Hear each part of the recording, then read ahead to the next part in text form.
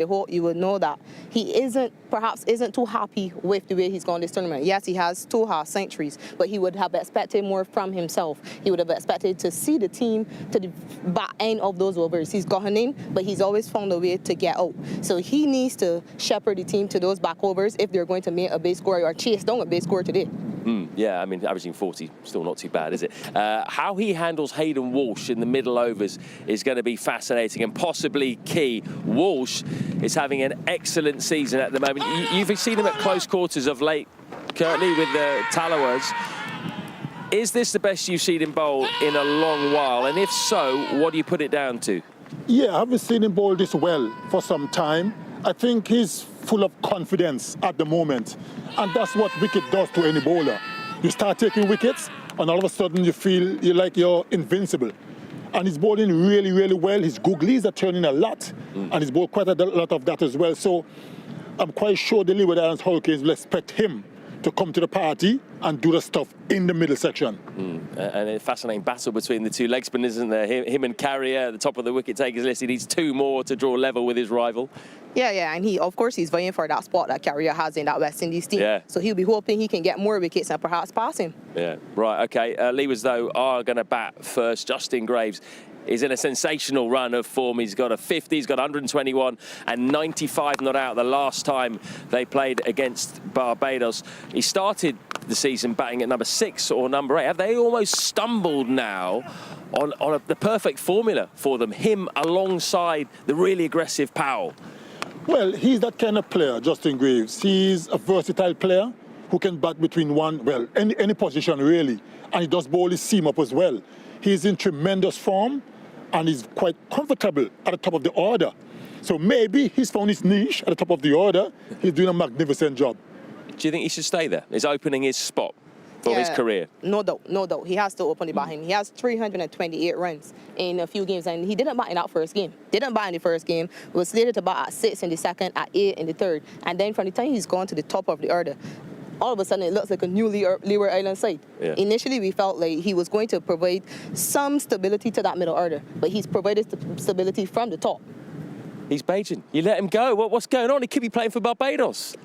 He could be. It's a very tough side to get him, though. He's doing the job for Leeward. Well, I tell you what, if he sees them over another beginnings, they won't be very happy with it. Roston Chase with the ball, obviously, is going to be a key man for Barbados as well. He's just so consistent with the white ball. He just seems to just pick up wickets every game. 2, 3, here, there.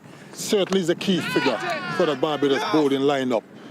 He seems to come in the middle phase and just have a knack of taking wickets, basically at will, without even trying. So he's going to be a key factor in the middle period for the Barbados Pride, and along with batting as well. So he's a very, very important member. But I hope we don't do all that well today. Yeah. I knew you were going to say that. Right, it's still tense here. Really looking forward to this game. It's going to be an absolutely blockbuster of a match. I hope. Yesterday didn't really quite live up to it. Today, though, these two sides very evenly matched, and it is Leeward Islands to bat first. So get ready for Kieran Powell, because he is going to tee off. Stay tuned.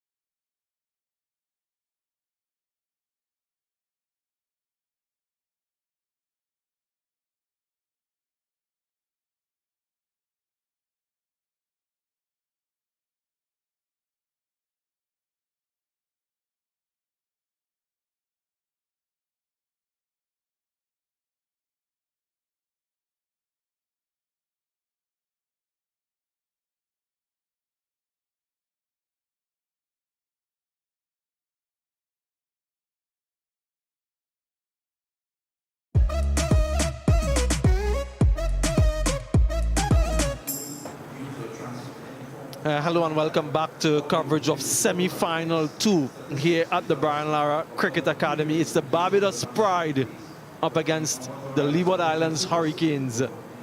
These two teams, of course, have the Trinidad and Tobago Red Force in waiting. Confirmation of the teams for the Leeward Islands Hurricanes. Just the one change, Raheem Cornwall in for Joel Andrew. Their top order has been in some fine form. Powell along with Justin Graves. Justin Graves, incidentally, the second highest run getter this season. Haven't seen the best of that middle order just yet. But Raheem Cornwall brings a lot with the bat and with the ball. And for the Pride, a few changes for them. Craig Brathwaite, Test captain, back in for Hakeem Jordan. Raymond Reefer in for Jay McAllister. Just as a reminder, the Leeward Islands Hurricanes, their captain Alzari Joseph won the toss and decided to bat first. Best of 80 for Powell. Average above 40, 2 half centuries. You'd love to add to that tally. Alongside him, Justin Graves. Just look at the average. 250s and 100, best of 121 and unbeaten 95 he scored the last time these two teams played. And we've seen this before. Kyle Mayers entrusted with the new ball from the northern end. Has the ability to swing the ball away from the left-hander. Just one slip in position, wide-ish first slip in between first and second. And we're expecting a more keenly and closely contested semi-final 2. Yesterday it was the Red Force who blew away the Guyana Harpy Eagles to book their spot. Who will they come up against? Will it be the Pride or will it be the Hurricanes? First ball just about to be bowled. Paz just want to make sure that all is in readiness for this very important contest. For one of these teams, the journey will end here today. And for the other, another opportunity at Super 50 glory. Has been some time for the Leeward Islands Hurricanes since they last won. 97-98 was when they last won outright. Something seems to be the problem. There's a ball, just lying around. One of the teams left one of their cricket balls on the field. Very well spotted by whoever it was. Might have been the umpire. Right, all set. First ball, semi-final 2. Off the mark straight away in Karen Powell and the Hurricanes. Pleasant good afternoon to you, Kesrick Williams. Good afternoon, Badri. Really good day here at the Brian Lara Cricket Academy. Both teams have been waiting for some time. Have been playing good cricket. That's the reason why they're here. Kind of bit a different approach here by Powell the last 3 games or so. He ran down the track first ball. So a little bit of different approach here. Looks like he wants to spend some time at the crease, which he should. Both batters has been doing a good job for the Hurricanes, and they would want to continue that today.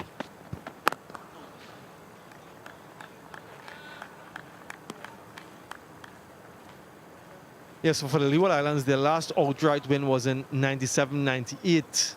Stuart Williams was the captain at that time. Sir Curtly Ambrose, our colleague in the combox, was also in that team, picked up 2 for 50 in the final. And they were joint winners in 2010, 2011, and that season.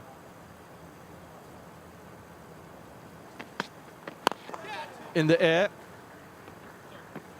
over the top, will get at least a couple, challenges the boundary, and it just dribbles out there. Good running. They pick up 3. That is exceptional running from these two. Something they have been doing throughout the tournament since they start opening together. The chemistry between both players have been chugging along really well throughout the tournament. They have been running through the wicket well. Kyle Mayers, just a little bit of leg cut.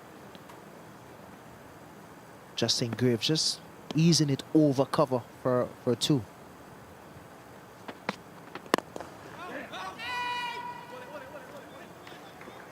Another single.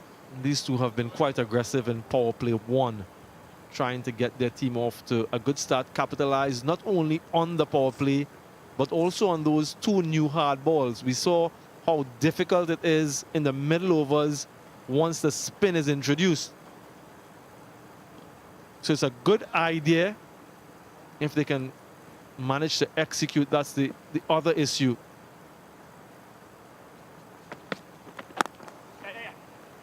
Yeah, seems to be in really good nick. Justin Graves just on top of the bounce, punches that one through the offside. And second only to Darren Michael Bravo in terms of most runs of this season. 328 is what he started this game with in only 5 innings. And Bravo has his 376 in 7 innings. There are opportunities for these players with that England series on the horizon. The incumbent openers under pressure from young Graves. A dot to end over. Good start for the Hurricanes, 7 without loss.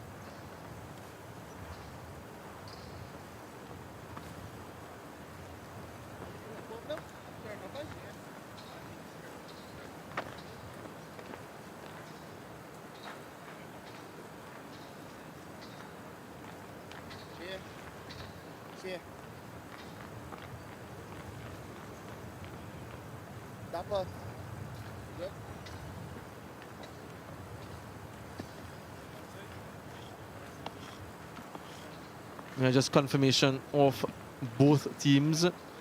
Looks really good on paper. Lots of experience, lots of guys within those ranks who have played for the senior West Indies team already. Left-handed Dominic Drakes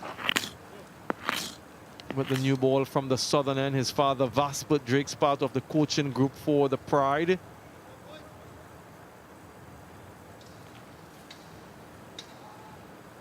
Also has that solitary slip in position, a ring through the offside. Also a couple of fielders cutting one on the leg side.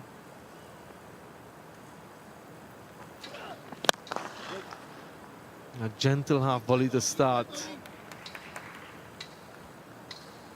He's one of those players in the tournament, Badji, where Seamers is concerned, who has over 5 or 6 wickets or so, whose economy is under 5.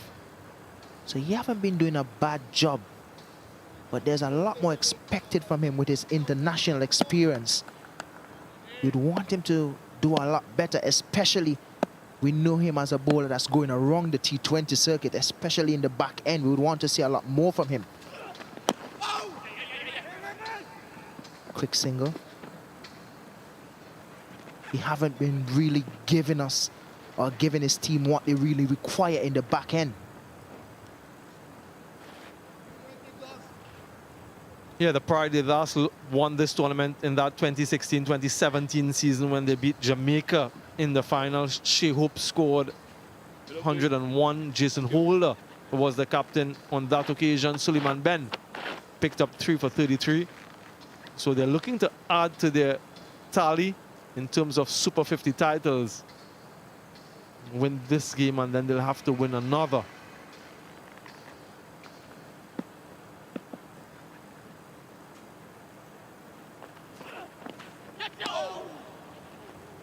So a couple batters being dismissed with that type of delivery yesterday. Terrence Hines, a few wide deliveries, getting some bounce, and batters going after it, edging it through to the wicketkeeper. You want to capitalize on those wide deliveries, but at the same time, very early in your innings. But it has been the approach that these two have taken so far in the tournament, and they wouldn't want to change that in the semi-final.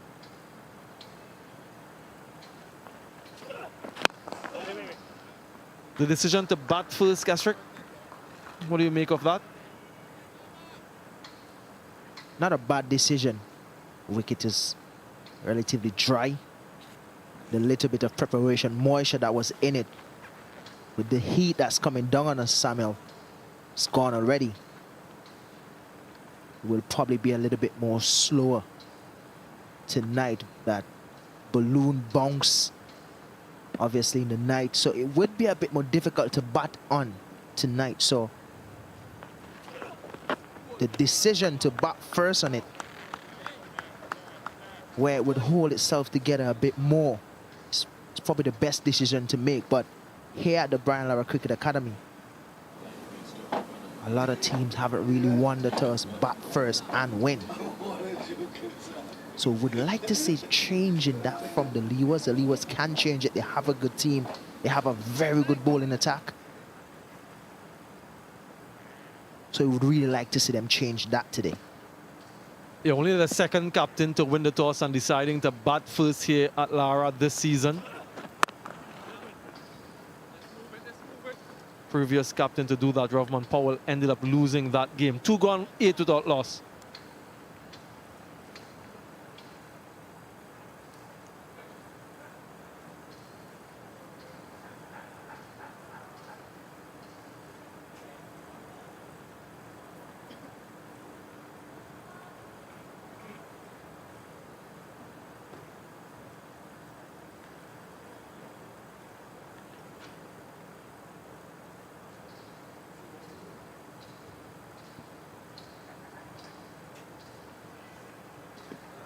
Previous champions over the last decade, Jamaica, of course, won last season. We'll have a new winner this time.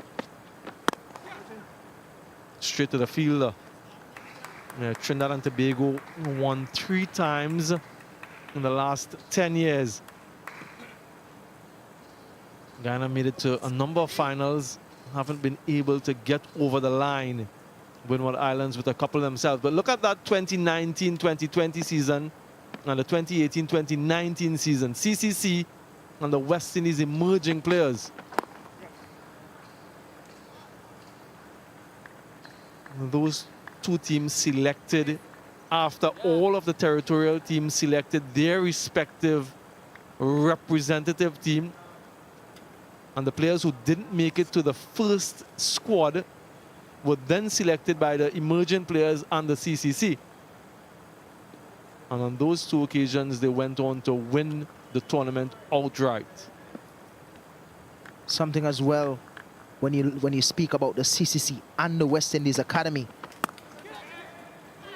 just over the man at gully. Run on to the boundary for 4. First boundary of the innings off the bat of Justin Graves.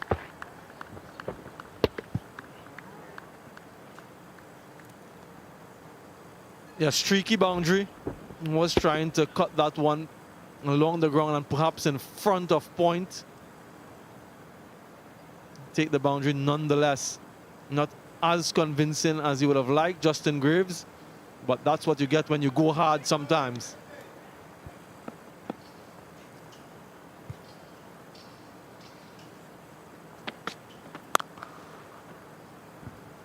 This time he gets the connection and the area that he was searching for in the previous delivery. Much more convincing and in control. Really well played. With that shot brings Brooks out of slip. Well controlled, Justin Graves. It shows the kind of form that he's in. Really well played. Kyle Mears not having that sort of pace. Shows the sort of form this man is in. Really good shot by Justin Graves. So as I was mentioning, Badri, about the CCC and the West Indies Academy, a lot of teams struggle throughout this season batting in that middle phase, that 11 to 40 overs. And the CCC and the West Indies Academy was the best team batting within that middle phase. So it leaves me to think that the franchises, they're not doing something right.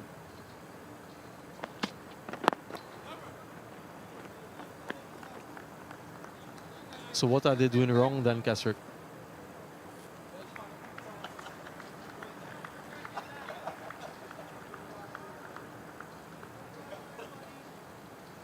Well, Badji, in my estimation, I think they should just learn to score off good deliveries. That's something that we haven't seen throughout the tournament. In terms of bad deliveries, we are very good at that in the Caribbean.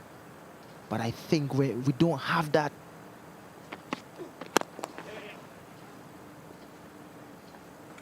Single to end the over. To end of the third over, it's 18 without loss.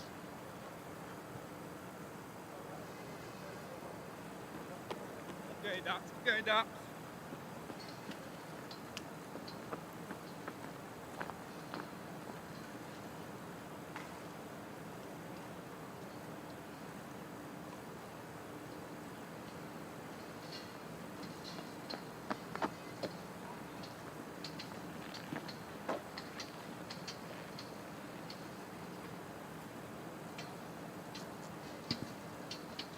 Casey Carty, Jamal Hamilton, Cornwall Joseph, all with West Indies experience. Hayden Walsh Jr. as well. Ocean Thomas down there.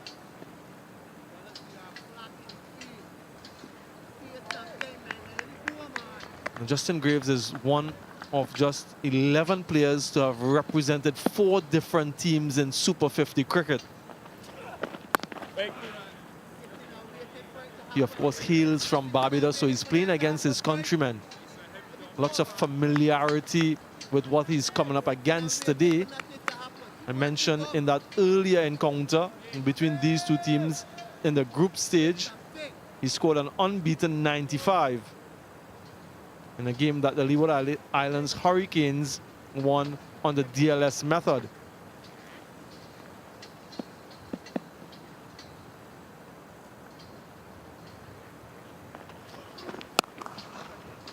That will be another boundary. A very strong square off the wicket. We've seen that shot in the previous over.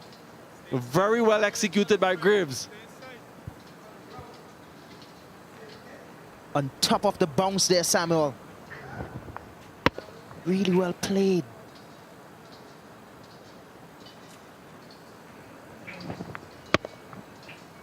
In full control of that shot. He looks in good nick. You'd want to see him carry on.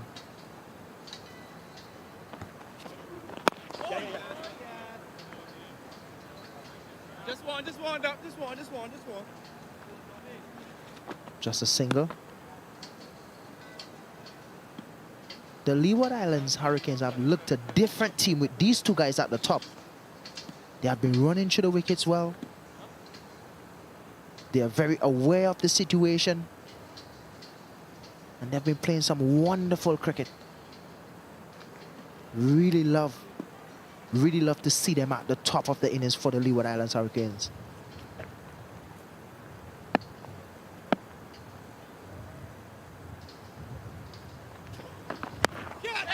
In the air, this could be the first wicket. Raymond Reefer, well, he completely misjudged that one. Seemed to have been wrong-footed. Didn't judge it well enough. Should have turned a lot earlier. Never easy. Into the sunlight. A difficult opportunity, but one that should have been taken. To be honest with you, Budge, it's just steeplers are sometimes hard to judge. But at this level, you would have to take these catches. We have seen some ordinary feeling in this semi-finals yesterday as well. Saw some jab catches and started again today.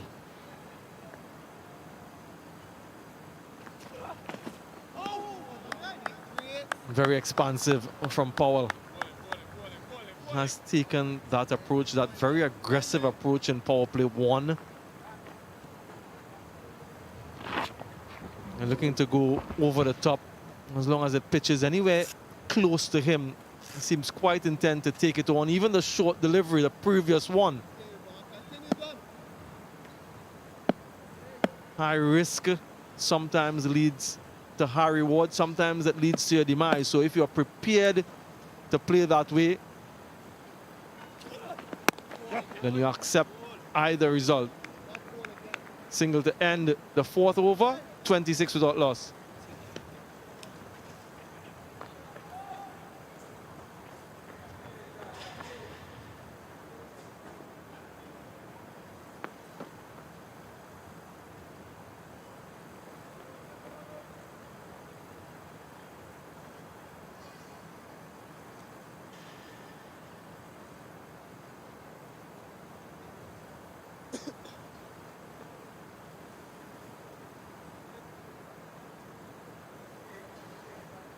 match summary of the previous encounter, previously referenced.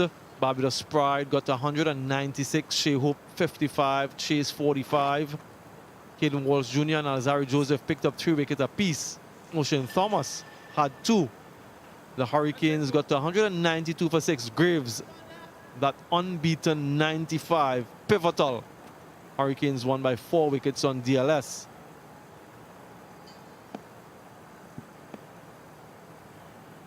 Mayers to continue.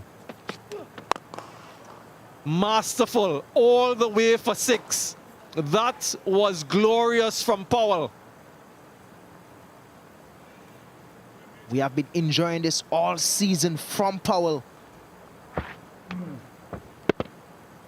Well timed down the ground.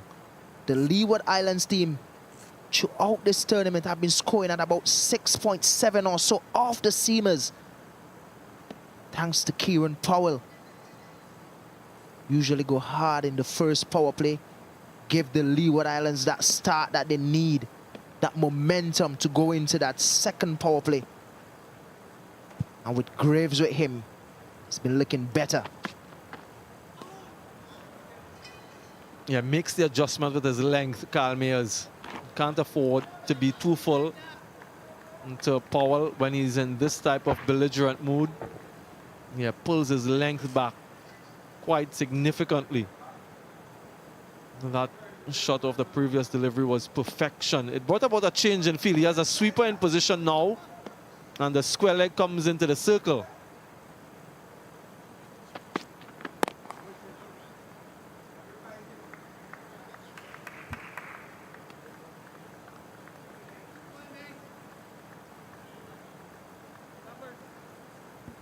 Yeah, there's that fielder on the sweeper boundary in the offside for Powell, so he'll be looking to bowl that channel outside off stump. But the length has to be short of a good length. Can't bowl too full. There's another change in field now. Deep third comes into the circle and that square leg goes back.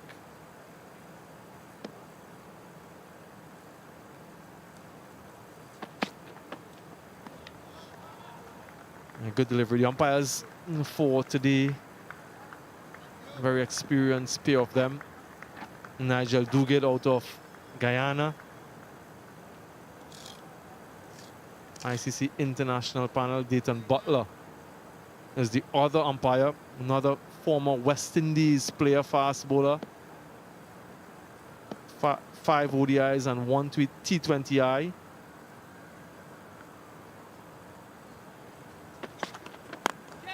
Down the ground, in the air, will fall safely once again. Another boundary for Kieran Powell. So a charmed inning so far, but he's getting good results. That has been the ploy all season for Powell. Go hard at the top. Go hard at the seamers. As I mentioned earlier, they have been scoring about 7 runs per over. So off the seamers. Well, as we know at the Brian Lara Cricket Academy here, the spin is king, but they have been doing a brilliant job just squeezing that one over short third.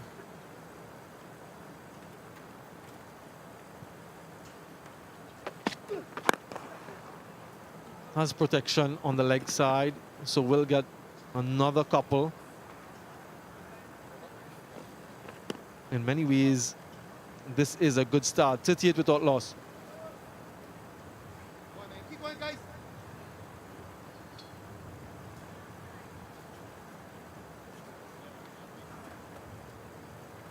Strong balls all the time, Dom. No? Strong balls all the time, Dom.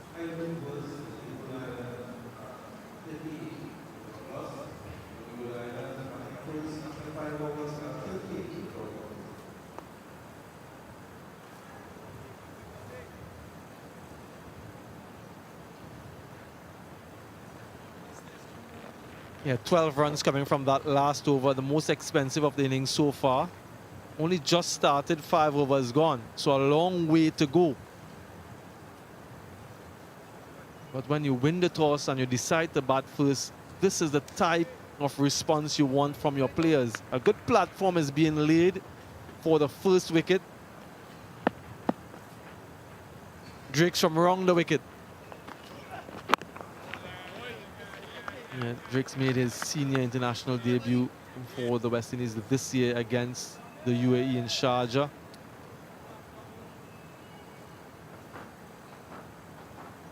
Both these teams, Kesrick, they have done really well with the ball in power play 1. They're leading the tournament in terms of the stats, both in terms of economy and wickets taken.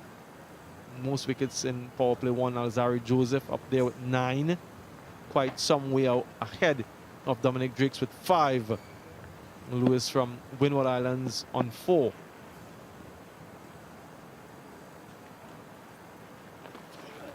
How impressed have you been with the bowling from the Barbados Pride? Let's deal with them firstly as they're bowling now. The good thing about them is that Shea Hope trusts his fast bowlers. Even though sometimes they go for runs, trust them to bring them back, give them that chance to create that opportunity. But their spinners, they have been doing a wonderful job. Ruston Chase, Jamil Warrican.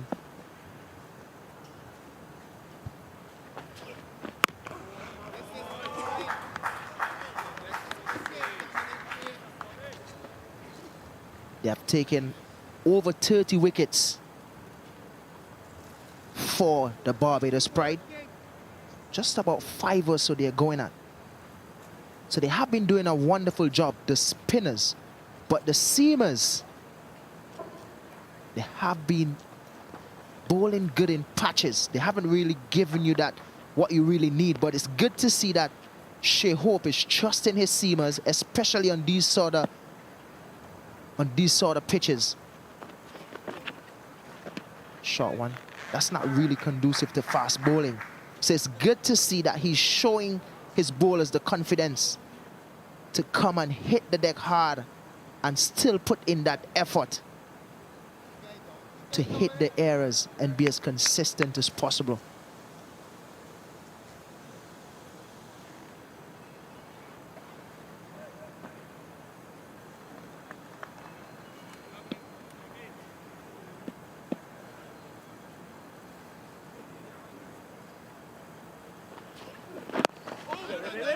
Yeah, so he's mixing it up a bit. Dominic Drakes from over the wicket, round the wicket. Raymond Rifa in for this game has been suspended from bowling slower deliveries and or cutters. So it'll be interesting to see how he operates because he relied quite a lot on those types of deliveries. Some people argue that all of his deliveries are slower deliveries. But those cutters and the slower deliveries, he's been suspended from bowling that. If he does bowl, it'll be interesting to see how he functions. Just short. Ruston Chase has been very good in the field most times. 38 without loss.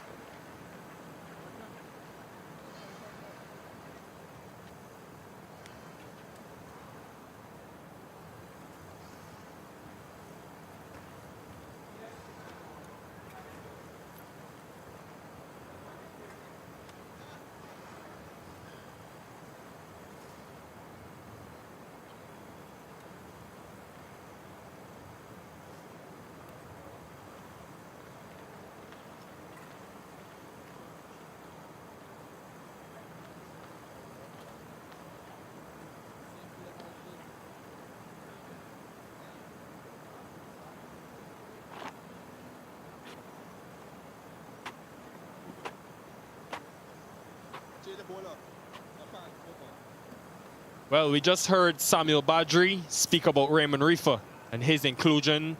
A couple of games missed with the split webbing to that left hand, his bowling hand. So here he is back into the 11, back into the bowling lineup. Has a good economy this season, just a couple of wickets taken all in one game. You can see that bandaging to that left hand. So he'll be important. Of course, cannot bowl the slower deliveries, so we'll need to change things up with the angle. Shakira Selman is also alongside me. We'll hear from her soon. We missed her.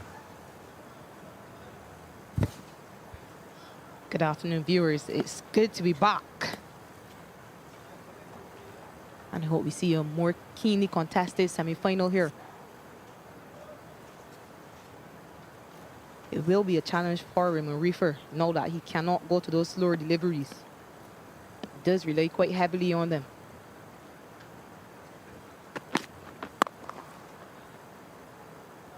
That is top-notch from Powell, who continues to be positive and continues to score effectively. Yeah, he also continues to capitalize on any bit of whiff. Bit of a warm-up delivery by Raymond Reefer, short and wide, and deposited into the boundary. That's easy pickings for Kieran Powell.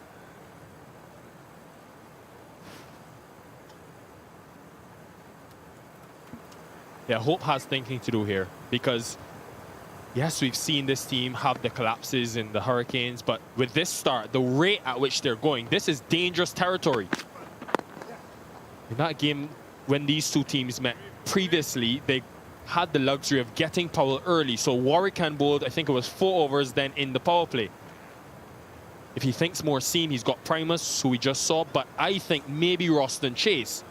With the left hand and Powell out there, and Chase has shown he can bowl to the right-handers and kept Graves quiet in that game, Sally. Is it too much of a risk too early? No, of course not. We've seen Roston Chase bowl in the power play before for this Barbados Pride side and also for West Indies side. So he is very capable of bowling in any phase of the game.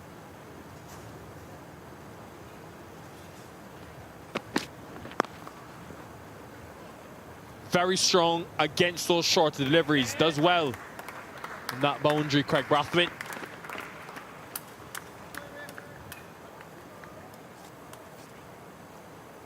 And he has a decision to make as well, because we did see Chase bowl the last couple overs in that innings against Trinidad. So has to decide, Shea Hope, when he wants to use him. He's only bowled 1 over all tournament in the power play, and it was against TNT in the last game. Was a maiden.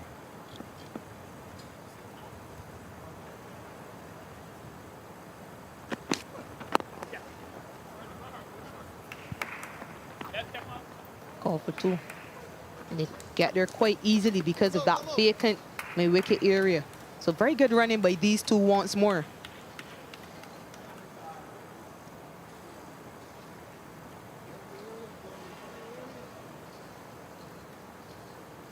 But yeah, Nikhil, when these two sides met last time, it was Akeem Jordan who dismissed Kieran Powell. He's not playing today. So it presents a different question for Shea Hope.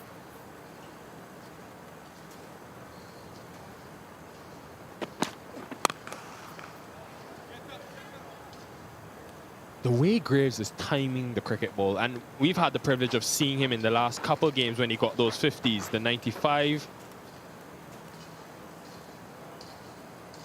Didn't see him in that 121, but the 58 against the Red Force, the way he's timing the ball, you'll hear the noise through the effects mic. Can just tell he's in a really good space. Tempo, rhythm. They want to build on this start.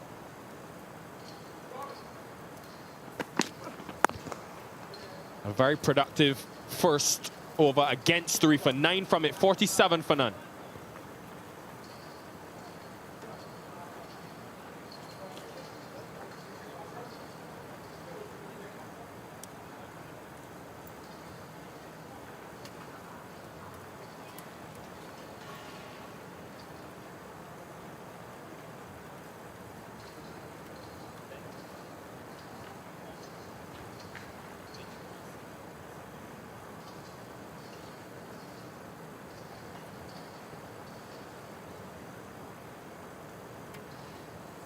Reefer and Mears have been expensive. Drake's, his last over was a maiden, and he bowled around the wicket to the right-handed Graves, was able to keep him quiet.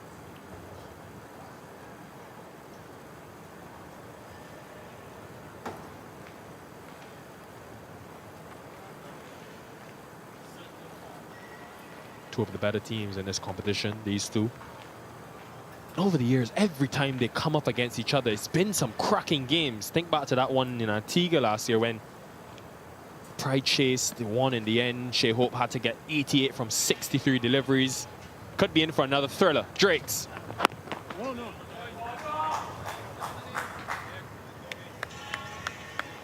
Sally, you saw the Barbados lineup. I know you spoke about it in the pre-show. What did you make of the changes they made? It's quite interesting. You can understand why they made the changes. They've been struggling with their backhand throughout the tournament. So they've lengthened that backhand lineup by bringing back in Craig Brathwaite at the top of the order. Raymond Reefer, a very capable all-rounder. They'll expect a lot of him with the bat. And they do have so many bowling options that they can make those changes.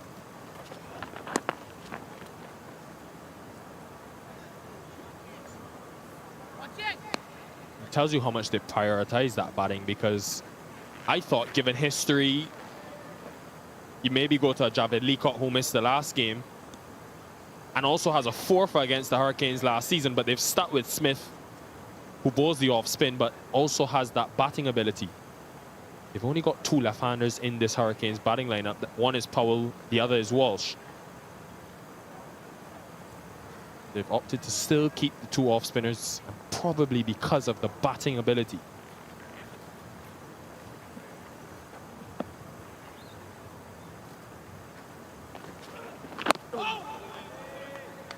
Now this has been good from Drakes, and good awareness from the Pride as well, because you watch Graves and the way he's scored his boundaries to start this innings. It's been all width, wide of the off stump, through point, through cover. Now Drakes has changed the approach, come around and kept him quiet. Yeah, he's done that to bowl much tighter lines to Justin Graves.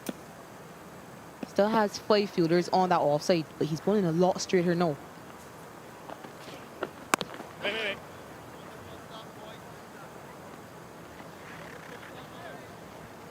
This is the width that he pounces on so often. Yeah, it started off with Calmiers trying to start the ball wide, hoping for it to swing back in. It never did. We haven't seen much lateral movement so far. Every time they've gone wide to him, he's capitalized Justin Graves.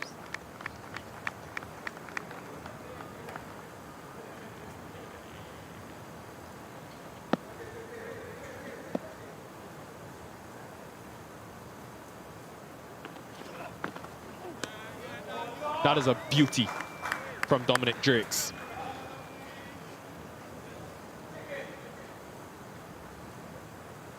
Yeah, that one angled in. It just straightened enough to beat that outside edge of his bat.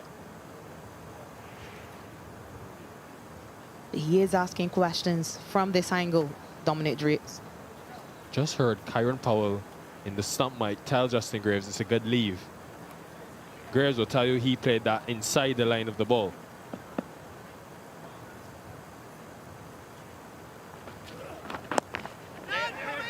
Last delivery was cross seam. Have to hurry. Safely there in the end. But another tight over from Drakes. Just 2 from it. 49 for none.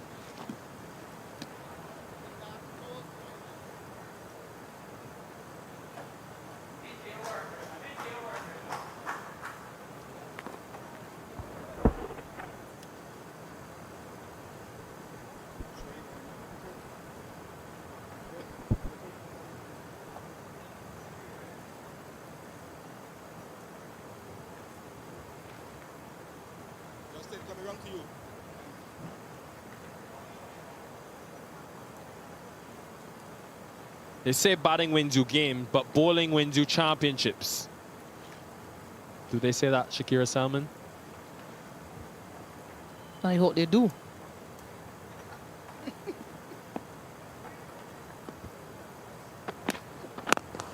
And maybe after Shea Hope saw our small package on the big screen, he's opted for Reefer now, who started over the wicket to Graves, to come around and bowl very straight at him. Maybe he just knew it all along, Sally.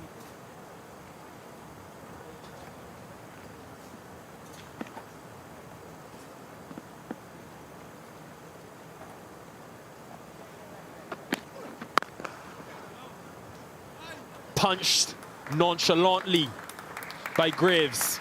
Everything he's touched in the last 4 games has turned to gold.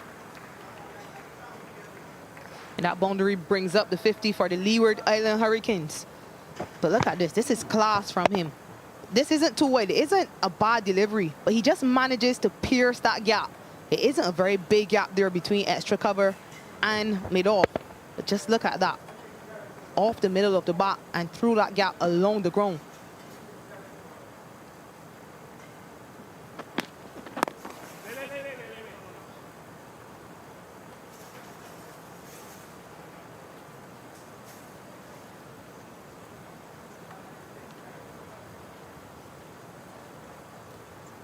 Now 50 coming up. Just in the middle of the 9th over. Just 28 dots so far. 6 fours and 1 maximum.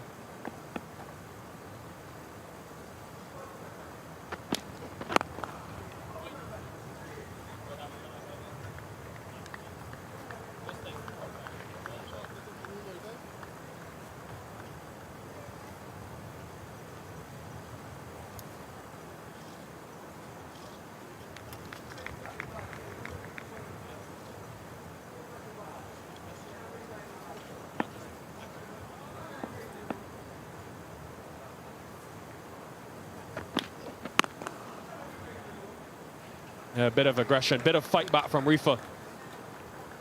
Two very good friends who spent a lot of time together in teams in the CPL. Love the rivalry. Yeah, it's what you want to see from your fast bowlers, isn't it? But all friendly, all friendly. Look at the way he steers at Justin Graves.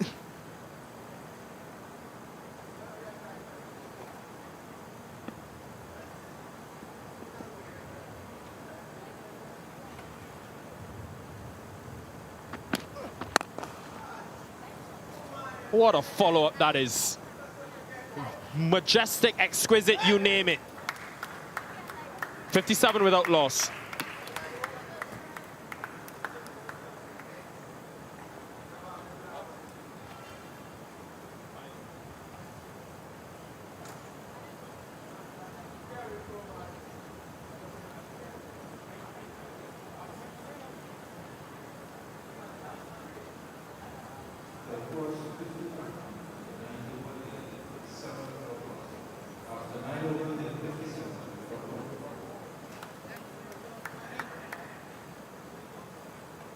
This start will make them very happy, the Hurricanes, but won't be two-phased just yet. This was the last delivery of the last over.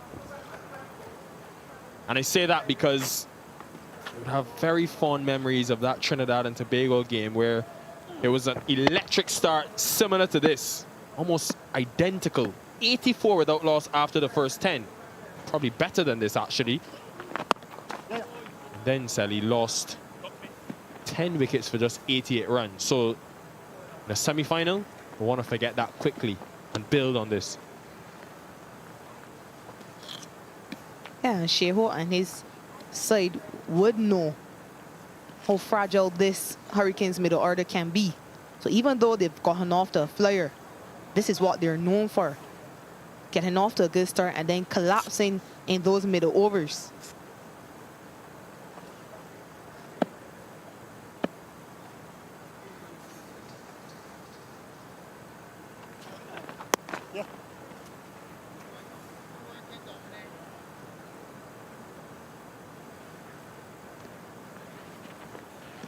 This fifth over for Drakes tells you how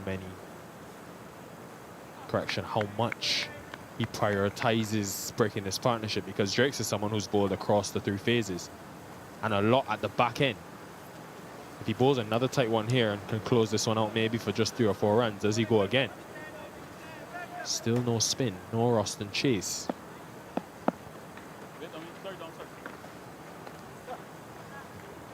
And added to that, the options for those death overs are limited today. Raymond Reefer can't go to those cutters that he normally goes to, so you wouldn't expect to see him too much at the back end. So it's very important that Sheho thinks about that whilst planning. Couple of times he's flirted with danger outside the off stump, Graves.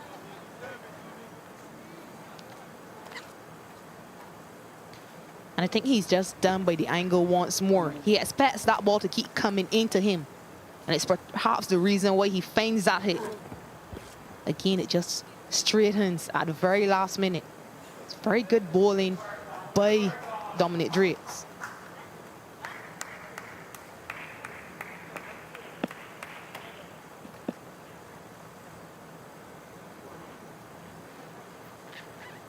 This has happened a couple of times now. Drakes is missing his runner.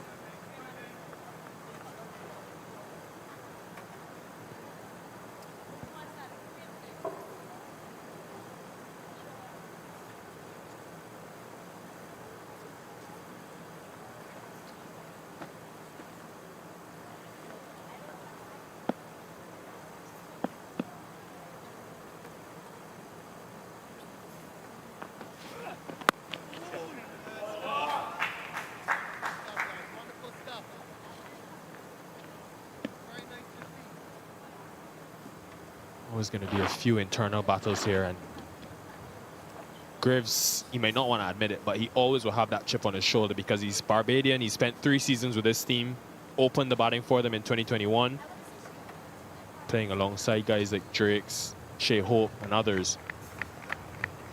Never really got many opportunities for the Pride, given the amount of players that they had. So this is his chance to prove himself, and he's done it already, really.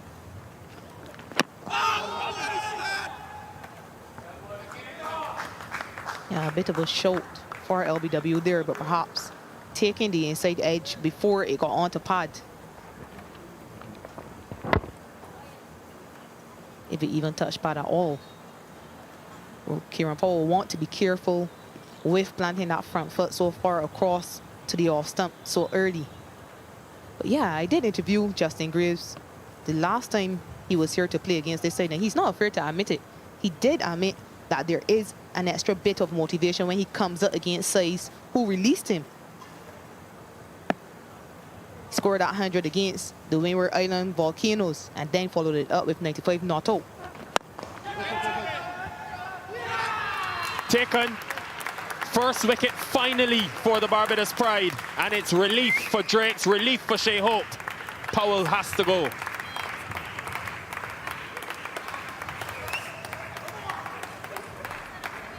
Persevering with Dominic Drakes for a 5th over has paid off for the Barbados Pride. Again, he hits a good length.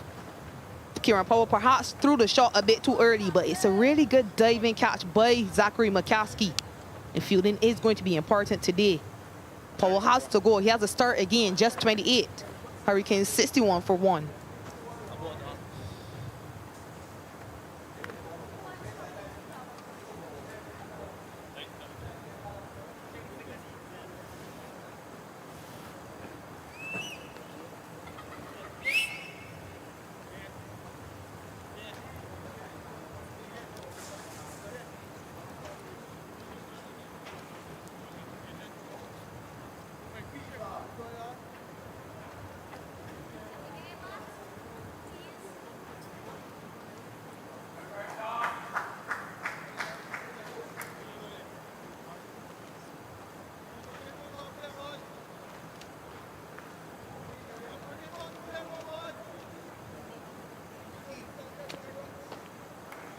Success for the Barbados Pride at the end of the first power play. And now it'll be interesting to see how the Hurricanes react. Hasn't always been the best of reactions from them when they lose a wicket, that first wicket. And Casey Carty has had a difficult time in this tournament. Highest score has been 37. And straight away will face a challenge of spin. Warwican is in the attack. Left arm spin from the northern end.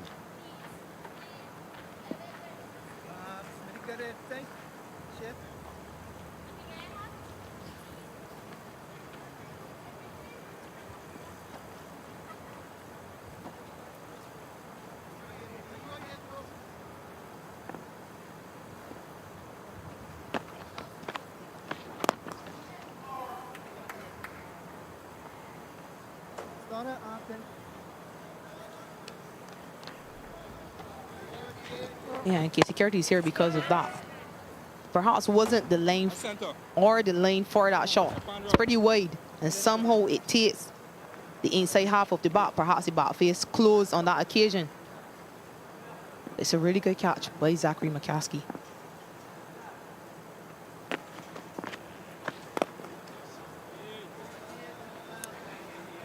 And they'll look back, they'll reflect on that wicket, Sally, and look, hindsight is always 20/20, but Williams has always spoken about his team playing smarter cricket in various situations. They got exactly what they needed from that power play, 6 runs and over, and hadn't lost the wicket. Final delivery of the over.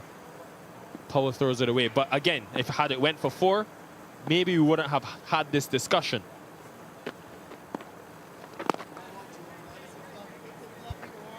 I say it's 2020, isn't it? But perhaps you felt he could have been smarter because it was the last ball of Drake's 5th over. So you would expect that he would come off after that. Powell would know with just 2 left-handers in the team. His importance is for Warwican. There will be always that hesitancy to bowl the left-arm spinner when he's there.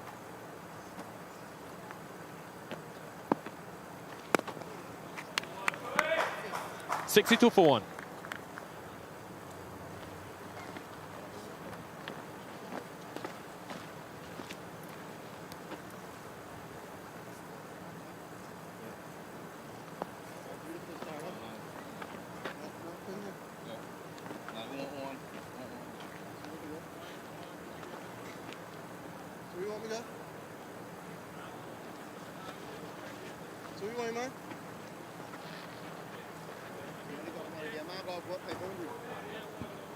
Very important for Casey Carty to be in the runs, and he'll be hoping he can use this opportunity, get a score and contribute to his team getting to the final.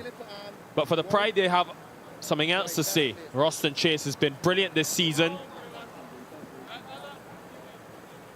and has bowled mainly here in the middle overs and even at times in the last 10. The fact that the 2 right-handers at the crease won't face him at all because he's bowled well to right-handers this season. Yeah, added to that, he did dismiss Casey Carty in that last encounter. During an interview this morning, he said he prefers to bowl in the middle overs. He thinks he can control them. Start, big fella, start, big fella.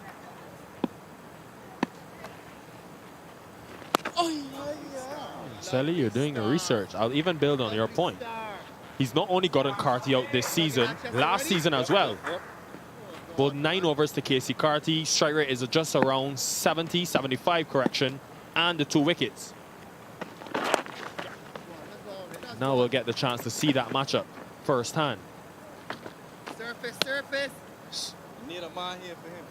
Yeah, I think the key to playing Roston Chase is remaining patient. He is very clever. If you can remain patient, knock him down the ground, perhaps work him with the wrist, as he does get extra bounce. Just stop him from getting wickets. He can really get into this Barbados bowling attack. Casey Carty faced 40 deliveries for just 18 runs the last time he played the Barbados Pride. You want to be able to score a bit faster, score off good deliveries as well.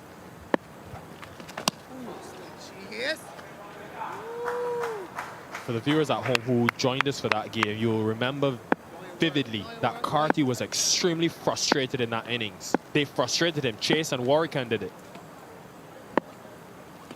Only got the 18 runs from the 40 deliveries, but 29 of those were dots.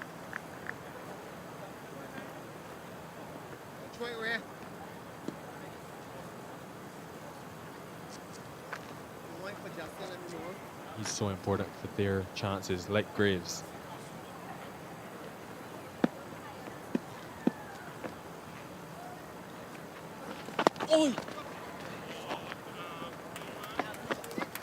And things like this will be important as well.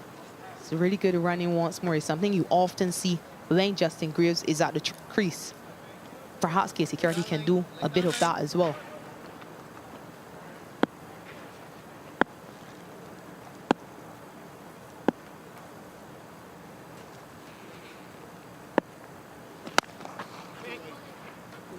It's a strong area for Carty through that extra cover region. That first boundary will give him confidence.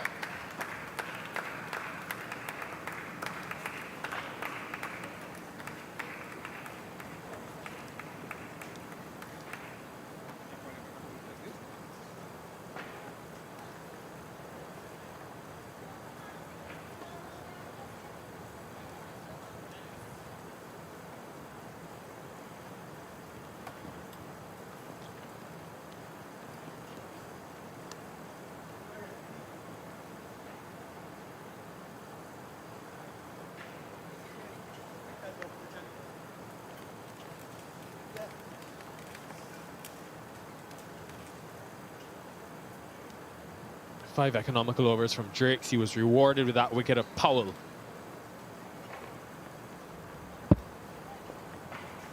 KC30 is able to get an early boundary, and he will be happy with that. He perhaps feel a bit more comfortable at the crease now. The reason he could go so fluently through that offside is because Chase had no deep cover sweeper in that last over. So he missed his line badly. Plan is to go straight to the right-handers. What's the plan for Warwican? Long off, long on, mid-wicket, deep cover regulation.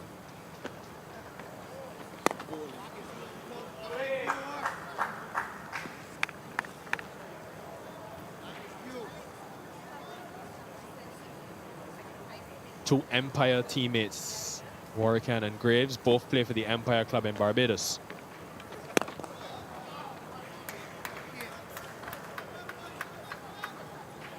And Warwican hasn't taken many wickets for the Barbados Pride team. He only has 3 wickets in the season so far. But he will be hoping that he can control that scoring in this middle phase. If he can build pressure from this end, then perhaps batters are more tempted to go after Ross and Chase from the opposite end.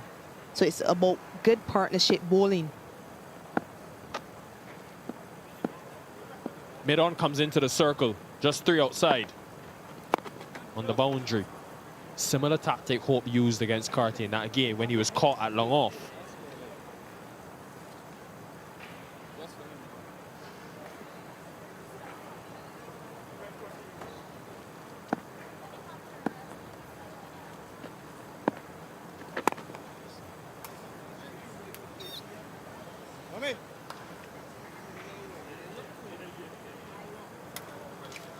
Long on goes back for the final delivery of this over.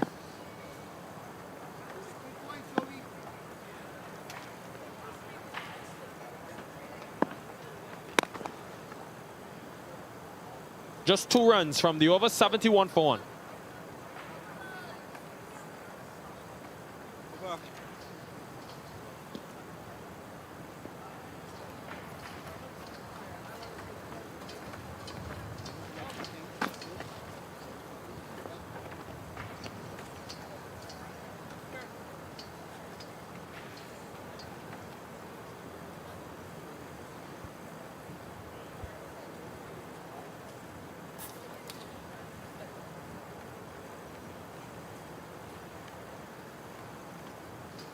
Very good start with the bat by the Leeward Islands in this crucial second semi-final.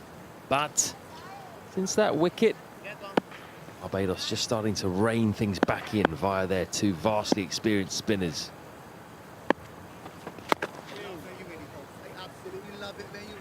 Casey Carty, very talented young batter, international, but he's not had a good competition. Good time for him to find some form.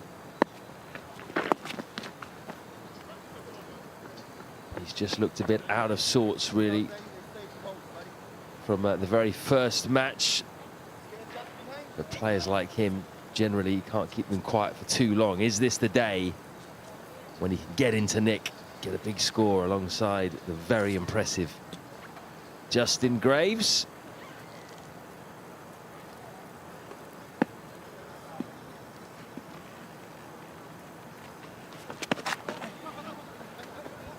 Afternoon, Sir Kirtley.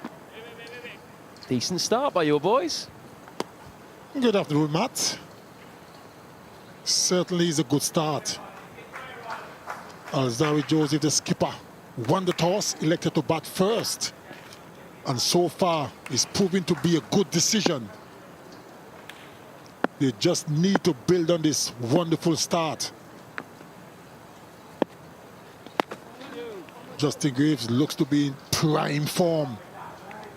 They just need Casey Carty now to play the supporting role and get some runs of his own. Hasn't scored that many in this tournament. Just got to be careful fiddling out there outside that off stump. Not a bad line that from Chase. There is a bit of turn for him already, just into the 14th over.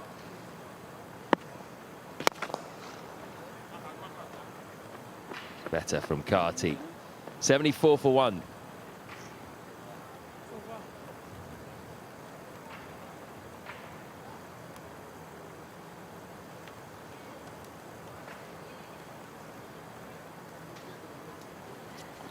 Typically aggressive start from Kieran Powell. 28 off 23 until he was well caught by McCaskey at mid-on off the bowling of Dominic Drakes. Graves solid as ever, heading for a 4th score in a row of at least 50.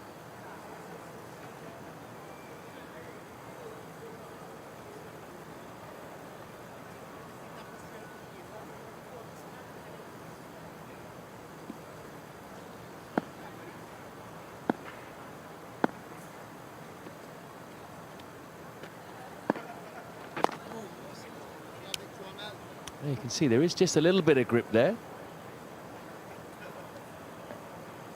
Certainly is. It's a very dry surface.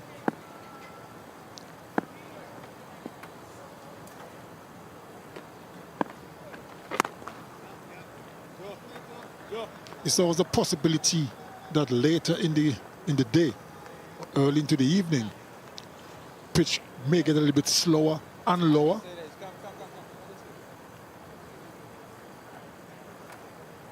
And the Leewards have got 5 spin options, so they won't mind that at all. You can see already since Chase and Warwick came on, the field has spread, scoring a lot harder.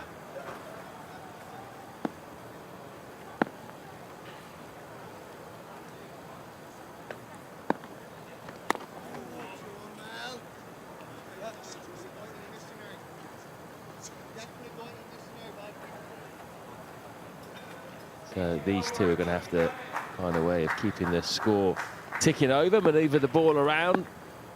Probably won't get too many rank deliveries to hit to the boundary. Yeah, have to do a lot of that into the gap and run.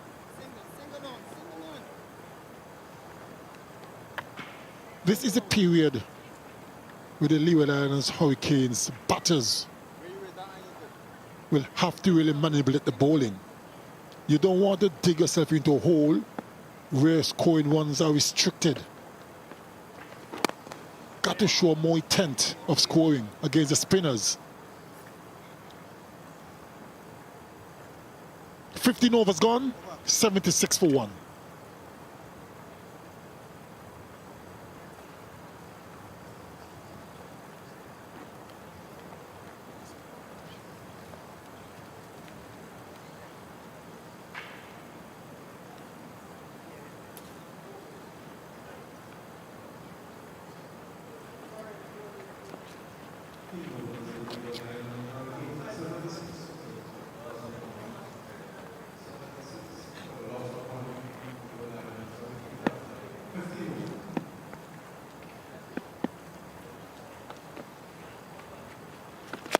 Down. At least he batted for a while the last time they met in the group phase, a game which the Leeward Islands won. Carty, though, it wasn't in great nick at all. 18 off 40 balls, and then he did this. Tried to go up and over, long off, and just picked out Akeem Jordan off Chase. That's fine. Might be able to get 2 here. Both good runners, these two. But yeah, we'll be playing on his mind, I'm sure, because it was horrible innings in some ways. He was getting very frustrated with himself, hacking it around, and then Of course, to get out in that manner as well, having scratched around for so long, it's just one of those days for him.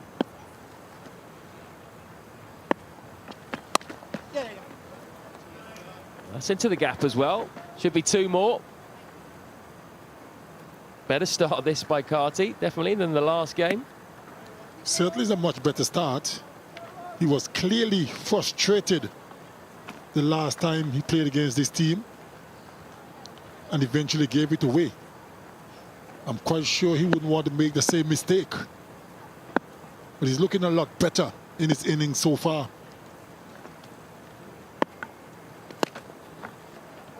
Yeah, he got very frustrated visibly with himself, didn't he? He was berating himself, and clearly quite an emotional player when he's out there. It's maybe something he can just work on, just to rein in those emotions, be a bit more level-headed. Yeah, that's slower. That has turned more.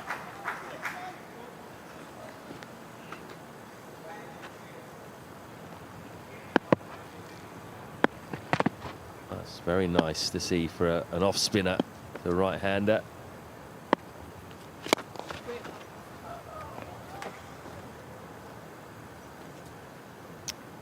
Couple of 2s, couple of 1s. Carty keeps the strike, 82 for 1.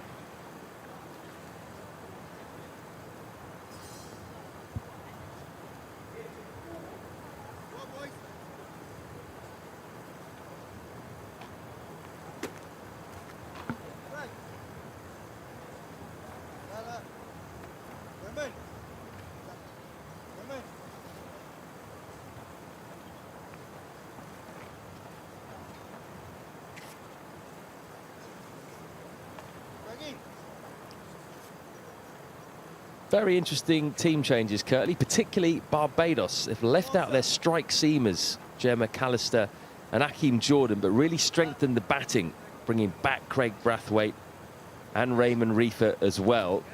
Still kept Leacock out, the leg spinner. So it's almost like they're saying, well, we're going to beef up our batting to deal with the Leeward Islands bowling, because we know that's your stronger suit. It will probably mean they might have Reefer or Primus coming in at 8, Kemar Smith at 9. So it's going to be really interesting to see the strength of Leeward Islands in the chase, going up against a long batting lineup of Barbados.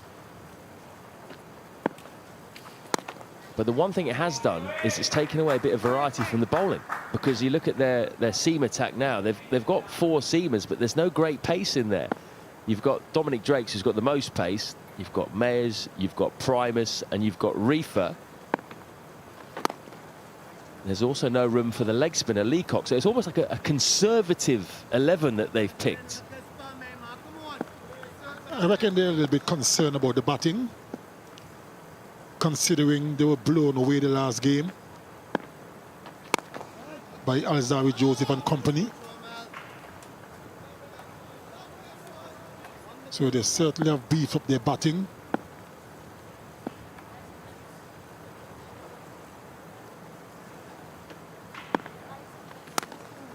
But from my little experience, Matt, doesn't matter how long a batting lineup you have, you still have to go and bat well.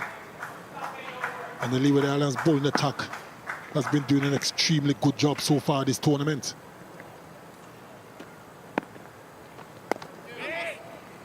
Well, ball, that's a maiden over from Warwick, and you can see Carty just starting to get a little bit frustrated again. 82 for 1.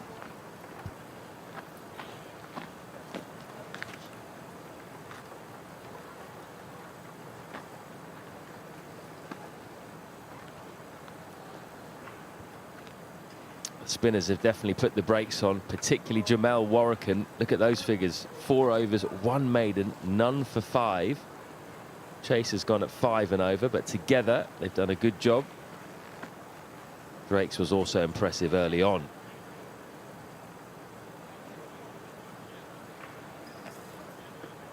Run rates now below 5, 4.82.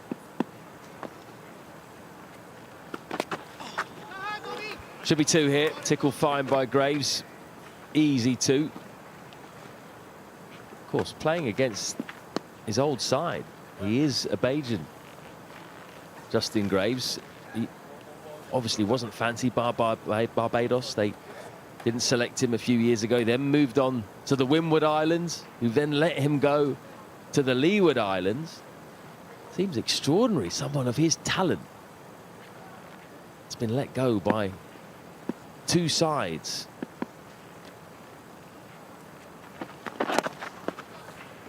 It's not just the batting, he bowls as well, as we saw in the first game. Certainly does. It's a very good addition for the Leeward Islands Hurricanes team. He's a versatile player, Matt, can bat in any positions. Bowl some good tidy seam up as well.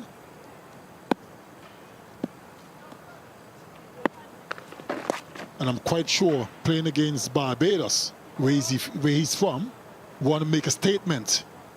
Want to get some runs, first and foremost. Sort of saying to them, this is what you're missing. And then hopefully when you get a chance to bowl, nick out a few as well. It's all about bragging rights.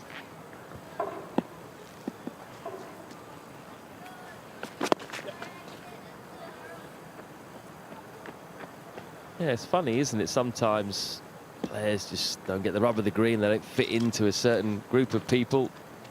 Doesn't at all mean that they're any kind of a troublemaker or anything like that. It's just the way things go.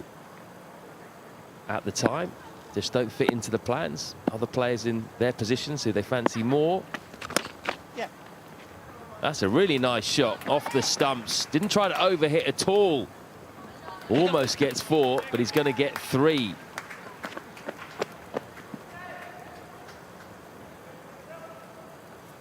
Good work by Craig Brathwaite. It was a good shot in the end, but a little bit risky. He took that from off the stumps. Yeah. Very risky, but he got away with it. Really nice how he just opened the face with the hands there. Oh, this is going to be tight. Bowler's end. Maybe. Was that the wrong end to throw at? He could have thrown at both Mayers. 91 for 1. Might have a look at that again after the Blue Waters drinks break.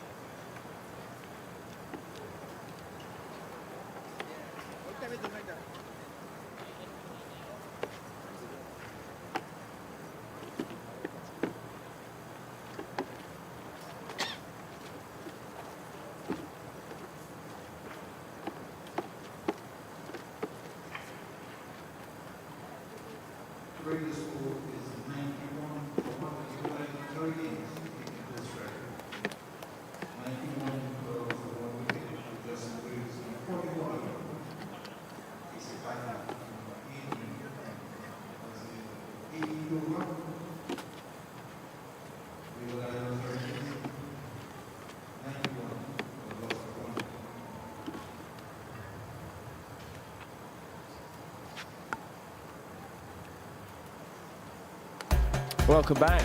We haven't had any super overs in this competition because they haven't been in the rules, but in the semi-finals that changes if the scores are equal. If we have a tie at the end of the match, we will have a super over, and there'll be a second super over in the event that the first super over is also tied. If the super overs are not possible for whatever reason, rain or something like that, the team that finished higher in the group stage will qualify for the final, which in this case would be Leeward Islands. Tell you what, wouldn't mind a super over after yesterday's demolition job by Trinidad and Tobago. This is what we've seen so far, typically aggressive start by the Leeward Islands openers, Graves and Powell. Powell had a bit of luck here. That's a tough chance probably for Raymond Reef, but he didn't even get a hand on it. Lovely shot, that check drive, lofted over long off. Graves has been very strong off the back foot through the offside and off the front foot. Just the one wicket. Just choked that one, dragging it to McCaskey at mid-on. Good catch, diving forward. Since then, the game has settled down a little bit against the spin. They got off to a quick start. That's exactly what they wanted. Powell was looking dangerous until he succumbed to Dominic Drakes. But Graves is in sublime form. Still looking very good. Carty, good support. Larder, previous over. What do you reckon, Matt? He went for the bowler's end. But to no avail. Yeah, maybe a direct hit at the keeper's end might have been interesting. Carty did go straight away. And the throw was so far off at the bowler's end that you couldn't really tell, but I think he was home. Graves marches on. He's just 6 runs short of a half century. It would be his 4th half century in a row. Only 2 players have hit 450s in a row for the Leeward Islands in this competition. Renako Morton hit 6 in a row, 2004-5. And Kieran Powell has done it as well. 2017, he hit 5 in a row. Am I in that lineup? We'll just have to check. But you might be in the lineup of consecutive 4-fers or 5-fers or something like that. See if we can get Rich, our stat man, on that. Get another good Kirtley bowling stat out.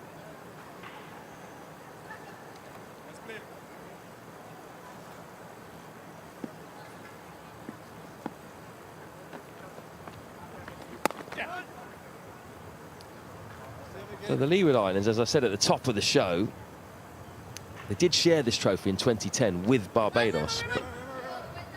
Possible chance of an overthrow there, not taken. But the last outright trophy was 1997-98. And obviously the 90s, those were the glory days, Sir Kirtley, when you were involved. Yes, most certainly. That's a long time ago. I'm quite sure that head coach Stuart Williams and his assistant William Cornwall would want to at least win this game to get to the finals, give themselves a chance to take the trophy. Oh, bite. Turn and bounce for Warwican. He's not a big turner of the ball. That was beautifully bowled, drifted in, spun quite a lot. That was in the air for a little bit, but past Warwican for a single. So in those glory days in the 90s, what was your best bowling attack, your first choice bowling attack? It was myself, both Benjamins, Winston and Kenneth, Eldine Baptiste. Then we have a youngster in Hamish Anthony, who just came on the scene.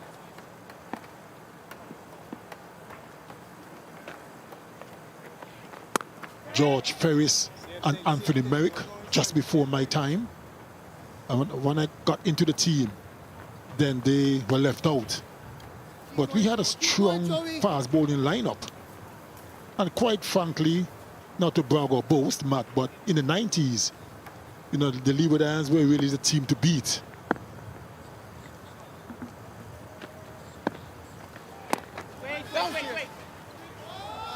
We're not finished with that chat. 94 for 1.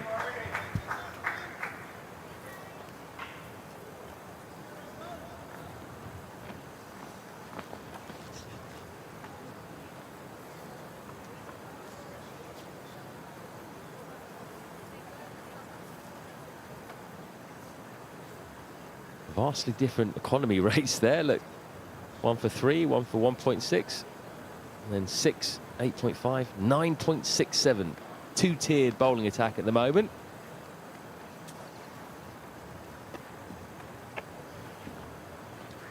So 97-98, that last trophy for the Leewards. You actually played in that side, Sir Kirtley. We've also got Richard, our stat man, checking up a couple of facts and figures on you.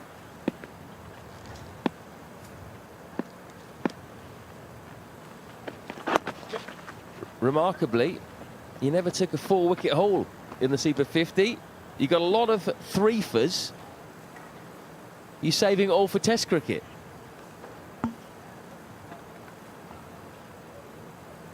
Well, maybe I wasn't good enough. Probably too good, I think, for a lot of the bats. 43 balls since the last boundary. That area's been targeted a lot by both of these batters. It's another 2. They might want to block it off, get a short fine in. I think that's what Chase is saying now. Enough's enough. He's going to bowl that line as well. The ball's turning down leg side. Just meat and drink for these 2. So in goes the short fine.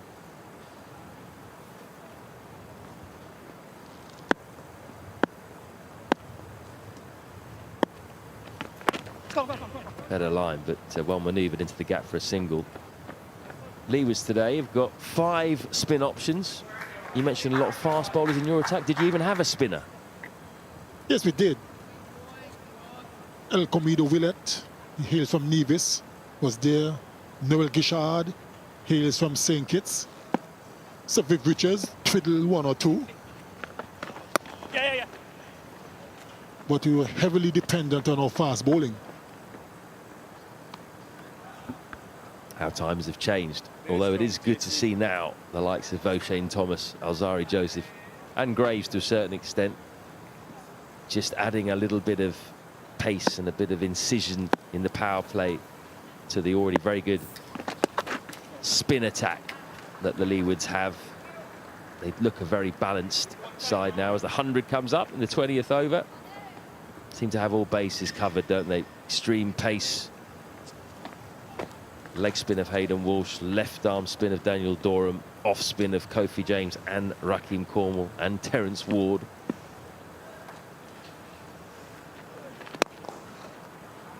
They keep picking off the singles. They scored off every ball off that over. Chase has been expensive. 20 overs gone, 101 for 1.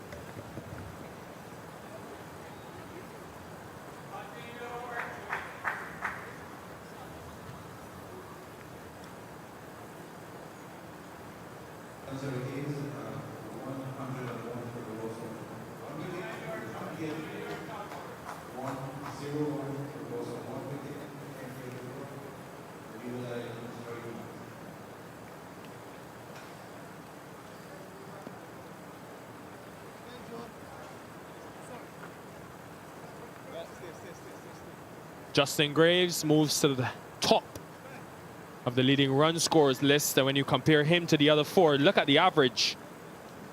Unbeaten 95 against the Pride would help that. But it's been very collected and mature from Graves, and this knock, he's 1 away from that half century.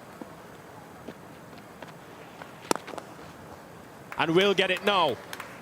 Another authoritative but very positive knock from Barbadian Justin Graves against his former team. They'll clap for him, but they'll hope he can finish the job.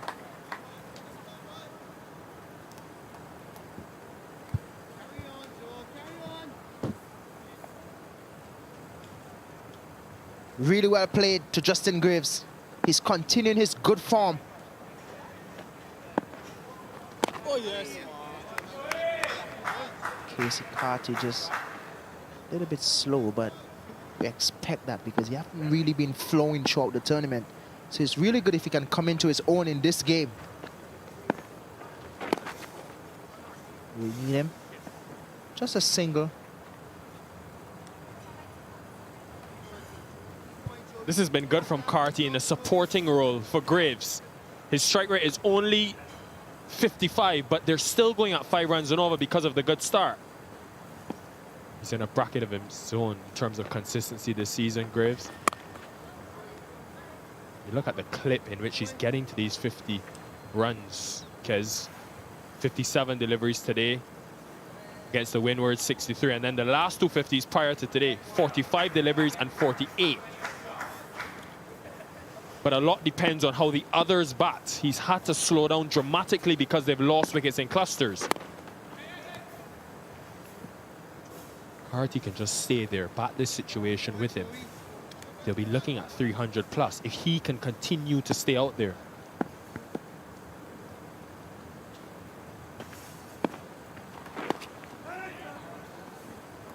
Just a single to end the over. It's now 105 for 1.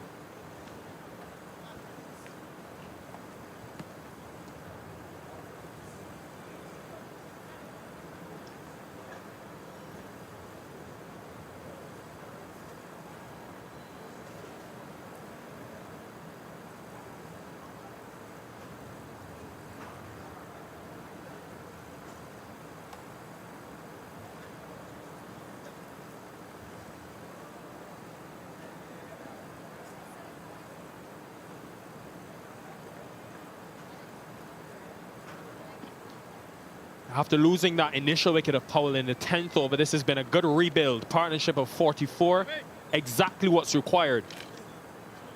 Minimal risks. Slowly laying the platform to go big in maybe the last 20 overs.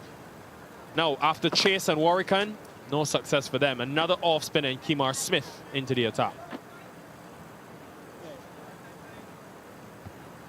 Very impressed with how the Hurricanes is going about this innings after losing Kieran Powell the 10th over or so. They've been really taking it around. Oh, yes, boy. Picking up the singles. Justin Graves really good in terms of rotating strike.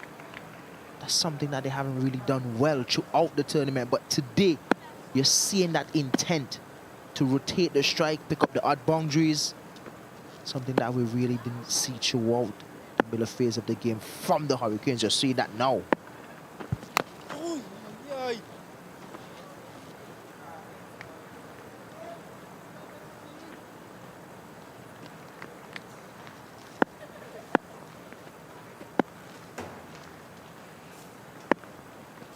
Get it now, back pad. He said back pad. There's no back pad in place.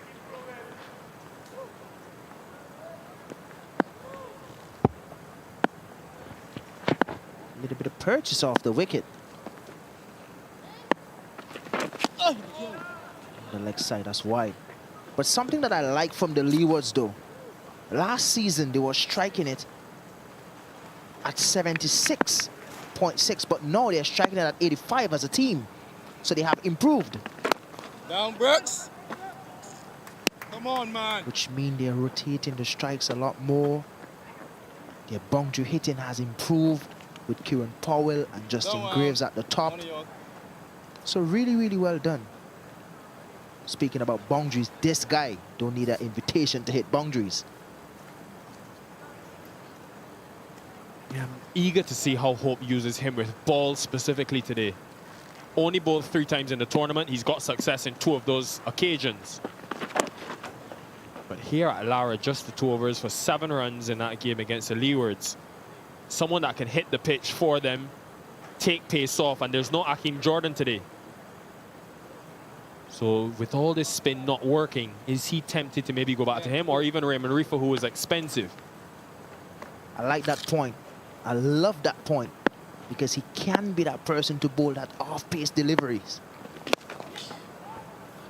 It's really good from Casey Carty. Seen it a couple times today, boundaries in that area into the 30s, 112 for 1.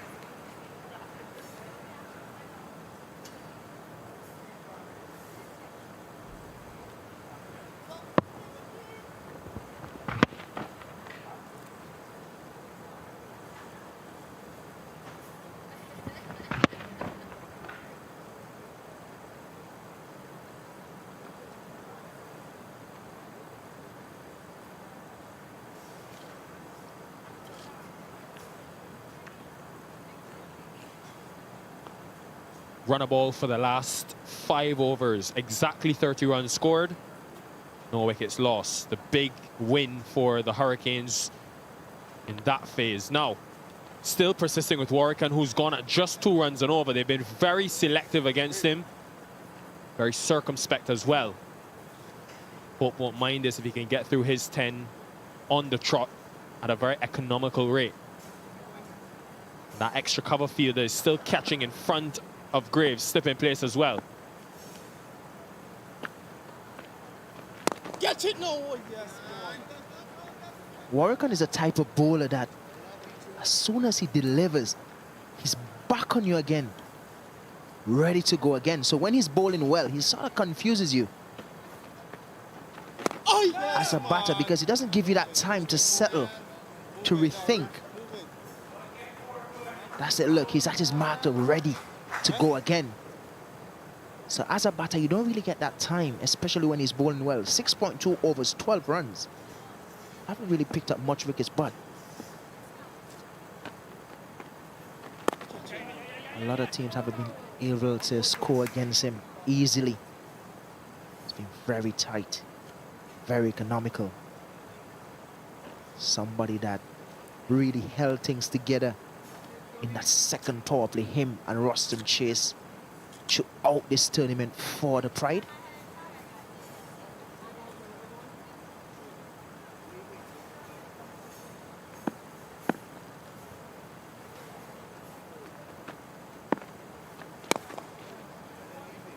Seen a couple of times today where the Pride have done this. They've bowled 4 really good deliveries and then concede a boundary in the 5th or 6th delivery. Last over, Kemar Smith bowled well until that 4 on the last ball. Ken Warwick can close out the over. Hope won't mind that too much. He'll want wickets, but if he can keep the rate down and build pressure, could be rewarded a bit later on.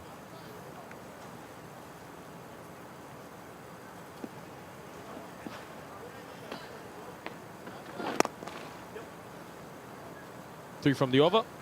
115 for 1.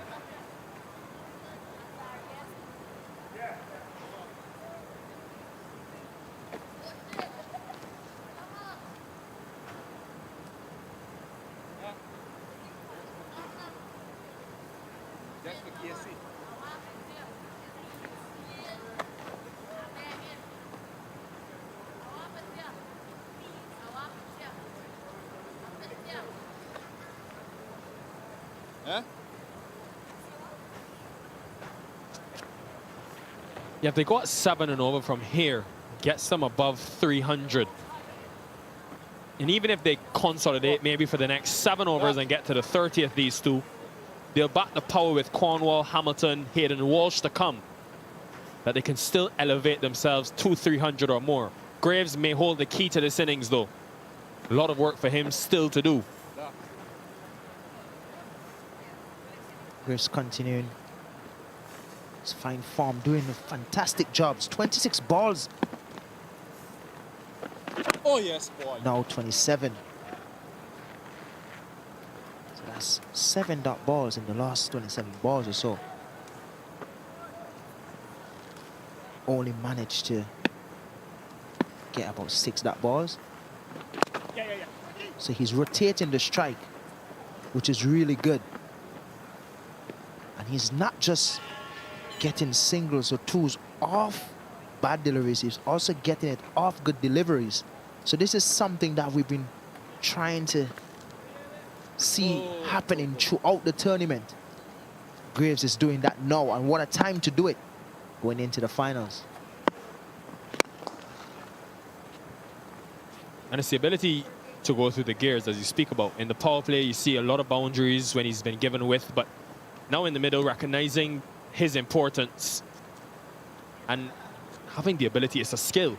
I heard you mention earlier scoring against good deliveries. It's a skill to get those ones and stay there without letting the team put you under pressure. Think back to that game against the Pride. Yes, it was only 192 they were chasing, but they lost 6 wickets. Imagine if he had gotten out. Could have easily ended up losing that game because it was a reduced game and the run rate required was close to 5 and over. Next challenge for him, if he can get to that 30th or 35th over, will be how does he then go through the gears again.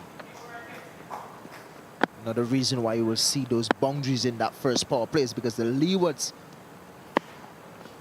Yes! He's got a nick on it.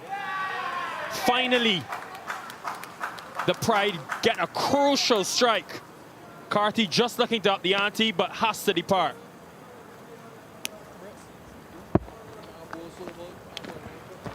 No reason for that, really. Was in no position for that shot. Couple balls before he was punching it down the ground for one. We are rotating the strike well. No reason for that. Carty is gone for 32. The score is now 118 for 2.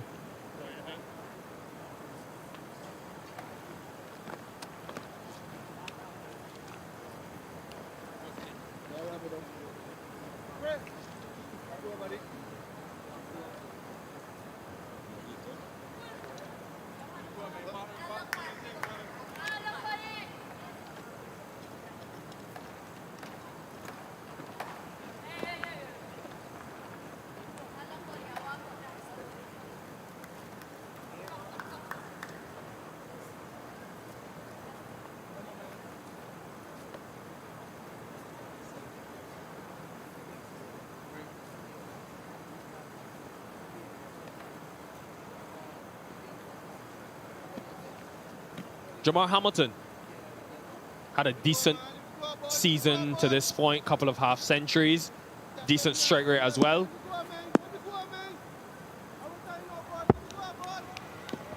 Just a waff at that one. Never really got his feet together.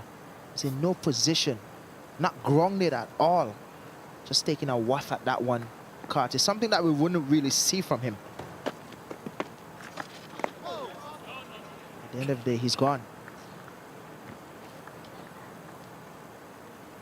I wonder what would have prompted that stroke, Kez. Maybe the fact that they only got 6 runs from the last 2 overs prior. Warwick has been a big part of that, but still, you still think you're on top of the game. 9 wickets in hand.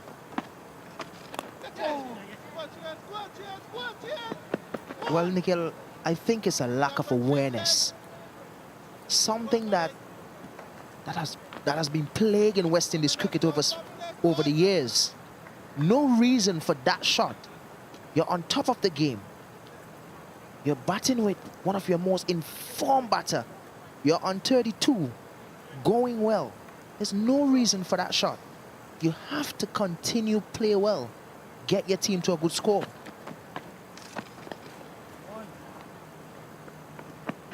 Made it look so easy today in rotating the strike, Justin Graves. Just tucking it with soft hands into that leg side. This is what you speak about, Kesrick, the wicket. It's really a waff at it. Was never balanced at the crease, falling away. No need for that. Makes you think, really, if our batters here in the Caribbean is aware of situations. And if they play to situations, you're in control. There's no need for that shot. Probably your first best score in the tournament. Gotta carry on, gotta convert those 30s into 50s. To Smith credit as well for the wicket. Carty's been very strong to that extra cover region. 3 boundaries there today, but the length was not as full, or probably as full as he would have thought. Wasn't really a driving length. No. So in the end, Pride have done enough. Now over to you, Jamar Hamilton. One to you. Added opportunity this season, over the last couple of seasons, really. This new role batting at number 4. Only the 8th time in his listed career that he's come out at 4 or higher. And he's got to double figures every time.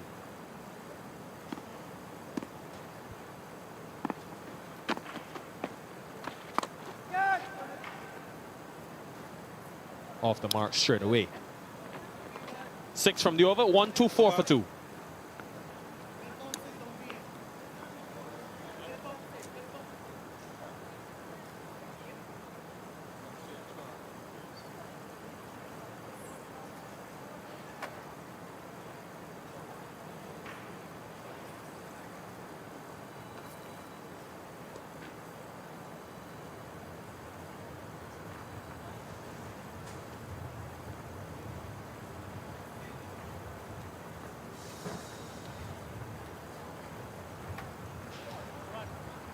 still Ward, Cornwall, Walsh, Kofi James, and Joseph to come, all who are capable with bat in hand.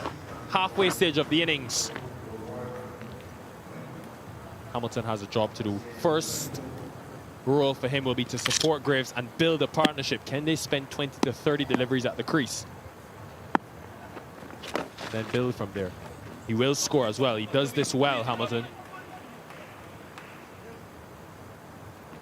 Good batter for the stage of this game. He knows how to rotate the strike.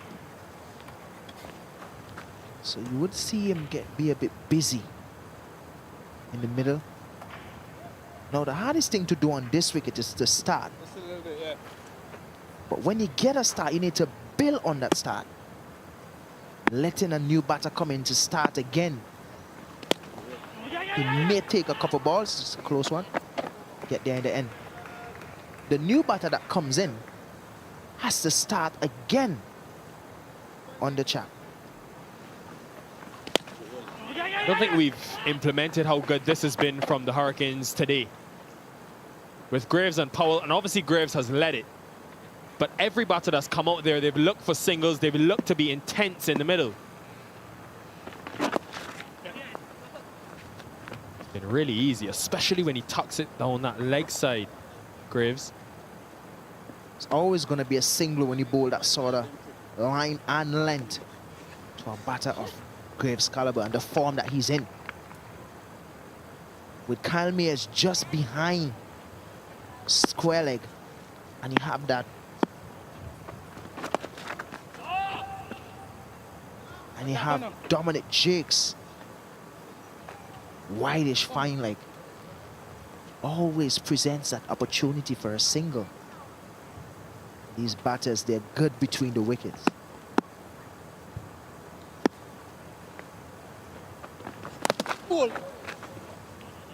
And that cut shot has plagued Hamilton over the years. Remember, Roston Chase dismissed him, caught at point, almost chopped on there. Close one. Or would you? He scored a lot of runs from that shot. Would you stop him from play it though? Ticklish one. I'm not a coach, Kesrick. I can't stop anyone from doing anything. 1-2-9 for 2.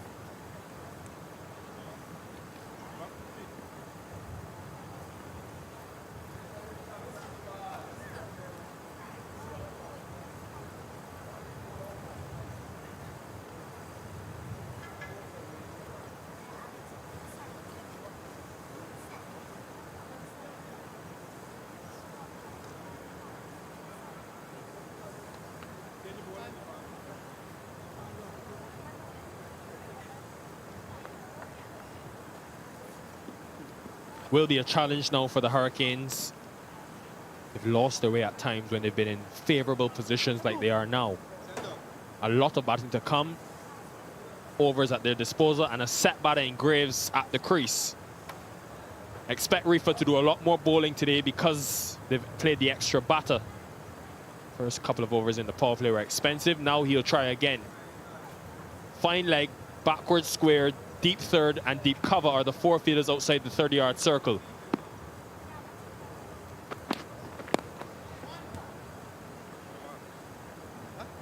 And I say that this is an important time now, Kez, for the Leewards, because you look at the games that they've lost this season, the batting has let them down. That Guyana game, they were 130 for 3 after 30 overs and only got 244. And then we all saw what happened against Trinidad and Tobago when they lost 10 wickets for 88 runs. So these two in the middle have a responsibility to continue to enhance this platform, knowing the power they have. We've seen this team collapse.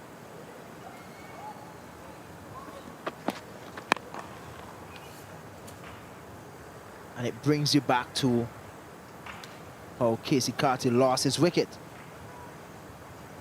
Justin Graves, how good was he today? In such good form. Authority, control, all around the ground. It's in such good nick, knowing that the West Indies England series coming up soon. Surely thinking that his name is in that cap. Keep going, Justin. Look, that package is brilliant, but I'll tell you what stands out to me. Only 4 boundaries. That's only 20 runs have come in these 63 that he scored, which means it's been a toil, it's been a grind.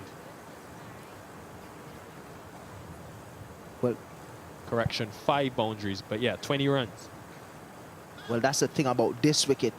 When you meet these sort of wickets and you can't get to hit the boundaries as you may want to, have to find a way to get your singles, get your twos. And this guy on screen showed that. Well, Justin Graves, he showed that.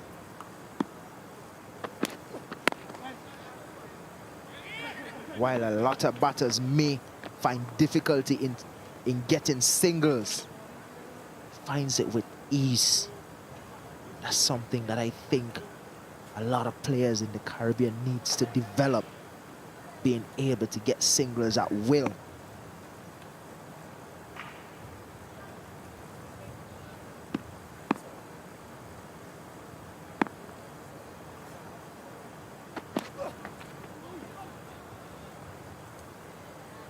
Not going to let you get away with that, Kesrick. I heard you mention the West Indies England series. Put on your selection cap. Asked Sir Curtly about Bravo yesterday. I'm asking you about Graves. Would you have him in that squad, and what role does he play for you?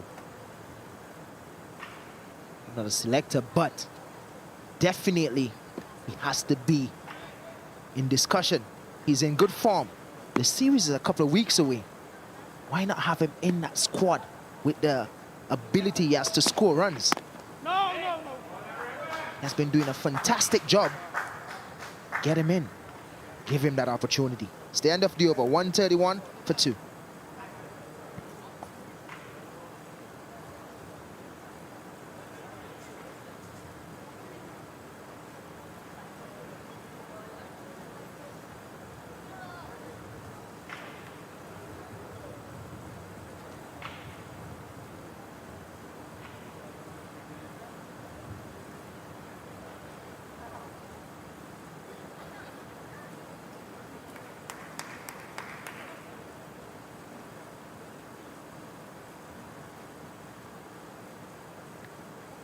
Three seamers, 3 spinners so far.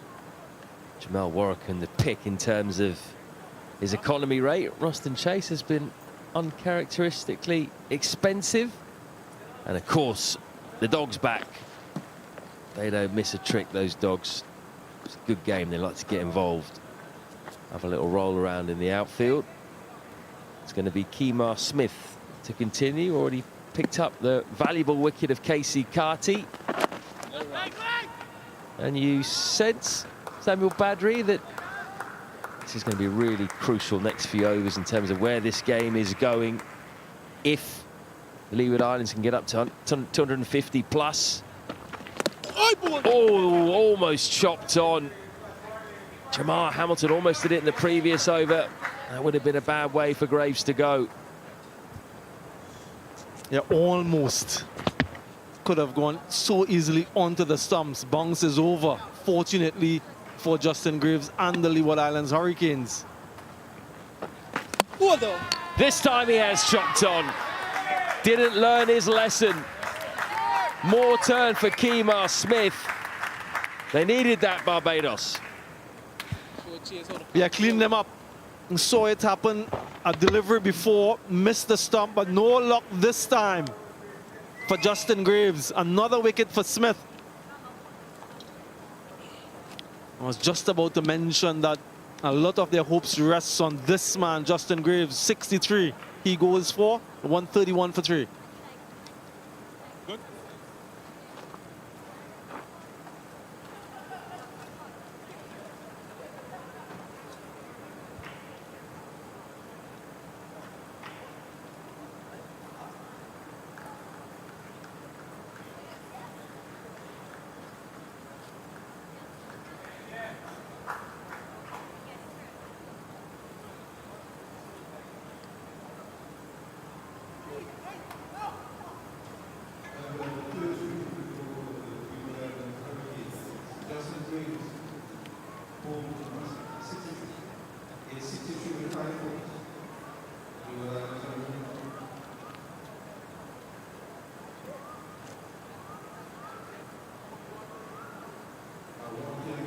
Terence Ward is in at number 5, playing just his 3rd game this season.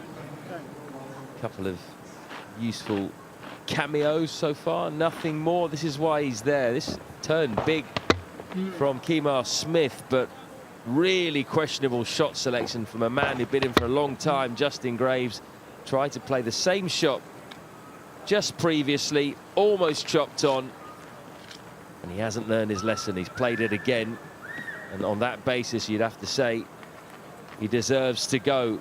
Good bit of bowling by Smith though. He's been very good with the ball in the last couple of games.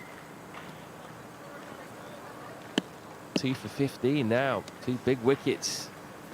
Oh, is he outside the line? Yes, he is. Ball is turning though, batters. He has suspected the older this ball gets, the more it's going to grip off the surface. And that's why I sort of like the approach of the opening batters in that power play 1. Try to get ahead of the game as much as possible, because it's always going to be difficult in this phase. Some good bowling from Smith, good use of the crease, good flight. Doesn't take advantage of that low full toss. 131 for 3.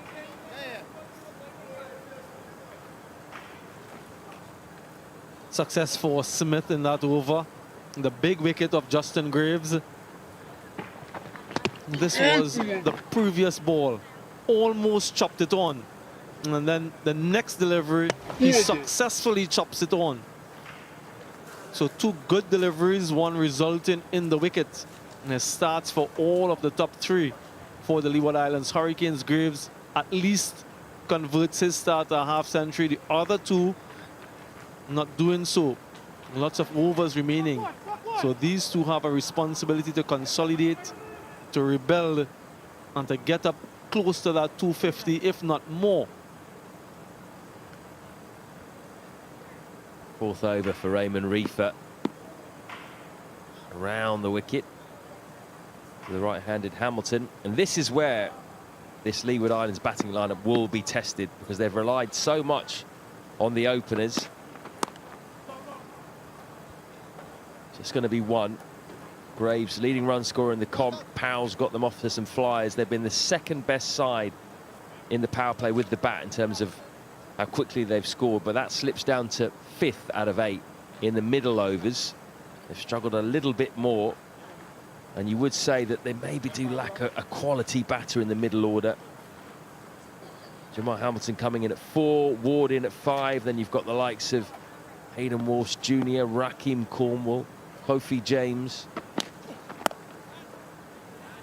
It's quite a long batting lineup, but maybe just lacking a little bit of quality. So what can they do now in these final 21.4 overs? As I was saying before, I think if they can get up to 250 or above, that will not be easy against their attack. Yeah, it'll be very challenging for the Barbados Pride, a team that has been struggling with the bat throughout this tournament. And the pitch will deteriorate a little bit more. So that will be a huge ask.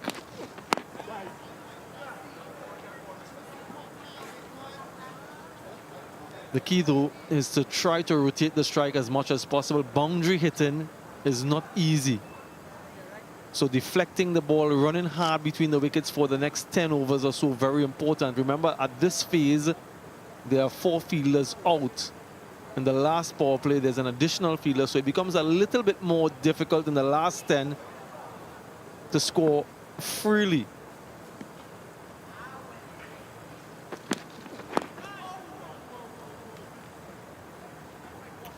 What will be key as well is what the Leeward Islands spinners get out of this pitch as well under the lights. We've seen occasionally under the lights, as we saw with Narayan the other day, that there can be a bit more zip for the spinner.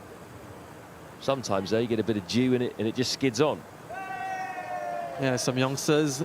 Center of screen, that's young Pollard, Karen Pollard's son. Nice to see him here from Fatima College, looking on at the action. Really nice to see that they've taken the opportunity to travel down to the Southland, hail from Port of Spain, that particular secondary school.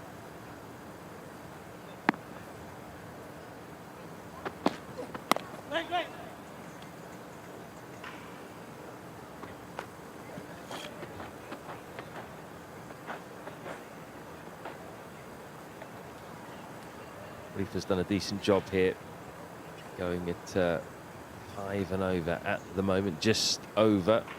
Came back well. He was expensive in his first 2. Around the wicket to the right-handers. He's bowling a good line. Remember, he can't bowl any slower balls. Not allowed to because his action was called. So just got 1 pace option, which really limits him. But certainly done well the last couple of overs. 133 for 3.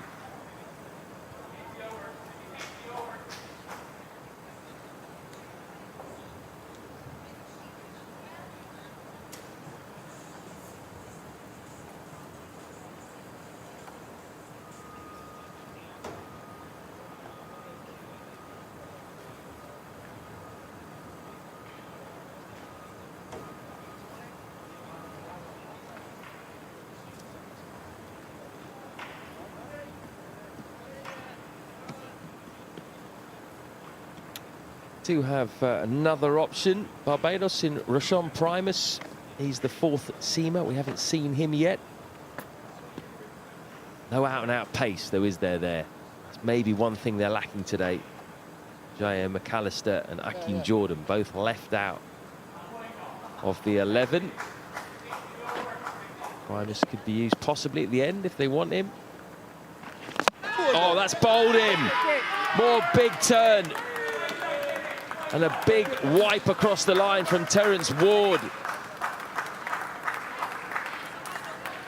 The wickets in consecutive overs for Smith. Very ambitious stroke here from Terence Ward. Only 7 deliveries he's faced. Seems to be another inside edge. Dragged that one back onto the stumps, but good line, good length from Smith, and he's rewarded. He's rewarded. Ward goes 133 for 4.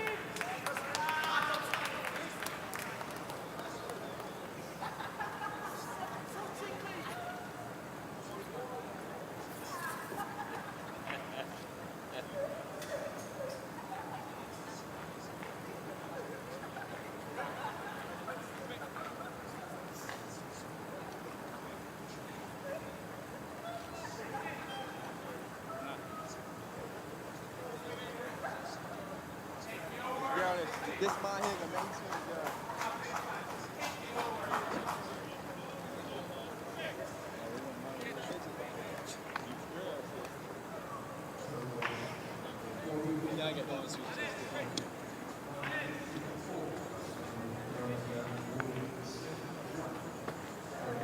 He's only played 4 games this season. Raheem Cornwall hasn't really done anything with the bat as yet. Best of just 14. Now would be a good time.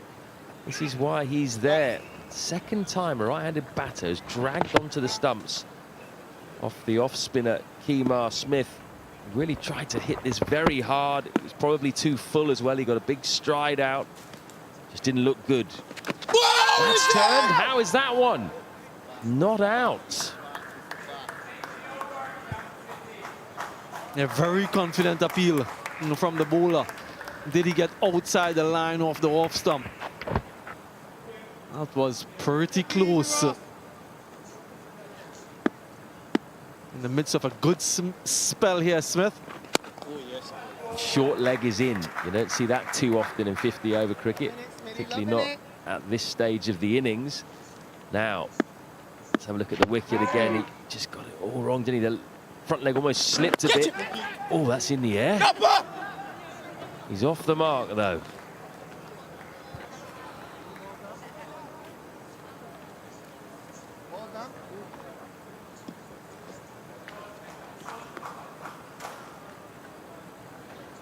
How close was this LBW then? It did turn a lot. I think that's hit him in line. The only thing is whether it did too much. Did spin a long way. Maybe that saved Cornwall.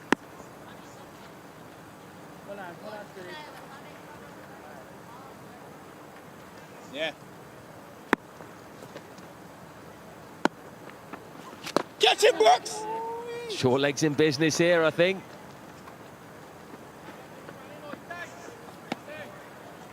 You'd have been up in arms if that wasn't given out. Yeah, we've seen shouts that were not as good being given out. Best figures so far in his very young career for Smith. Catch him, no. Only 5th list day game. Already gotten a 3 for. 30 gone, 136 for 4.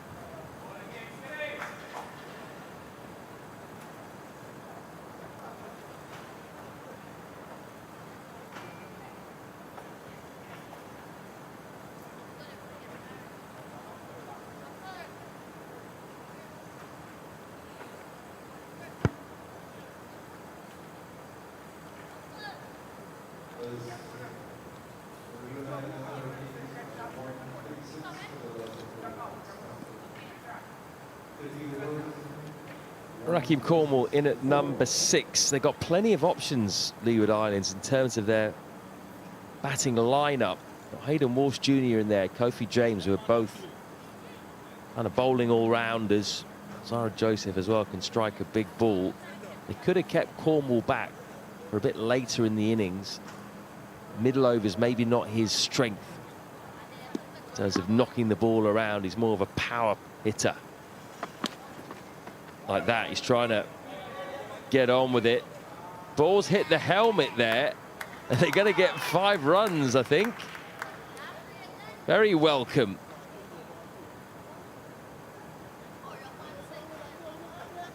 Also asking about a no ball. You're just hitting it through the stump mic. 5 fielders out at the inner circle. Yep, confirmation there. So it's going to be a free hit. And also penalty runs. So that was a very expensive delivery from Raymond Reefer. Have a closer look. Heave across the line. Shea Hope stops it, but only for it to roll onto the helmet. If you're not using the helmet, Matt, and for young cricketers out there, if you're not using the helmet, get it off the field. Both helmets on at the moment. They're still on, even after that. How costly could those 5 runs be?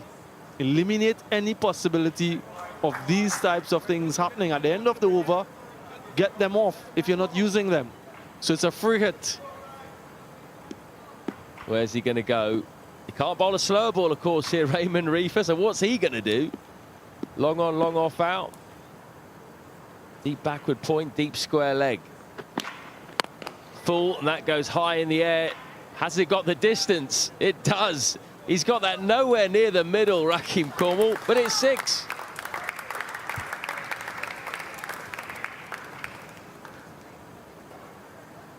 Let's look at this shot from Raheem Cornwall.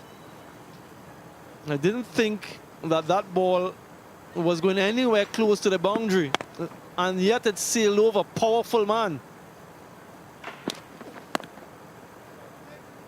Effectively 11 runs off that ball. That's quite an expensive delivery in the end by Raymond Reefer. I was about to say, I wonder if they could have held Cornwall back a little bit, because maybe coming in later in the innings is his strength, but you saw there the power that he's got. Even with fielders out, he can clear them, but you will miss out on a few 1s and 2s. You got Hayden Walsh, Kofi James, who can push the ball around and run between the wickets. That's been slapped through the offside, and only 1. So I wonder how much consideration was given to that, to holding Cornwall back.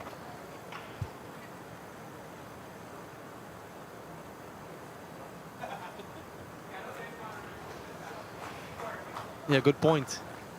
I suppose they want to give him an opportunity to bat as many overs as possible because of the power that he packs. Hayden Walsh Jr. has a lot of prowess with the bat. We've seen him in international cricket for the West Indies.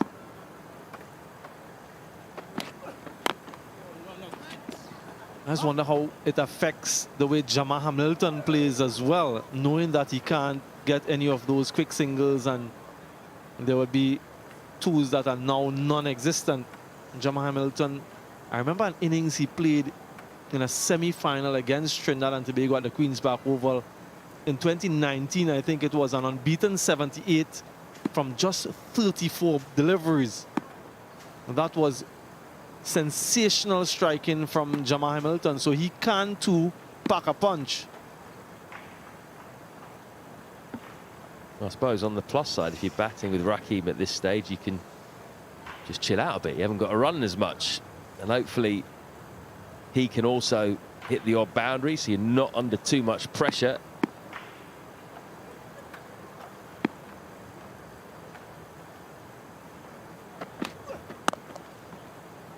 Bit of width. Hamilton. Raymond Reef is doing a decent job here, isn't he? I mean, not being able to bowl slower balls or cutters, he was called by the umpires earlier in the tournament. If we can't bowl them, it's almost like having one hand tied behind your back as a seamer. The 150 up for the Leeward Islands Hurricanes, you're right. So I was curious to see how he would operate without having that delivery in his arsenal. It's one that he relies on so heavily and he goes to regularly.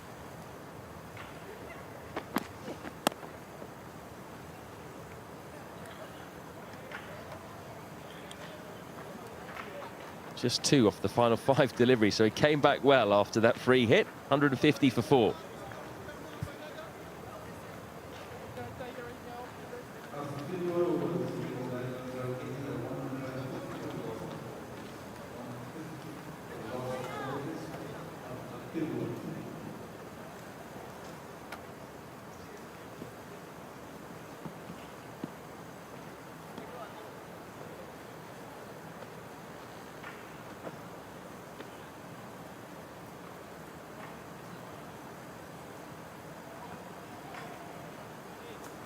Very important 19 overs coming up in the context of this match, this second semi-final between the Barbados Pride and the Leeward Islands Hurricanes.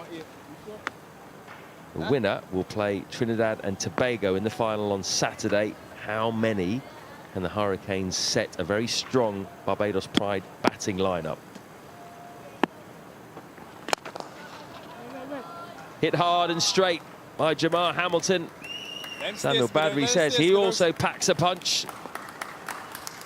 Yeah, in a sense, he has the license and the freedom to go after the bowling because there aren't too many singles and doubles available. So with that mid-off in, that's the area he might target. Now he's back on the fence, so it's long off. Someone else has to come in, so there's no sweep on the boundary through the offside. Just got to be careful here. There's been a couple of drag-ons and a couple of near misses as well. Again, good bowling. He has to finish on the stumps because he doesn't have protection on the boundary through that region. Get it, Brooks! Oh, I think that's gone through the hands of short leg. He's got his head in his hands. How good a chance was this? Always difficult. Went quickly enough. And those just have to stick in your hand, don't they? It's reflexes that are needed, agility. That's a tough one.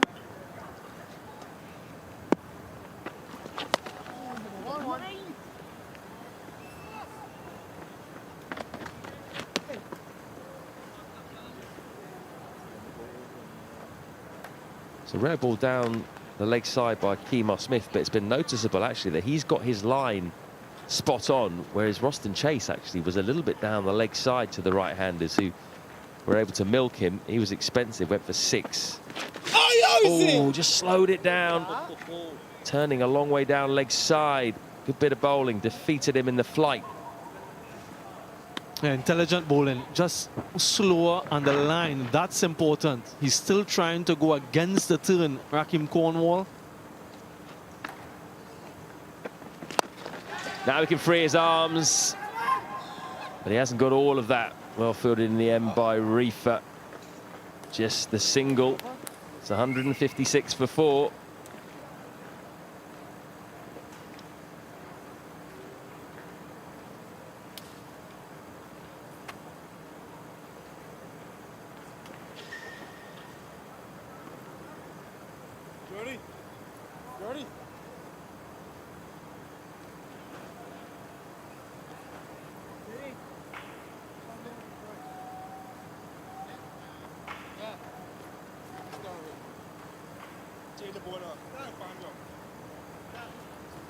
Raheem Cornwall has just added some fresh impetus to this Leeward Islands innings. 23, the partnership. 2.5 overs between himself and Jamal Hamilton. The response is to get Jamel Warrican back into the attack. Excellent figures. 8 overs, 1 made and none for 21. They just try and knock him around, or is Big Rakim going to take the attack to the most economical bowler today as well? Got long on, long off out, as you often do for Rakim Cornwall. Deep mid-wicket as well. There's no one behind square, no one further square than deep mid-wicket. Probably because they're not expecting Rakim to play a lap sweep or anything like that.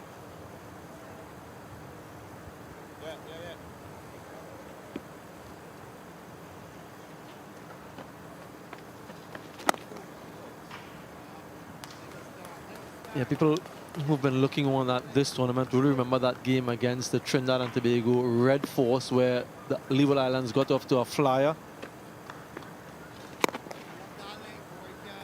Yeah, 84 without loss in power play 1. 110 was the platform lead for the first wicket, but they were bowled out for 198.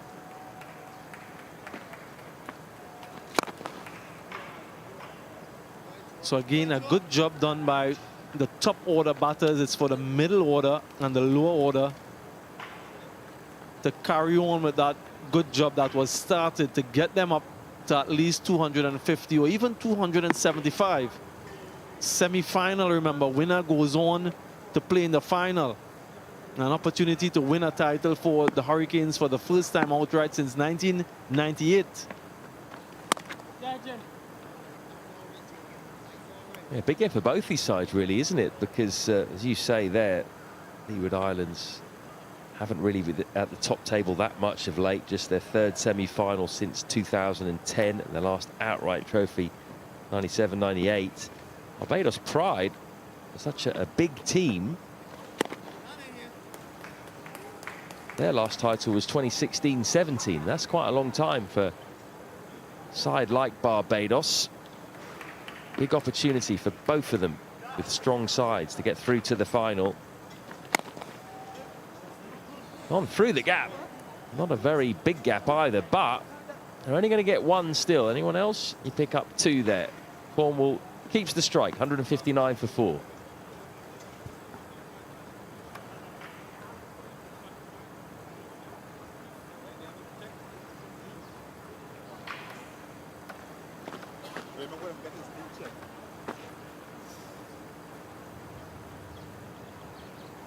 Yeah.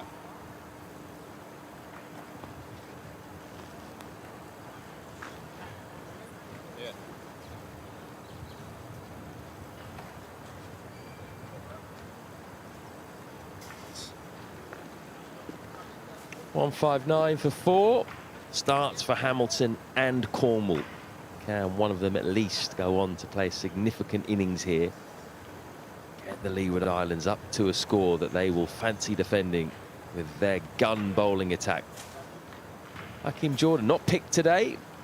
Maybe a little bit of a surprise. He's on as a sub for Raymond Reefer, who's just gone off the field.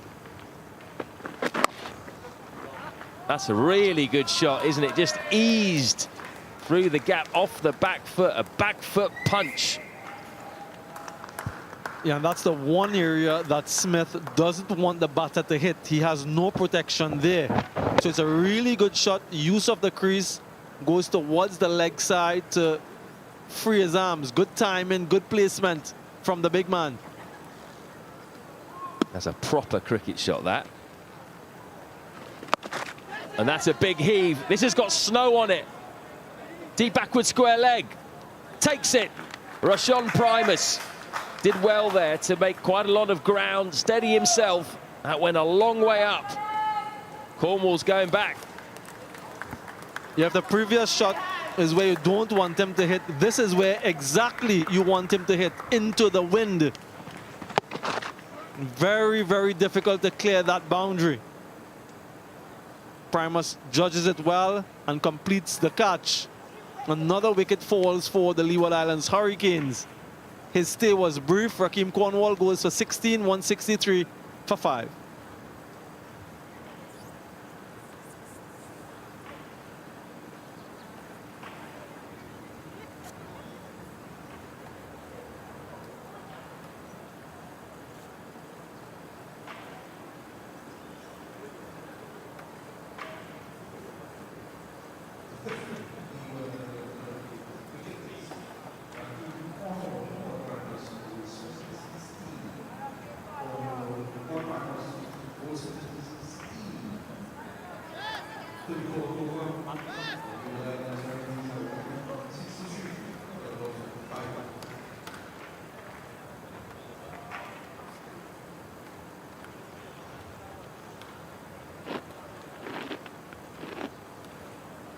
Kofi James started the tournament opening the batting for the Leeward Islands. He's in at number 7 today.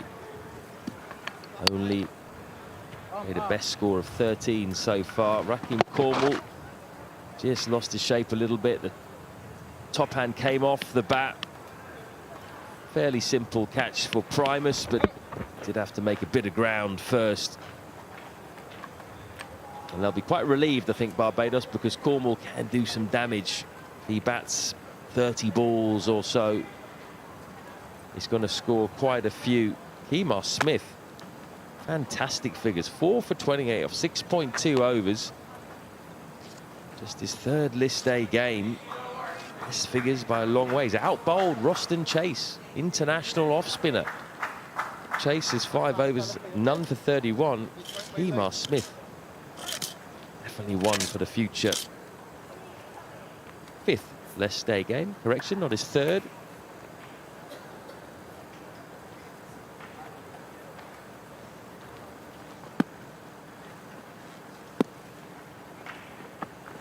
Get it! Chance! Oh, I think it just bounced in front. Hitting against the spin again, a right-hander. This is really good bowling. Again, just giving it enough flight and tempting the batter to play these types of shots. New batter, first delivery. Oh, I really like the control that he's exhibited, the line that he's bowled. He's getting some purchase. Drops comfortably short off him. But these 4 wickets that he's gotten has brought his team right back in contention.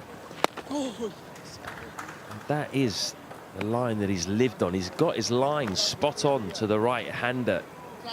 Just haven't had many answers at all. Trying to hit against the spin consistently. As I say that, he puts one down the leg side.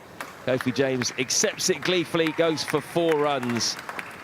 So a couple of boundaries in the over, but a very important wicket. 167 for 5.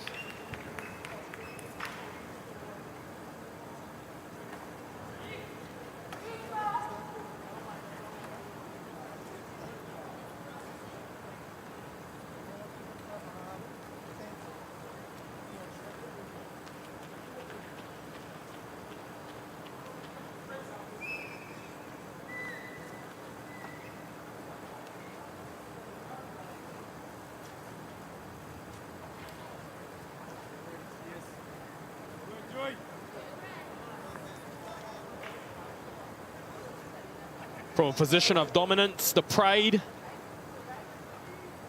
well, really and truly, the Hurricanes have faltered.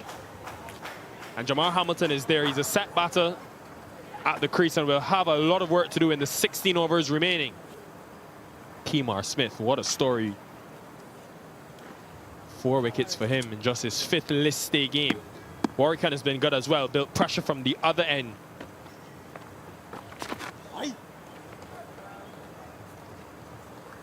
Innovative from Hamilton, got it fine enough to beat the man at deep mid-wicket.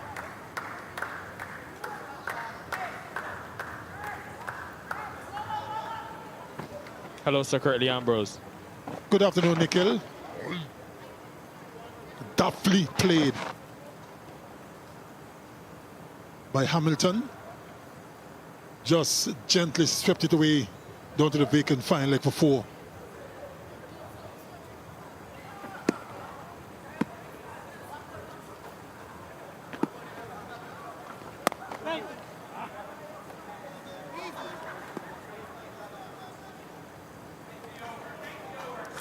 How often we've seen this throughout this tournament with the Leeward Islands Hurricanes.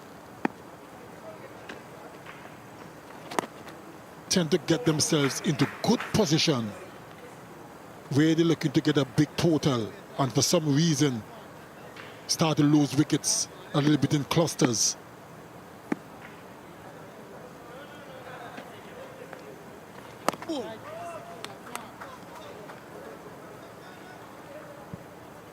Yeah, some of the shot selection, I think they'll reflect on it. Cornwall had just hit a boundary to the offside, trying to take on the wind. Ward uncharacteristically trying to go across the line. Dragging on. It's happened too often for them this season, and they won't want it to cost them, given the way that this surface has played. They're in with a chance because of the amount of spin they have. They just need 250, maybe even 270. 171 for 5. And time now for the Blue Waters drinks break.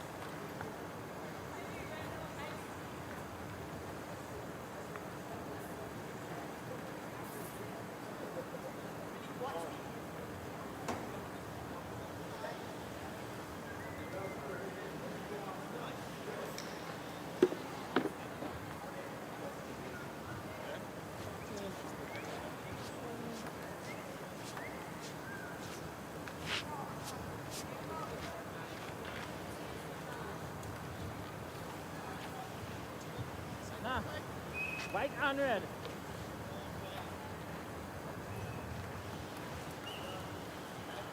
Yeah.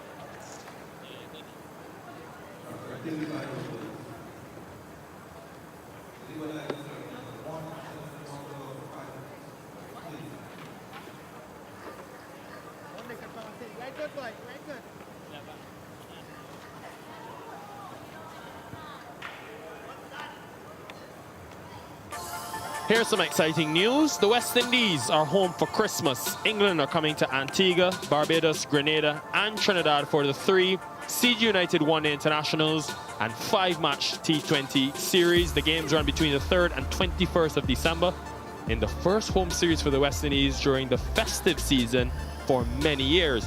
Tickets available now via the Windies ticket service brought to you by MasterCard. Just visit tickets.windiescricket.com and enjoy a 20% saving when you buy online. Don't miss your chance. Really excited for that series, but excited to see how this tournament pans out. 2 very strong teams battling. A good 61-run opening stand before Drake's got the wicket of Powell on the brink of the power play. And then a big 57-run partnership between Carty and Graves. But since then, it's been all Kemar Smith, the off-spinner from St. Michael, Barbados. In just his 5th list day game, he's got a 4-wicket haul, his first in his list day career. How impressive has he been, Sir Curtly? Certainly has been impressive. Came on a time where the Leeward Islands Hurricanes batters were in control. Never looked wavered, never looked like he's under any kind of pressure. And they have so far picked up 4 crucial wickets, especially the wicket of Justin Graves, who was batting so well. Look at his figures, 4 for 32 of 7 overs.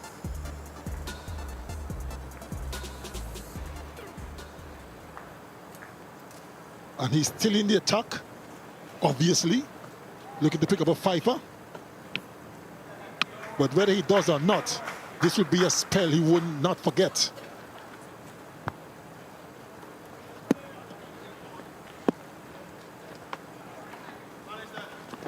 Catch it! Good to see short leg back as well, because the last over Smith bowled, when Hamilton hit the boundary, Shea Hope took the man out. Remember, Hamilton almost got caught there by Shamar Brooks. Now he has the fielder back there. It just seems like when a fielder is there, Sir Curtly,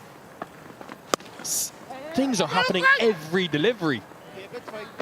Just creates that illusion in the batter's mind that The ball is spinning, things are happening. May have had an impact in Ward's dismissal when he tried to sweep across the line. But Brooks goes out for Hamilton, even though they almost got him caught there. You agree with that, Sir Curtly? Or would you keep him?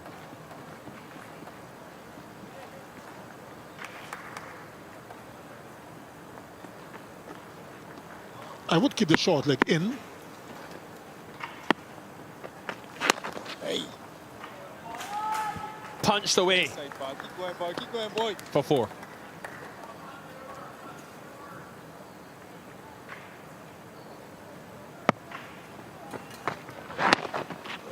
It wasn't that bad a delivery.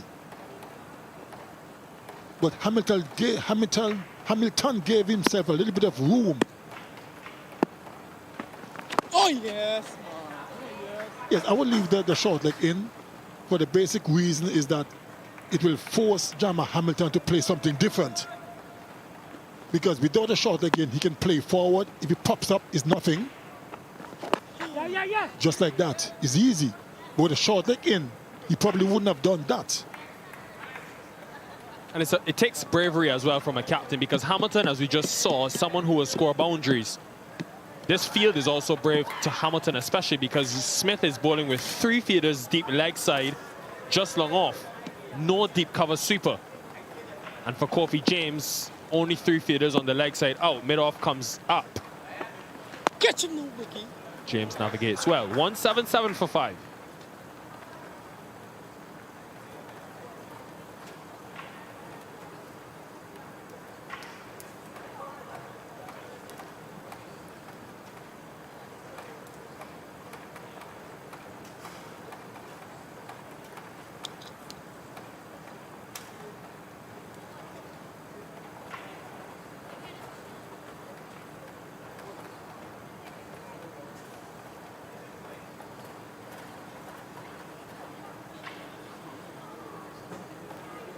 Yeah, they got 14 runs from that reefer over, 11 from one delivery.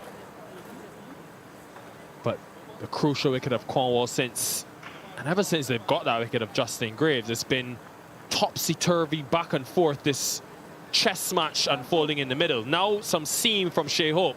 First spell was good from Drakes.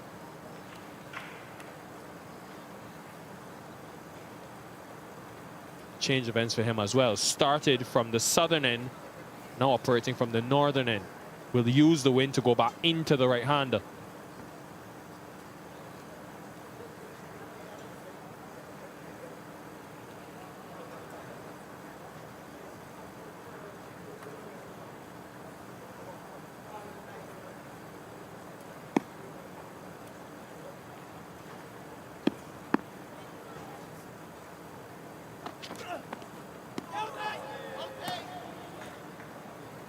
Good start.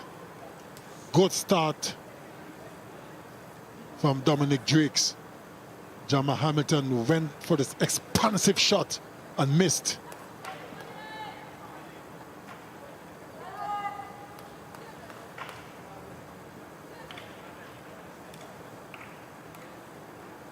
Wonder if Jammer Hamilton realized there's still 13 overs after this one.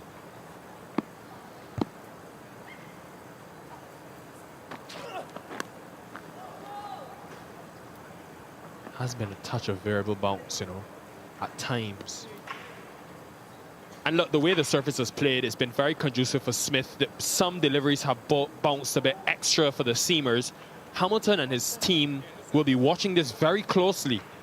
They've got spin of their own. James is one. Daniel Durham, who gets that extra bounce. Hayden Walsh Jr.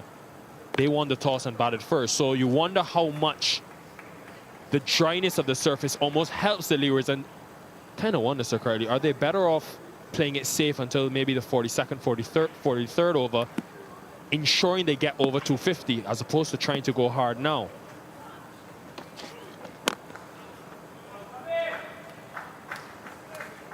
There's still a lot of overs to go. They've already lost half of their batting. So it's about rebuilding. You wouldn't want to lose another wicket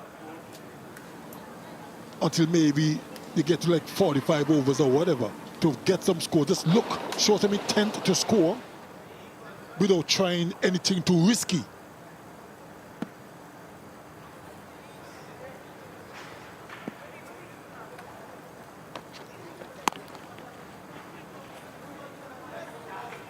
So it's going to be very important that these two, Kofi James and Jamal Hamilton, bat for at least another 10 overs and see where they are. The service is getting a little bit lower and slower. We've seen the ball turning quite a bit. So a decent total on the board is going to be key. You get in excess of 250, you're in with a good shout.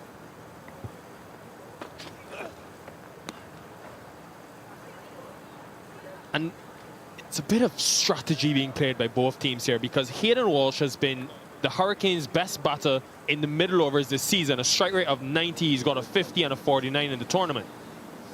But they've opted to keep him back, possibly for that last 10, as we mentioned, when they're looking to score.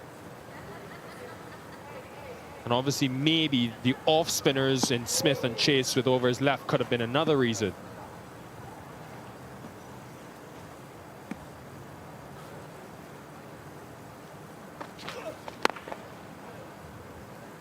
.178 for 5.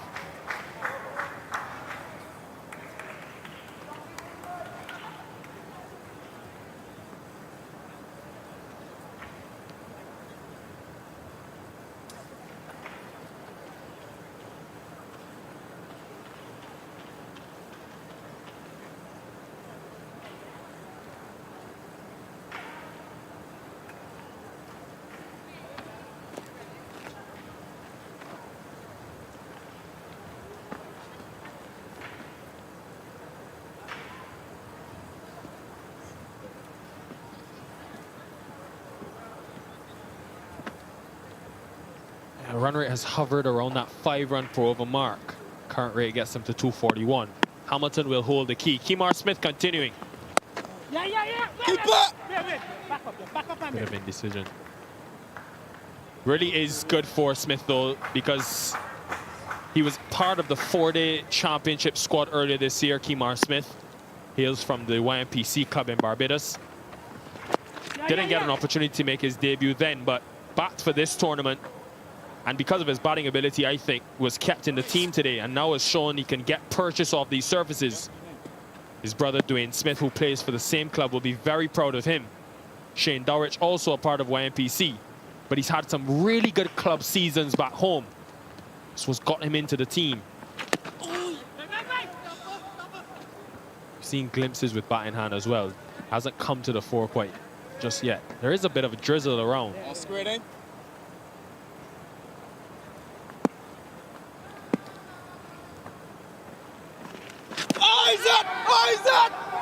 That's the purchase we speak about. Oh, given very late, and given Kofi James can't believe it.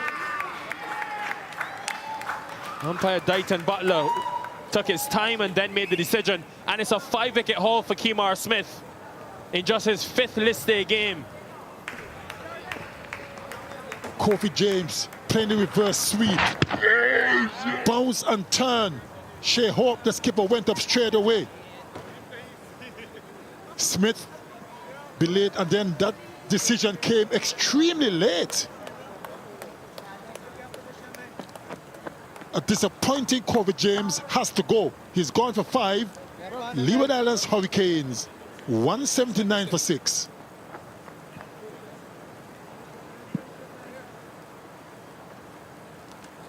Smitty, first one. Middle on the countdown. Only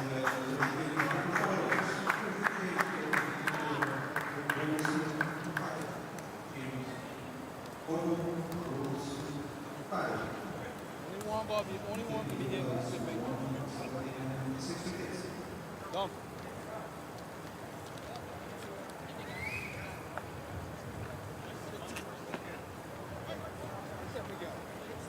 How's that? Do that too, yeah?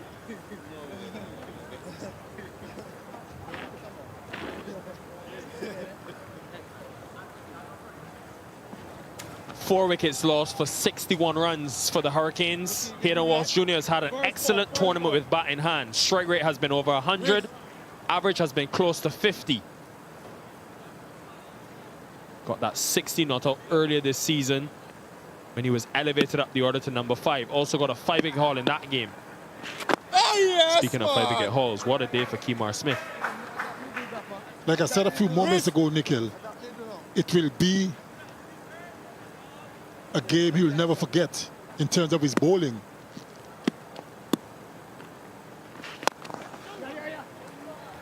Good positive stroke down the ground from Hayden Walsh Jr. That's the end of over number 38. Leeward Islands Hurricanes 180 for 6.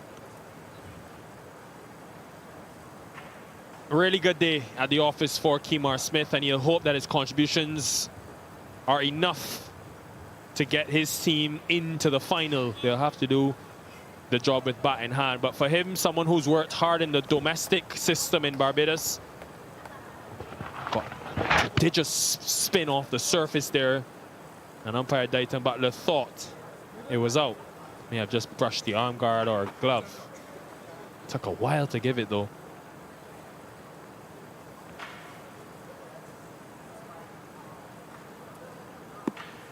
Dominic Drakes to continue from the northern end.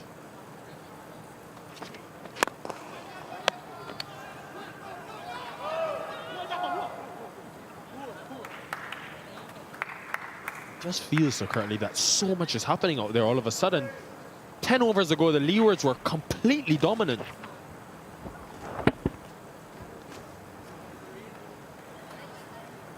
They certainly were. And like we have seen throughout this tournament, got themselves into good positions and then for some reason find ways to get out.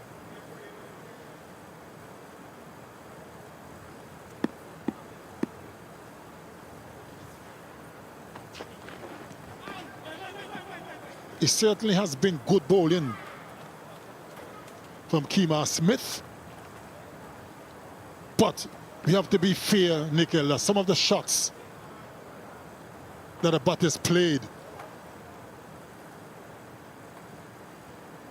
were awful. And that man won't mind at all, Kemar Smith. First Barbadian to take a 5-wicket haul in the Super50 semi-finals since Ian Bradshaw did it in 2003.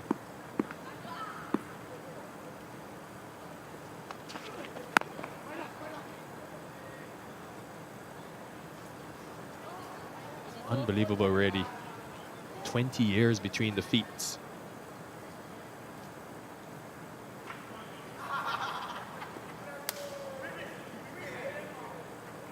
Like I've said many times before, you're playing a 50-over game and any bowler managed to sneak out a fifer. It's a great achievement when only allow 10 overs maximum.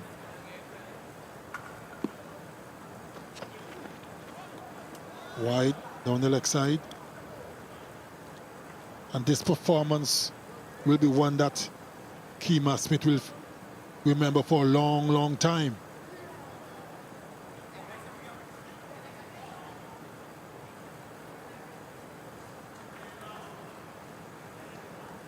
It's a bit of a gamble, you know, from hope to bold Drakes now with these couple of overs. But it tells you the importance of breaking this partnership and the fact that he senses that this game is on if they can remove these two batters. Drakes has been the back-end option. Still has 5 overs of Roston Chase, but he's bowling him now, maybe for a 2-over burst to try to prize out this wicket.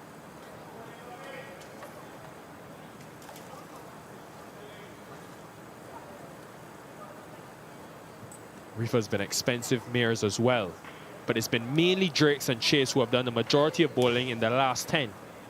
Chase has got 5. Maybe this will be Drakes' final one if he can't get a wicket.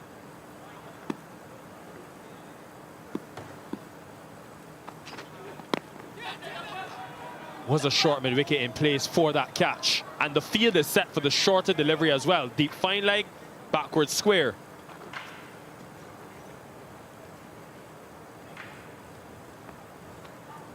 I'm wondering what the thinking is. What's the thought process for these remaining batters? Good short delivery from Dominic Drake. Saw Hayden Walsh Jr. advancing. Drag it down short, tucked him up. Good bowling. Just about to complete over number 39. There's 11 after this.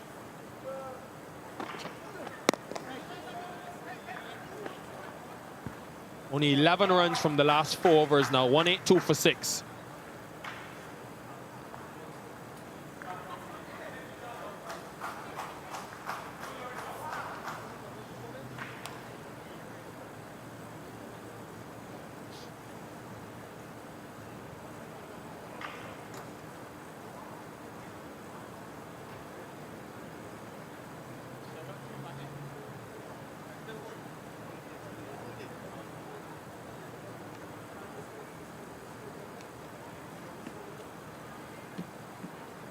After 30 overs, they were 136 for 4. But if you go 10 overs before that, they were 101 for 1.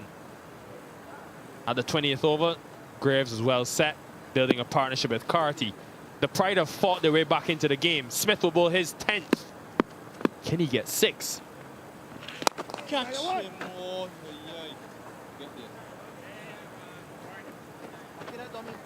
We know over the years go, go, go. that Hamilton can go big so Curtly, but the key thing for him will be not to get out. Restraining himself, and even if they want to propel the innings and let Walsh take the risk, he cannot afford to be dismissed.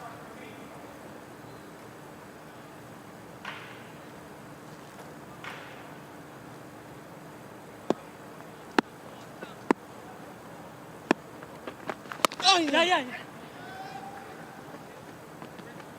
Got it away for single, but I think it's a dangerous ploy to try to hit the ball that square off the stumps. I reckon he's better suited playing straighter.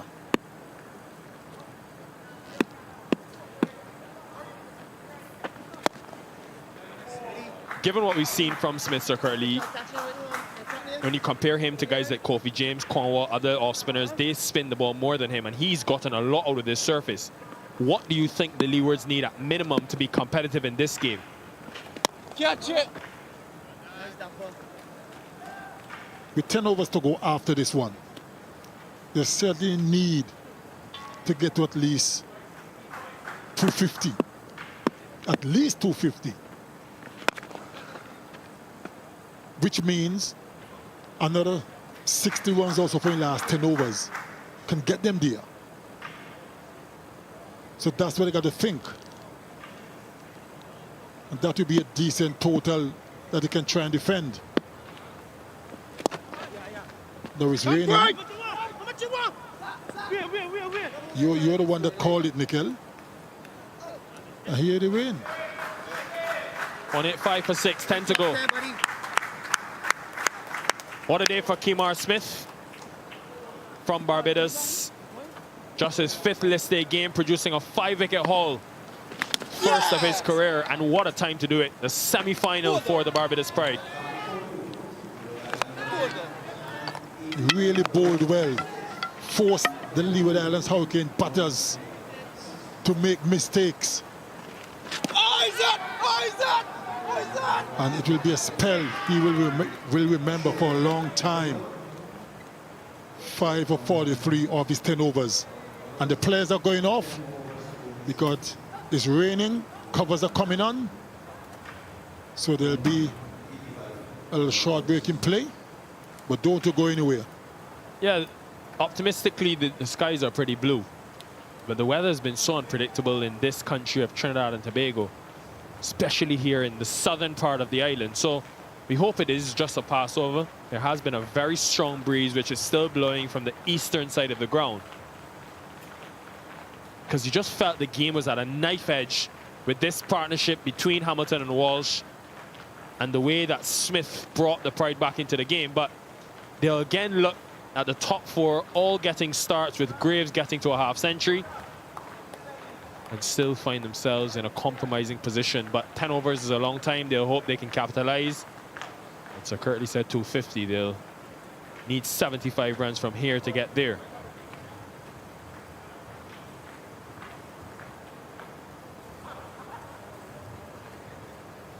Five for Smith, just the one for Dominic Drakes.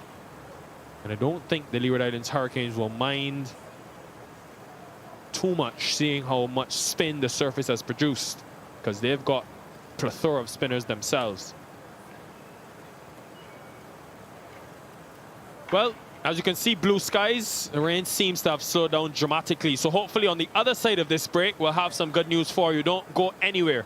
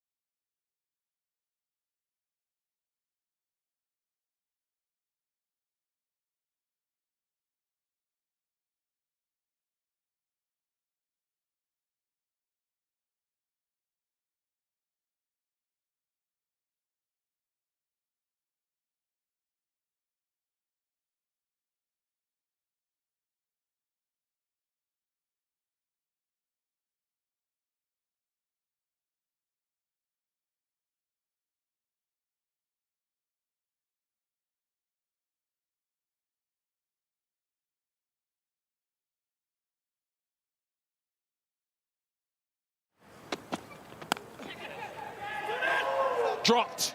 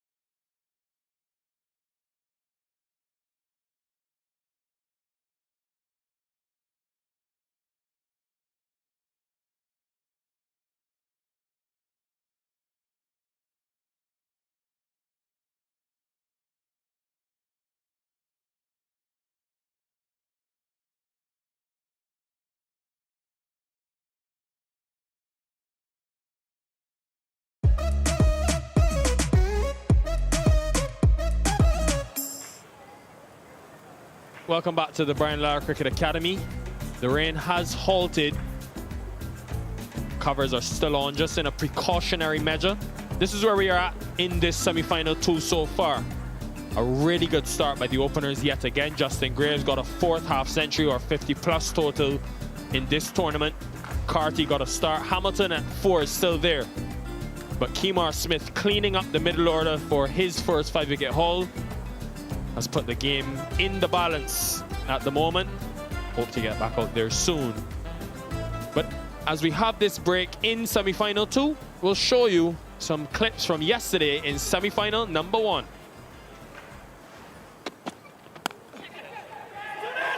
Dropped. Sunny on the right, it was that slip. They had built pressure, prevented Chanapur from scoring, and a bit of width. He looked to score. That could be a huge chance going to begging.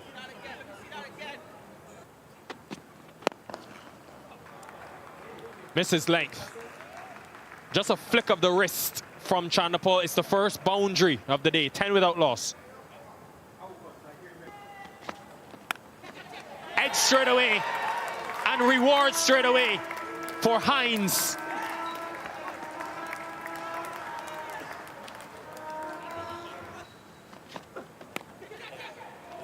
Found the edge again, but this time didn't carry to Sinian Narain. Imlap off the mark.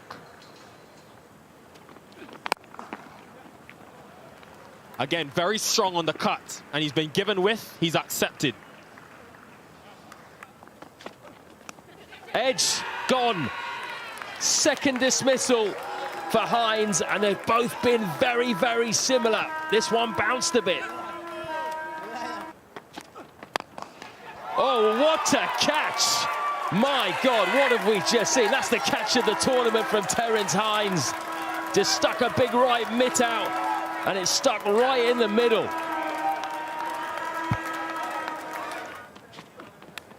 Oh, Nick, and again, would you believe it?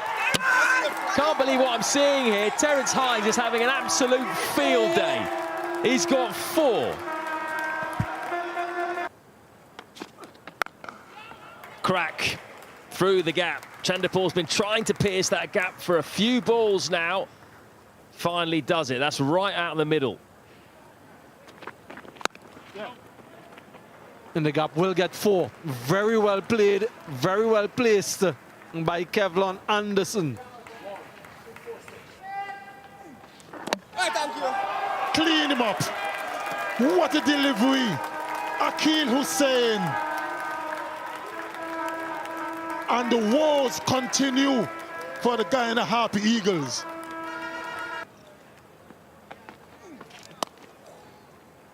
Finds the gap.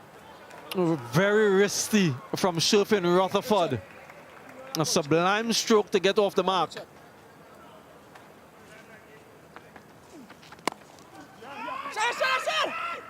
Run out opportunity. Both batters at one end will be dismissed.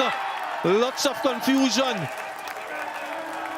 The throw came to the wrong end from Shannon Gabriel, but it was good enough for Akil Hussein to collect and then throw to the wicket keeper. And the misery continues for the Guyana Harpy Eagles. Confusion, chaos, everything out there is happening. Huge shout, finger goes up. Another batsman dismissed. Look North goes without scoring, inauspicious. His first innings in Super 50 cricket and doesn't get off the mark. Sunil Narain, the leading wicket taker now all by himself for Trinidad and Tobago in Super 50 cricket. Good delivery. Pitched in line. Came back a little bit into the right-hander.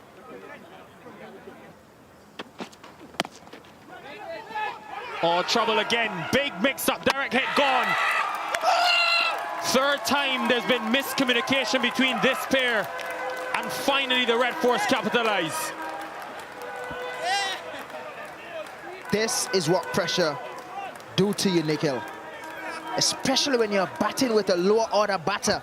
You'd always feel the need to be on strike. Not really a run, especially to a good feeler like Akil Hussein. Slow ball picked up.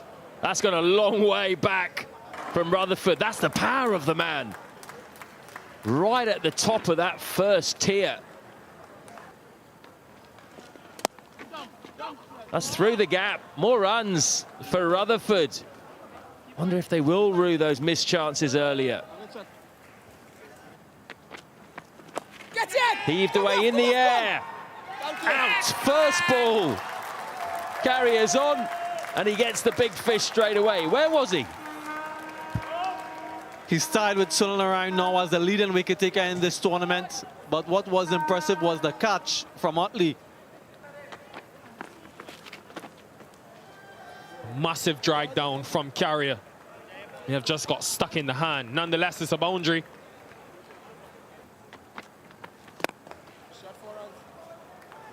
That is top class from Versamy Pramod. Pierces the gap, brings up the 100 with a beautiful extra cover drive. In the air and gone. Simple catch for Akil Hussain. Another one and another wicket for Yannick Carrier. So he is at top of the standings now in terms of most wickets. He retains and regains that position. And what a performance it has been from the Trinidad and Tobago Red Force and their bowlers in combination. Won the toss, decided to bowl first, and what a way to start the first innings. Now Smith looking to score, looking to find the boundary.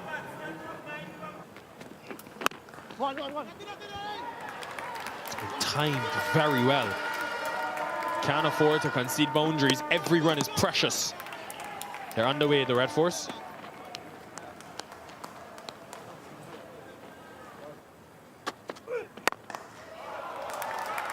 Top shot. Exquisite. Otley's underway.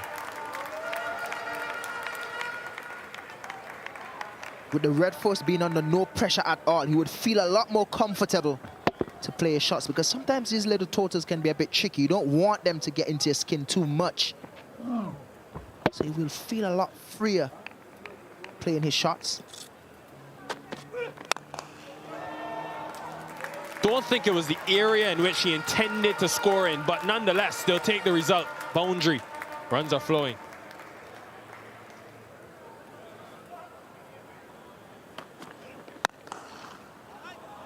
Majestic.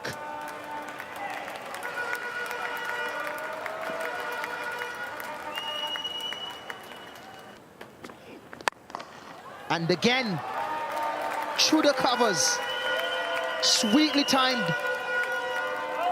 Imlach have some thinking to do here.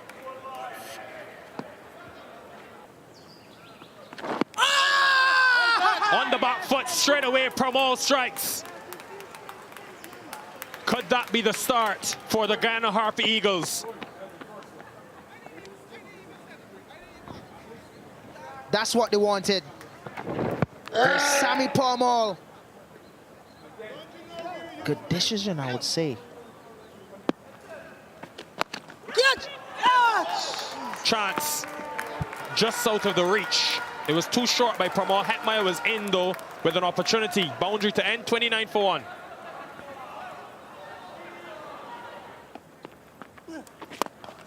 Up and over. Nicely played. One bounce for Keon Otley. That relieves the pressure just a little bit. Who heaves him straight and flat. Oh, great effort. Really good effort that by Moti.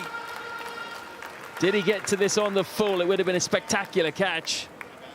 Yeah, it was traveling, and it was traveling at a flat trajectory. Looking to take on the left-hand spinner immediately. Yeah, gets his hands to it. That short hit very hard for 4. Shimron Hetmeyer only had about 10 yards to go, but such was the power on the shot, he couldn't stop it. Makes room and goes through the offside. That's a fantastic shot from Bravo. He created that width himself there. It was a very straight delivery.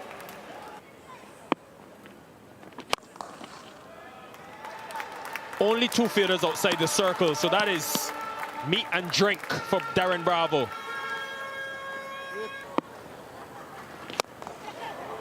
Inside out this time, and will get to the boundary even with long off. Classic Bravo.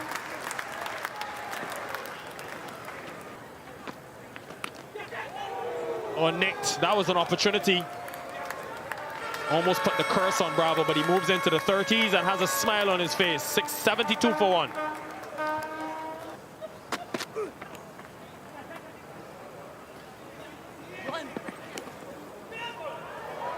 Oh, well, very, very sloppy cricket on the part of the Guyana Harpy Eagles. No one was backing up. Pramod was the one supposed to be backing up. He didn't. Long hop. Misses length badly, Gudakesh Moti. This has been very good from Keon Otley. Really good performance by the Red Force, getting that win against the Harper Eagles by 6 wickets to put themselves in the final, which will be played on Saturday against one of these teams, in the Pride or the Hurricanes. Great news for you at home. Back live at the Brian Lara Cricket Academy. The players are back onto the field. And we've got 10 captivating overs to come. A crucial partnership in the middle for the Hurricanes. And the Pride will need to do well in this final power play.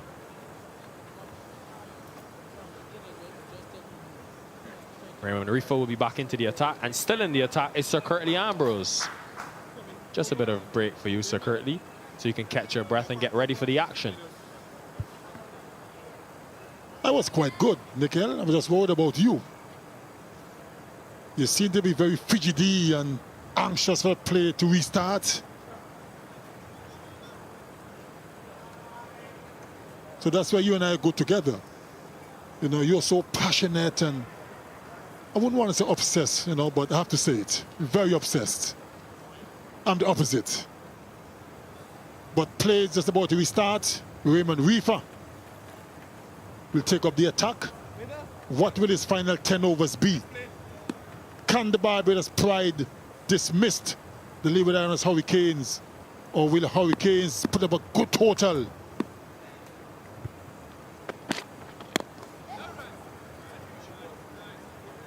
You took over 500 international wickets, Sir Curtly. I took 0. So I have to make up for that by being obsessed about this beautiful game.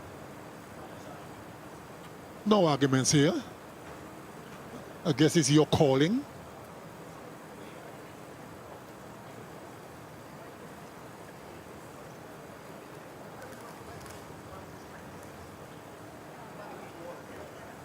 Minimum 60 runs needed from these last 10 overs to get the Leeward Islands Hurricanes to a respectable total. Something that they feel they can defend. They have a good bowling attack. And before that delivery, Cow Corner went back onto the boundary and the fine leg came up for Walsh. Remember, Drakes went short at him and almost produced an opportunity. Now what's the feel for Hamilton, right-hander? Seems like there will be long off. Sorry, long on. Mid-wicket and square leg. So again, 3 deep on the onside. So Rifa, you expect him and the line to be straight. May go into the pitch as well. He's got protection square on the offside.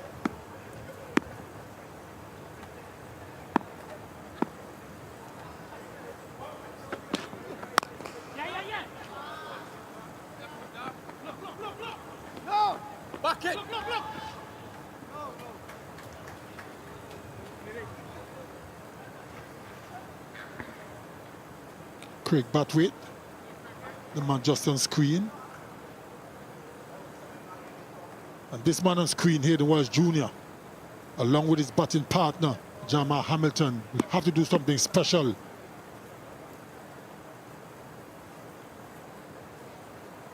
They both are capable of getting it done, but it has to be within reason. Less risks.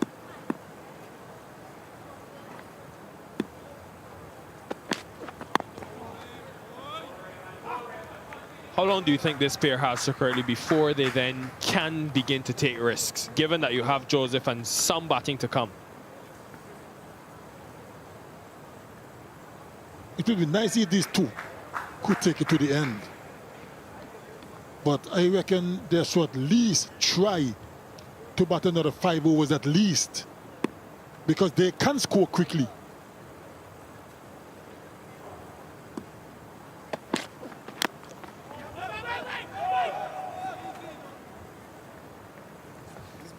Yeah, they'll know very well that this Pride team have tended to be expensive in the last 10. And in that Trinidad game, exactly what you're speaking about, someone like Hamilton can learn from Darren Bravo. Bravo was very risk-free, I would say, until maybe the last 2 overs. Then when he hit the 5, 6s and 7 balls to get them to 290. just ensured he took it to the last over. So far, so good for both teams. Just 2 runs from the over, no wickets lost. 187 for 6.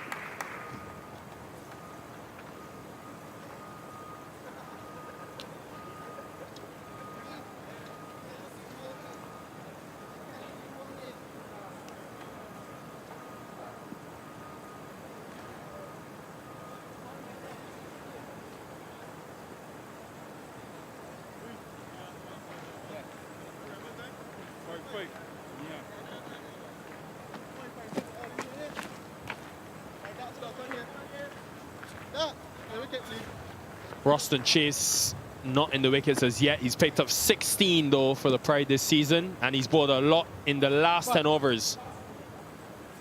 Had Kemar Smith from that southern end. Now it'll be Chase in this final power play. And remember, Chase got Hamilton dismissed, caught at point, a short point, trying to cut in that first game when these two teams met.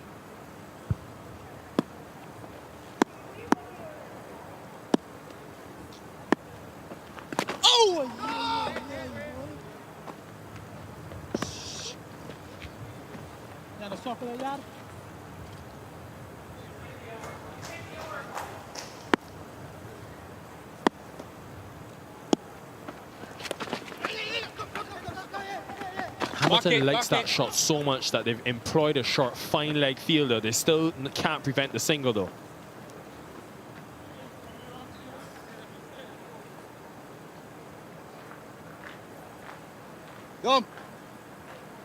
Yannick Carrier, look at that, 18 wickets. Also among the runs, Roston Chase following closely with 16. Hayden Walsh Jr. is up there as well, 16 wickets, 150 runs. Naeem Young, surprise package. Only Seamer in that lineup.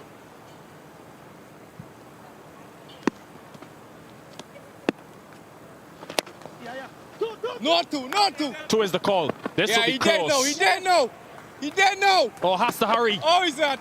Hamilton may have just gotten there, but that looked a lot closer than it ended up in the end.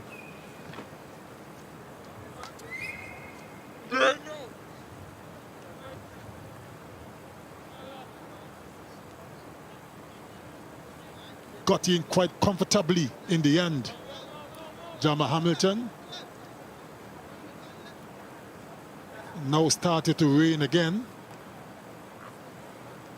And my good friend Nikhil Uttam Chandani is not very happy.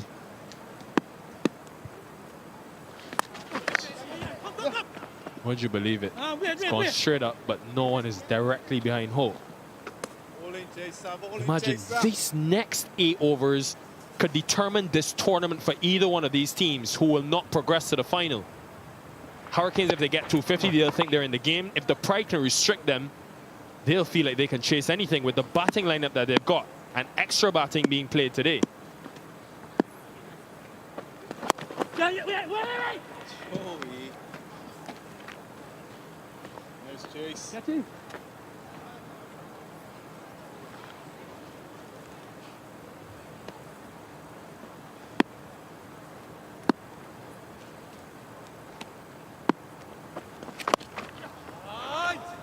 That has been sweetly placed by Jamar Hamilton to end the over.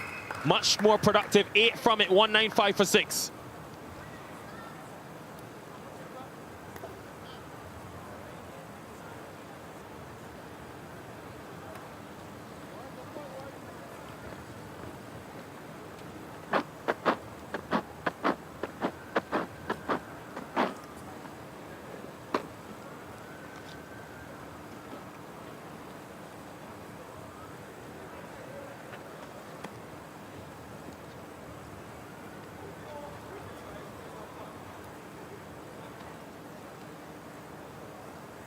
$195 for 6, the Leeward Islands Hurricanes.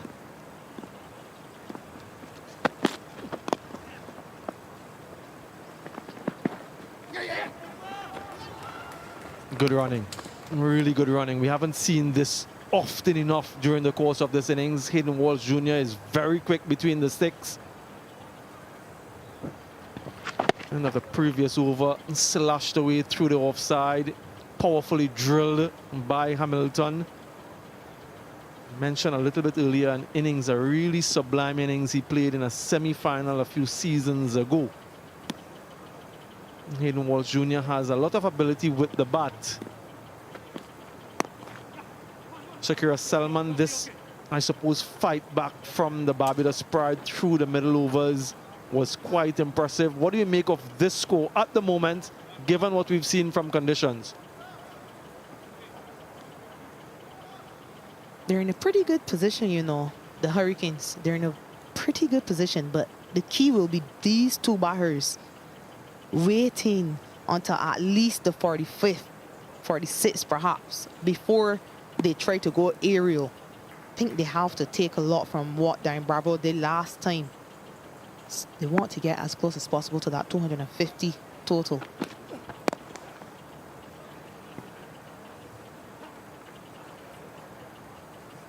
Jamar Hamilton perhaps a bit disappointed that he hit that ball so hard. There is Alzari Joseph to come, and we know he can hit a few boundaries himself if required. But these two will be key to that final total. Yeah, Alzari Joseph fancies himself with the bat whenever he's playing for the West Indies. Always asks for a promotion in the order. He wants the bat just after the last recognized batter. He wants to be the first bowler in that batting order. Has a half century already in Test match cricket. 200 on the board for the Leeward Islands Hurricanes. Can they get up to that 250 mark? I think that would be, as you're alluding to, Shakira, a very good score with their bowling lineup, one of the best in the tournament.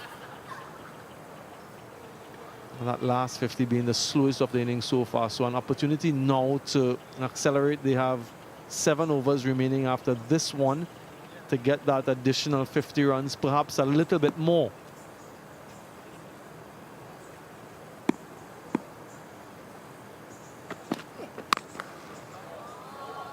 Firmly struck, but just a single. Yeah, what's key is that they realize they got 8 of Roston Chase's last over without taking any risk. They rotated the straight and waited for that boundary ball, capitalized on it. So that's all that's needed for the next 3 or 4 overs. They already have 6 from this over with 1 ball remaining.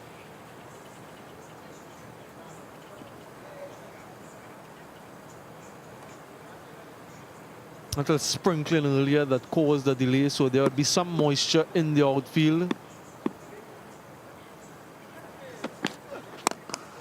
In the air, does he get enough of it? Fielder settles but watches it sail over his head.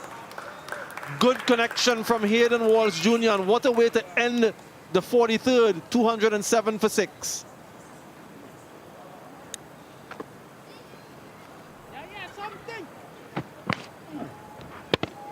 And that's an excellent shot. Hit on the up, but Hayden Walsh Jr., he takes on that fielder at long on. But makes a good enough connection to clear Rashawn Primus.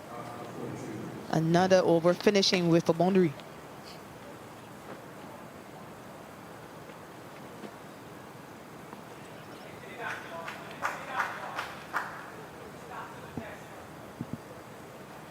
Lots of players getting into double figures. Good start, good solid start for the Hurricanes. 61 for the first wicket. Chase continues. Now we've seen that type of shot quite a lot during the course of this game. Players trying to go against the turn of the off spinner through the offside because that's where the gaps are, and inside edging the ball. Fortunately for Hamilton, it goes down the leg side.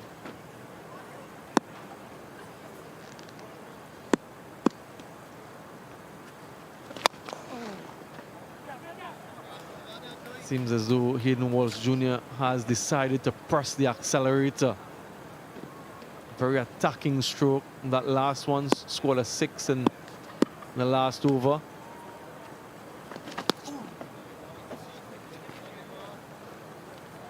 Yeah, he's trying to hit the ball a lot harder now, Hayden Walsh Jr. But that has resulted in 2 dot deliveries. So he's perhaps better off still stroking the ball and waiting for that bad delivery. Switch hit. Wonderful strike from Hayden Walsh Jr.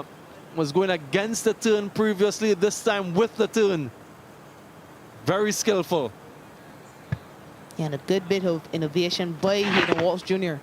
He tried to muscle the 2 previous deliveries leg side. This time, he goes to the switch hit and clearly passing those fielders in a circle.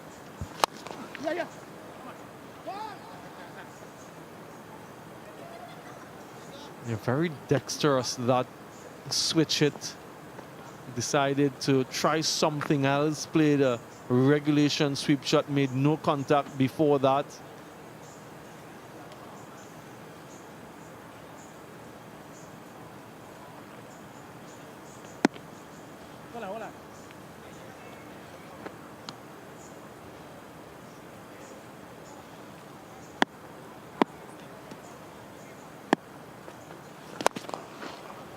That was firmly struck. It went as quickly as possible off the bat. Another boundary to end the over, 217 for 6.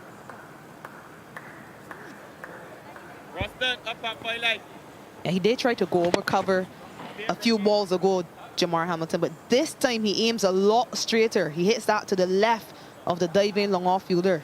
It's a very good shot from him. Once again, he races to 40.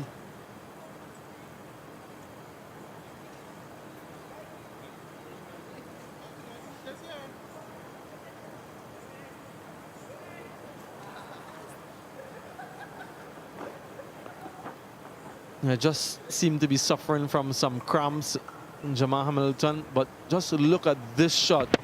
Powerfully drilled. Not too far from the fielder in the deep, but he had no chance. Didn't even bother to move the batter, that is. He knew immediately it was 4. They're just getting some stretching done. Has been out there for just the 46 deliveries, Jamal Hamilton, so it's a little bit surprising, but it is hot and humid. Not a bad thing to be suffering from.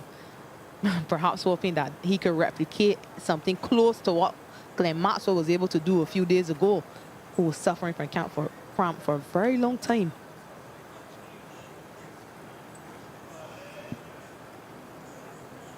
It's drizzling as well. At the moment, the umpires and the ground staff don't seem to be too concerned with that at the moment, but he seems to be struggling. Physio is out there giving him some rehydrants. Every time he stands up, he goes back down. Yeah, every time he attempts to get up, it seems to reappear. Those cramps can be quite disconcerting and painful. But at the moment, the agony is with the Barbados Pride. This innings from Jamal Hamilton, 40 from 46. The partnership, 38 from 39, has been a really good one.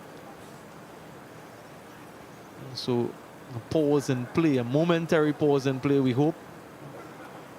This is where they got to winning the toss and deciding to bat first. They'll be pleased with their efforts, but they need to finish off the last 6 overs well. Wickets to fall, Shakira Selman. Some good bowling and some indifferent batting.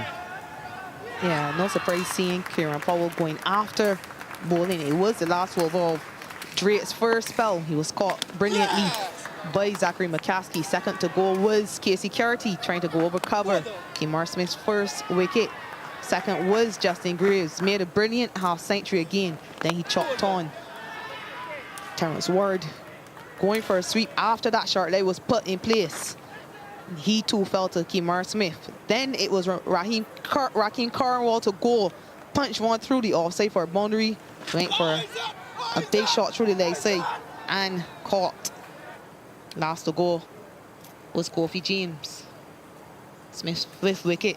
Kemar Smith 5 for 43, his best. List 8 figures. Kemar Smith 10 overs, 5 for 43, 1 maiden. Only other person to take a wicket so far, Dominic Drace, 1 for 18 from 7 overs. Jamal Warrican, a very economical spell, 10 overs for 28 runs. Yeah, only his 5th List A match. Kemar Smith picking up a 5-wicket haul, still grounded. And Jamal Hamilton gets up now. Yeah, he's struggling. He really is. Might have to make a decision, the umpires, whether or not to continue without him. Desperately want to stay out there. He's very well set. 46 deliveries he's faced now. Would take a lot to get him off the park. Seems as though he's set to continue. Good news for the Hurricanes. Semi-final number 2, remember, the winner of this game will face the Trinidad and Tobago Red Force on Saturday at this venue for Super 50 glory. Who will it be? Will it be the Pride? Will it be the Hurricanes? The home team awaits. They'll be looking on at this game, no doubt, to see who their opponents will be. They're all set to resume. Physio and subs are off the field. Bowler is in readiness, and so too is the batter.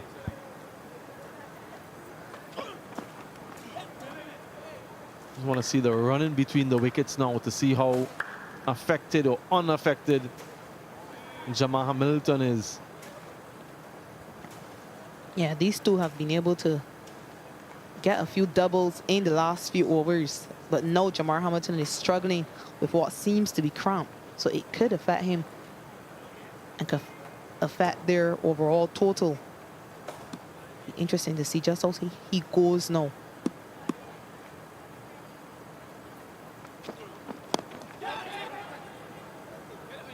A leading edge trying to go on the onside. Hayden Walsh Jr. closes the face of the bat a little bit too early. 7 5-wicket hauls we've had this season. And it's an even split. We've had 7 centuries as well.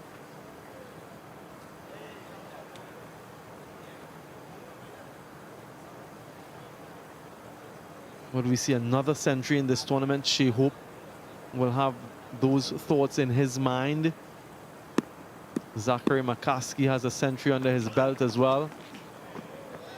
And another heave, another miss, another dot. The best List A figures for the young man. Only his 5th game, like I mentioned before, and already picking up a 5-wicket haul. A lot of times you have those self-doubts, but once you've performed at the big stage, all of those doubts are removed. And you belong at this level. And that's how he's feeling now, as though he belongs at this level and beyond. Protection in the deep. He is the brother, of course, of former West Indies international Dwayne Smith.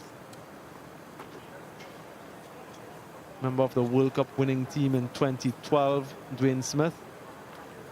And so his brother is trying to emulate him.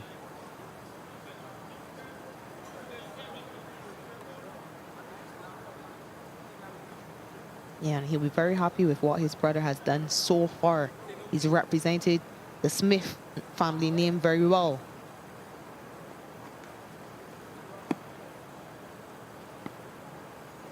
Now, just 1 run off this over so far. Dominic Drace has been excellent. He's been very clever with his changes of pace.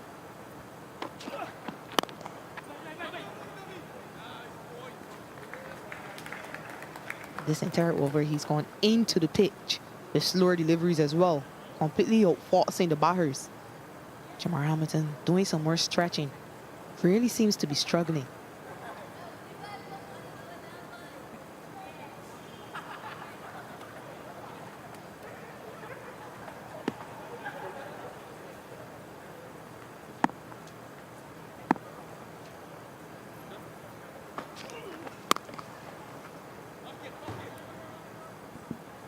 Yeah, running very gingerly. Jamal Hamilton. Just the 2 runs in that over. 45 gone to 19 for 6.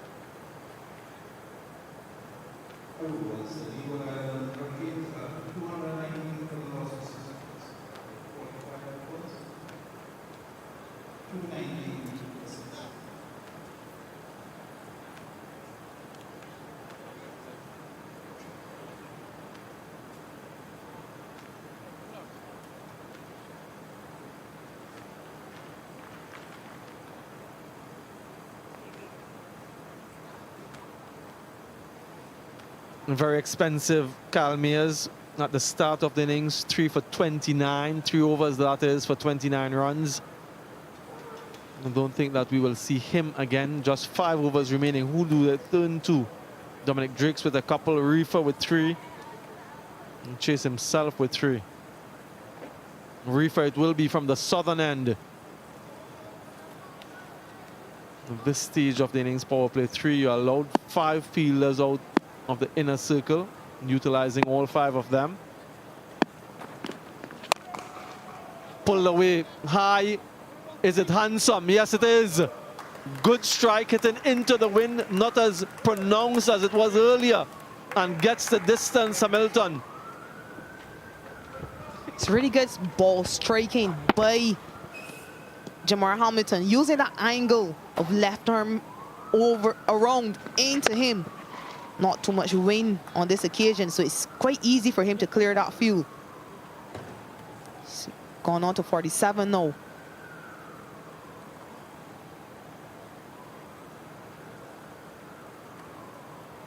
It'll be interesting to see just what Raymond Reefer does now. He seems to be opting to go around the wicket. Sorry, over the wicket. He's sending out that fielder at deep backward point, bringing up the guy at square leg into the circle. Now remember, he's not allowed to bowl those slower deliveries. So we always wondered just how he will go in these death overs.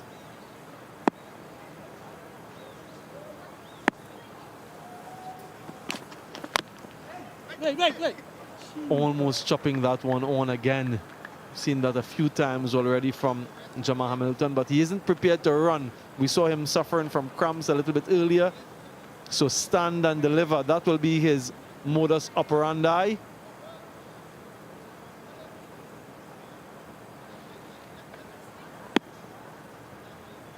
Line might be outside off stump for him because he has a very square third and a deep point as well as a long off.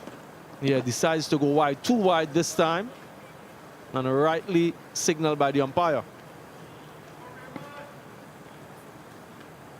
This is quite interesting though. It's not normally the line bowlers tend to go to when they're bowling from that southern end. It's normally an easier hit to that eastern side. But he does have 3 fielders waiting on the offside.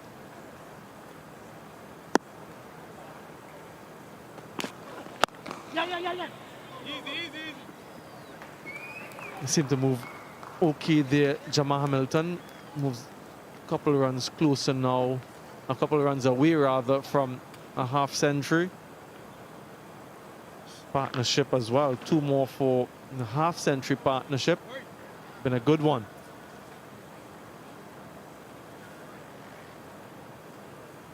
And that 250 mark is close in their sights now. They score at 6 and over. They get to 253.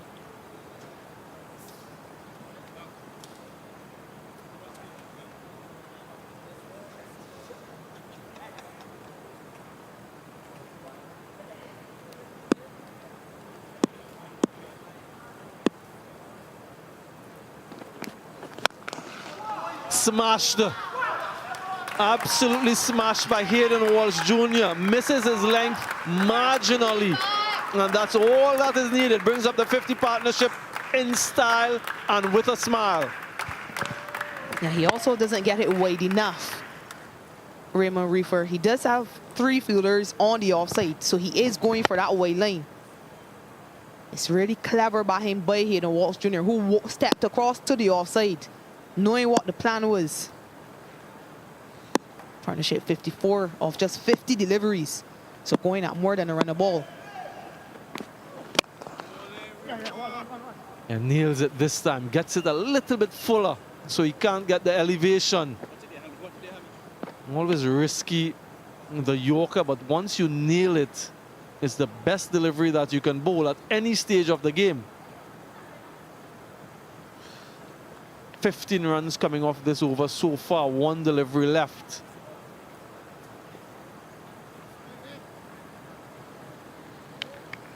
Yeah, this has been an undulating type of innings from the Leeward Islands Hurricanes. Good start, and then fell away, and then useful partnership again. Yeah, that single, he's calling for 2 actually. The throw is towards the bowler's end. That brings up the half century for Jamar Hamilton. Another one for him in Super 50, his 9th in Super 50 cricket. And his 3rd half century this season. So he has been consistent throughout. We'll want to get a few more, but a very well played innings from him. Yeah, he came in at a pretty tricky time, Jamar Hamilton. Came in with the loss of that KCU Carity wicket. And lots of wickets fell around him. So it was very responsible innings. 50 of just 52 deliveries. So he's gone at a pretty good pace as well. Striking at 96. He's been involved in 4 partnerships. Started with Justin Graves. A very short one with Terrence Ward. With Raheem Carwell, and no with Hayden Walsh Jr.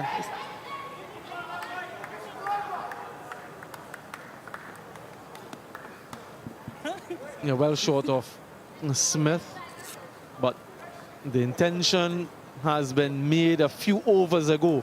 As many as they can get. At this stage, with 4 wickets in hand, they'll be swinging for the hills. Dominic Drakes has been good, just 21 runs he's considered in 8.1 overs. 1 wicket, the first wicket to fall, that of Powell. Hamilton hitting leg side with the wind. And connects flat all the way. That's grand and in the stand. He's really accelerated now, Jamar Hamilton. And these cramps are not affecting his ball striking. He's middled that one with the wind. This has become a very predictable length by Dominic Drakes. His previous over just went for 2 runs, bowling that length. But this time, Jamar Hamilton has set up for that.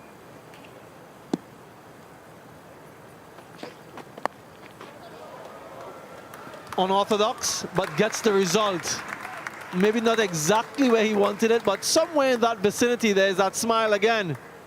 Yeah, this has been some explosion from Jamar Hamilton. Yeah, and he's reading the game so well. He knew he just pulled a shorter delivery, so he expected Dominic Drakes to come a lot fuller. He wasn't able to get into the best position, but he got the best result. So 10 runs from the last 2 deliveries now. Dominic Drakes under pressure for the first time this game. Yeah, I'm a little bit surprised at the line of attack, though. From this end, the northern end, you want the batter to be hitting offside. He has 3 fielders in the leg side on the boundary and is bowling a straight line. Usually you see bowlers who operate from the northern end at this stage of the innings force the batters to go wide. Yeah, he's persisted with that straighter line, surprisingly. It's worked for him so far. But now there's a problem for Shea Hope. Who does he go to from the next end? Raymond Reefer went for 17, and 12 in his previous 2. Calmeers has been expensive. So too has Roston Chase. Another one smashed by Hayden Walsh Jr. Drags it from outside off to wide of long on. And they're dealing in 6s. 250 comes up. Yeah, slower delivery, but well picked by Hayden Walsh Jr. It is in the slot. I don't think it's as far back as he would have wanted. Dominic Drake still in the slot, even though he took pace off it. It's a really good hit by Hayden Walsh Jr.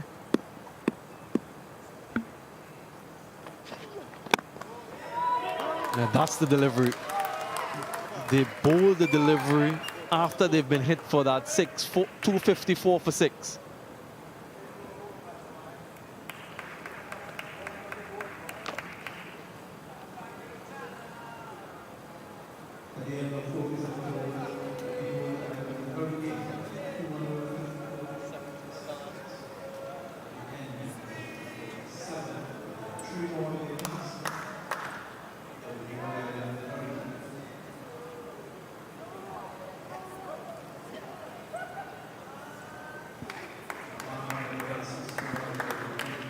"17 runs from the over before, 18 runs from the last over." Expensive couple. They've gotten up to that 250-run mark with 3 overs remaining. They'll be thinking close to 300 now. Shea Hope has a lot to think about. He's gone back to Carl Mayers, 3 overs for 29 runs.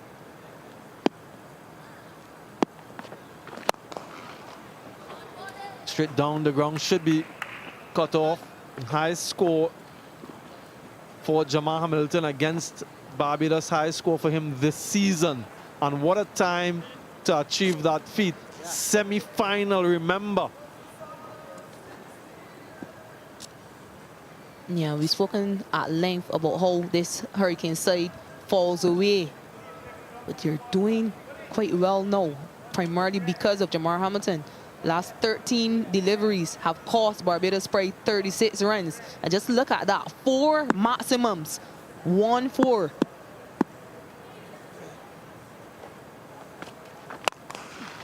Yeah, full toss.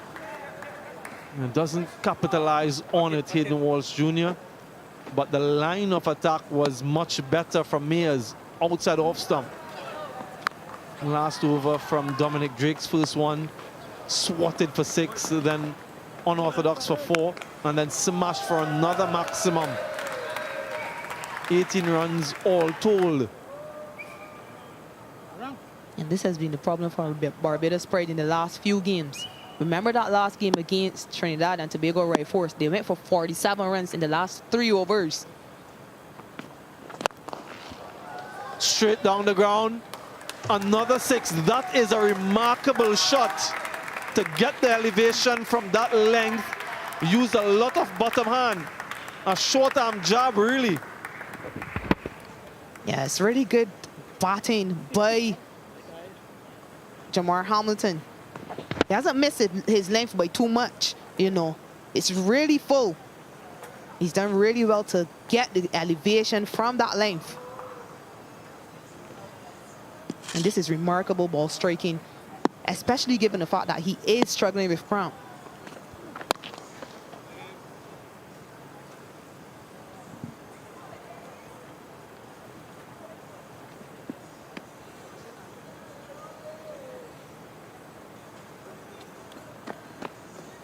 Five sixes in the last 3 overs for these two at the crease. The partnership has now raced to 84 from 62 deliveries.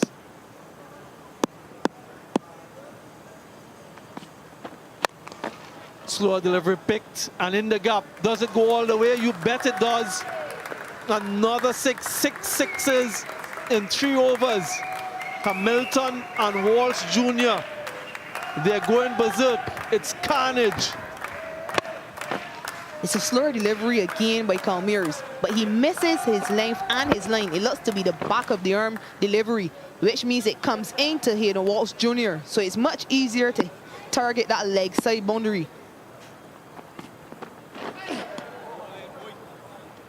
17, 18, and 15 in the last 3 overs. 269 for 6.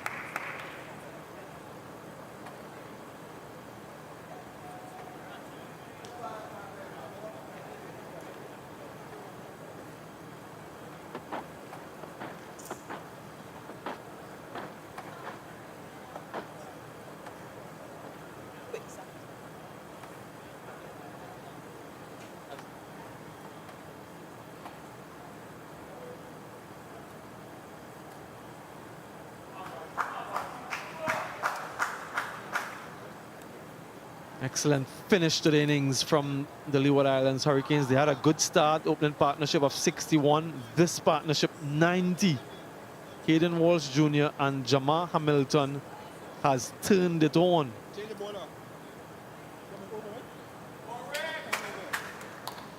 It's going to be a change of bowler. They've replaced Dominic Drakes with Raymond Reefer.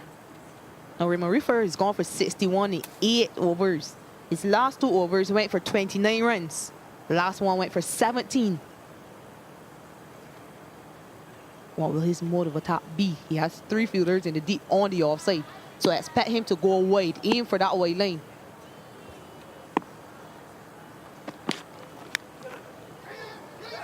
And that would have been called a wild, but he edges it, looking to go after it. So as you predicted, that line of attack gets Hayden Walsh Jr. back on strike. It's the highest 7th wicket partnership in this year's competition.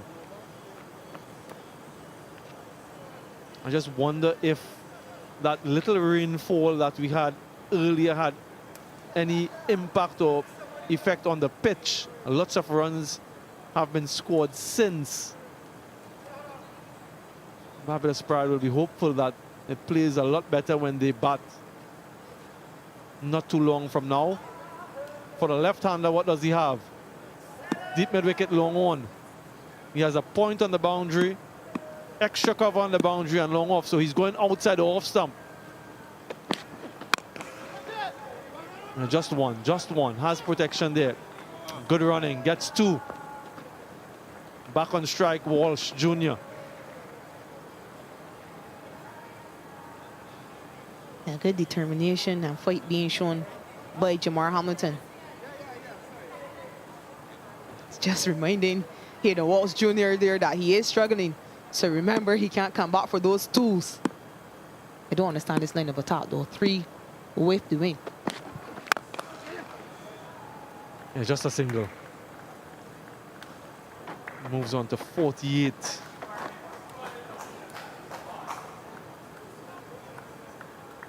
Looking ahead, Shakira Selman for the Barbados Pride. This total, give or take 10, 12 more. What would be key in the chase? No pun intended for Ruston. You say 10, 12 more. Barbados Pride will hope it's only 10, 12 more.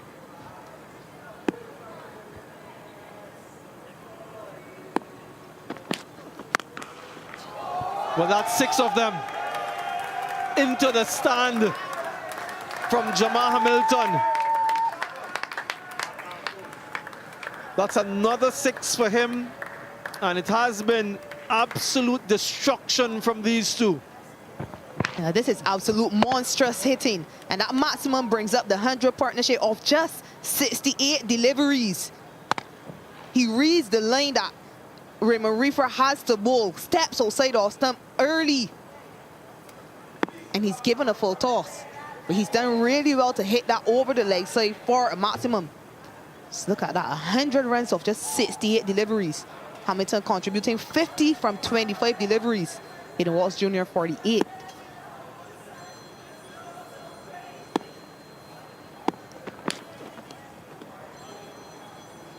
Is that a wide?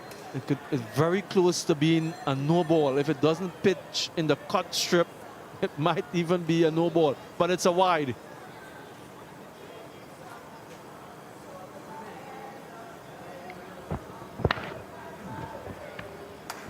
Wide called. Yeah, this innings is so reminiscent of that 2019 semifinals from Jamar Hamilton. In there, fielder gets under it, takes the catch. And here the celebration, the exclamations from Raymond Reefer. But what an innings it has been from this man, struggling with cramps and all. The line of attack, the persistence pays dividends for Reefer. Yeah, he's elated with this wicket. And it's finally clever bowling by them. He's finally bowled to the field he has set. He's gotten it wide enough out of the hitting arc of Jamar Hamilton. But this has been an exceptional innings by Hamilton. 76 from just 61 deliveries. 4 maximums and 6 fours. Hurricanes now 280 for 7.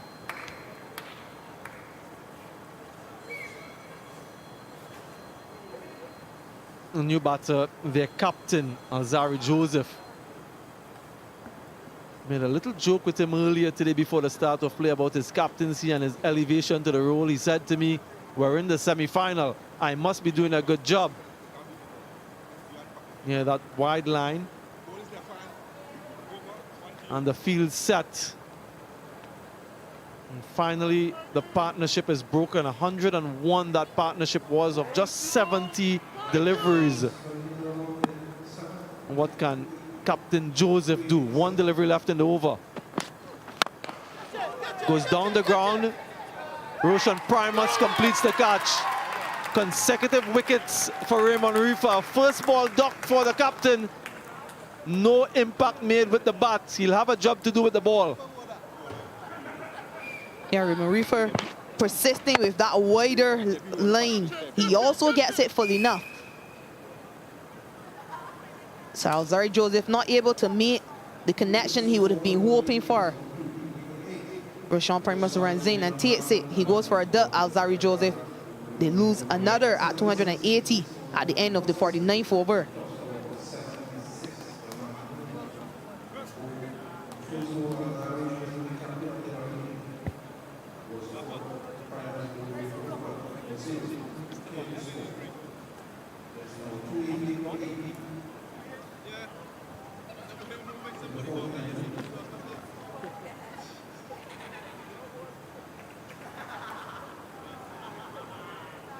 A wonderful knock from Jamal Hamilton. Hayden Walsh Jr. is still there.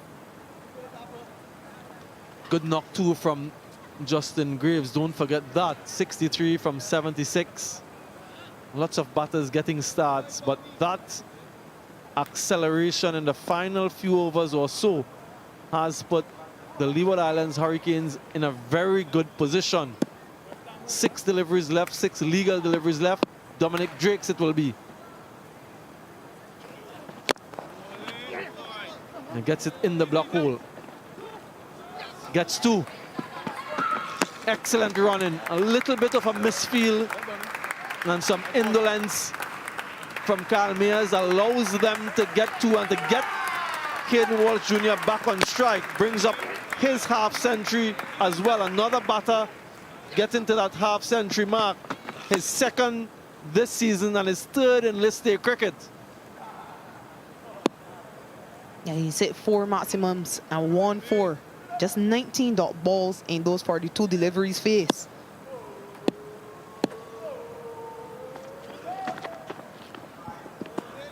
Yeah, that will be signal wide. Almost was tempted to go after it. Slower delivery picked, but wisely deciding against it. So the chase, Shakira, what would be key? Yeah, I almost forgot you asked me that question.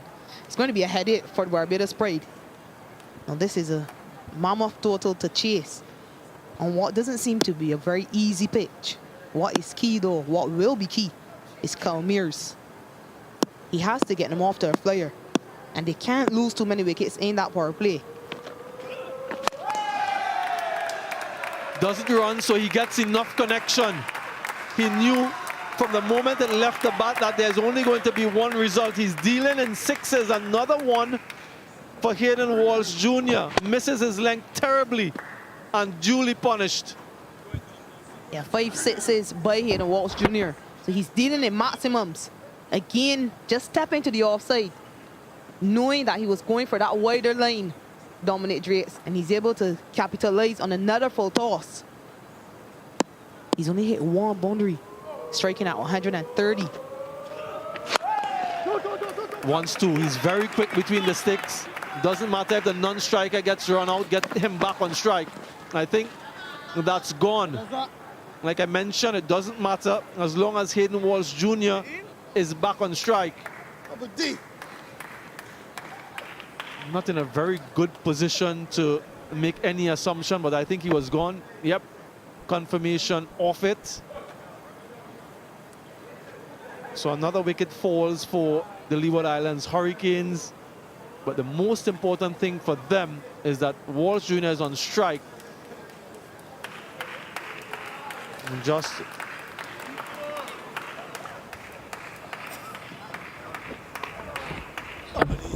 a good take, good throw, powerful throw, good take from Dominic Drakes. Daniel Durham goes without scoring, without facing a ball, 289 for 9. Yeah, Durham has to go. And with that, Shane Thomas comes in.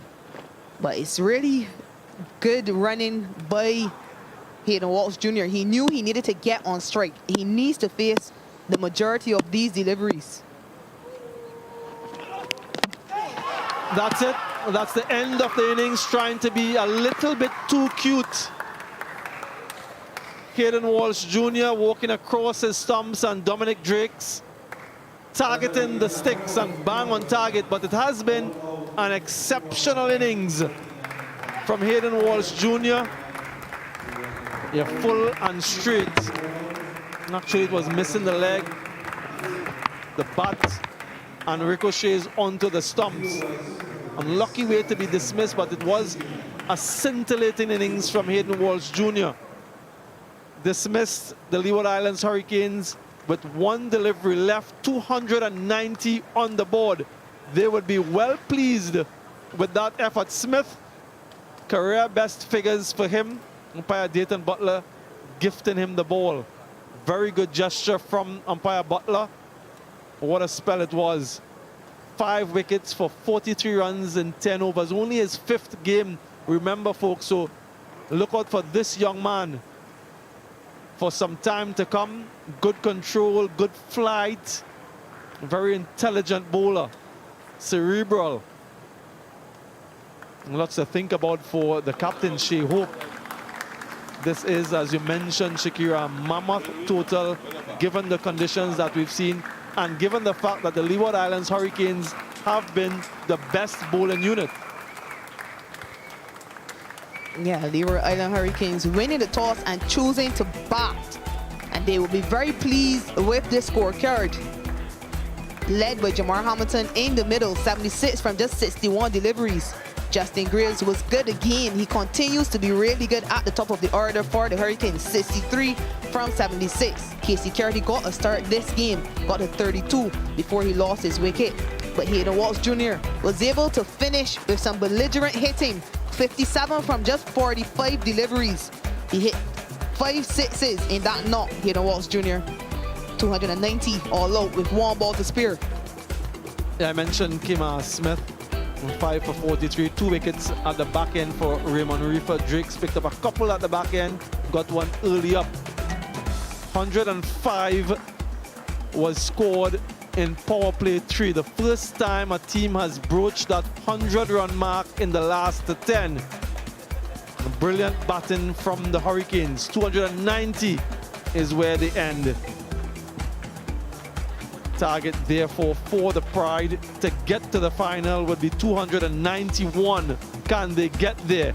And after the break, we'll have some analysis of that first innings and then the run chase. Do stay with us.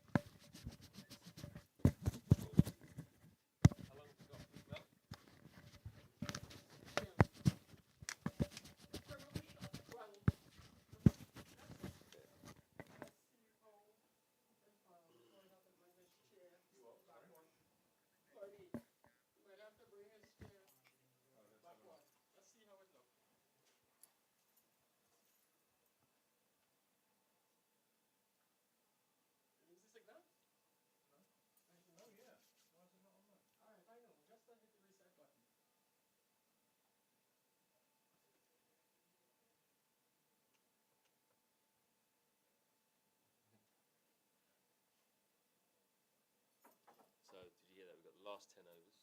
104 runs. 105. 105. Yeah, then we'll do the Smith Pfeiffer. Okay. And if we have time, we'll go back to Graves as well. But not Okay.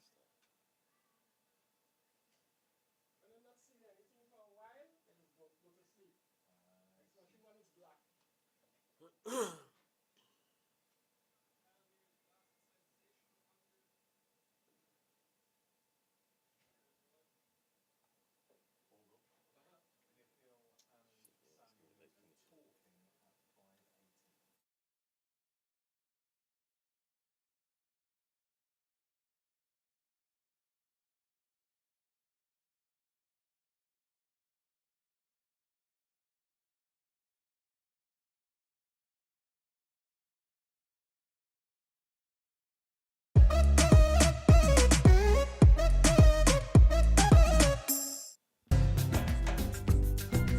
It's half-time in the second semi-final of this Super 50, and the Leeward Islands Hurricanes have got themselves up to 290. They were bowled out with 1 ball to spare, got off to a great start courtesy of Justin Graves again, and then Jamar Hamilton alongside Hayden Walsh Jr. rammed home the advantage, a partnership of 101 in just 70 balls. For the 7th wicket, has taken them to what looks like a formidable score. That's what Sir Curtly Ambrose will be hoping it is, that's for sure. The last 10 overs, they're 105 for 4, as that just put Leeward Islands well ahead of the game here. Most certainly. They started off very, very well, courtesy Justin Graves and Kyron Powell. And then they fell away in the middle quite a bit. But then that last 10 overs, producing a little bit over 100 runs, courtesy Jamar Hamilton and Hayden Walsh Jr. That made a difference to get the Hurricanes up to 290. That certainly is a formidable total.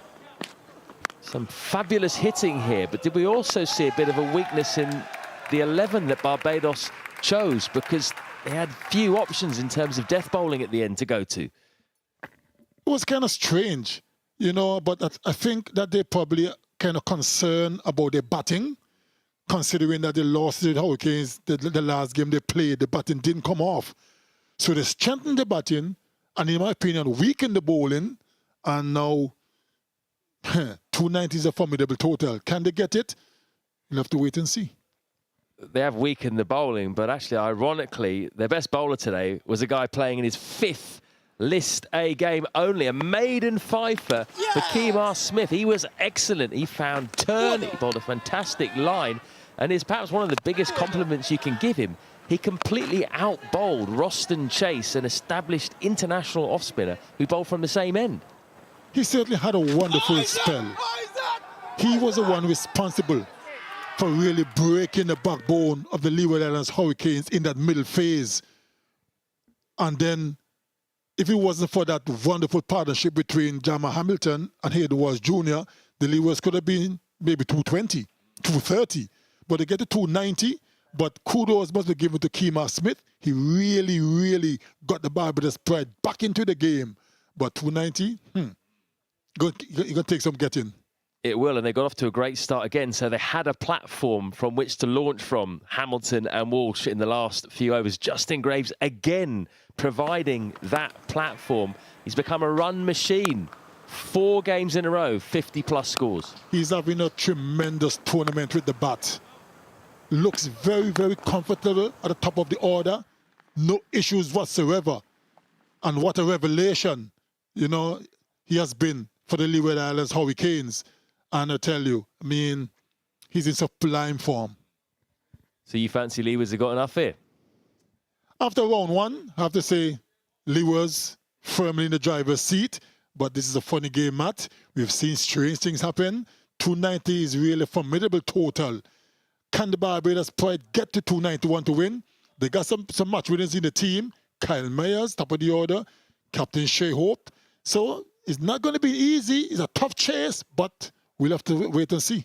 Lots of quality in that batting lineup. Do not go anywhere. This is going to be a fascinating chase. Now, Akeem Jordan not in the 11 for Barbados today, but he is in an opposing changing room to a guy who lives just 10 minutes away from him. Very good mates with Justin Graves. And we're going to find out a bit more about their friendship after this break.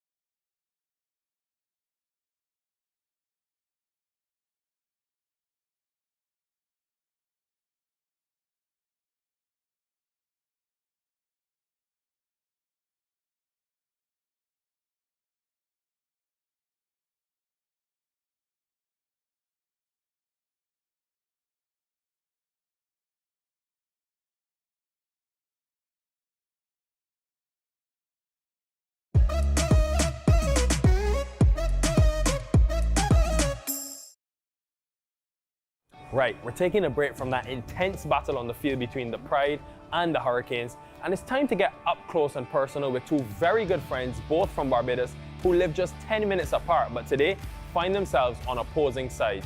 Justin Graves and Akeem Jordan playing a bit of cards, and no one wants to be this.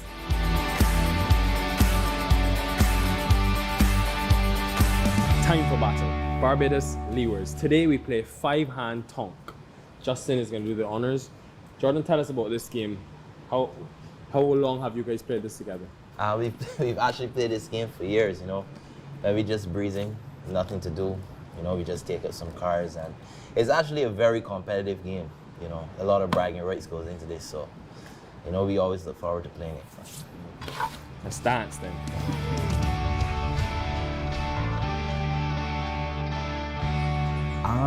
I would have to say we first met when he captained me for combined schools.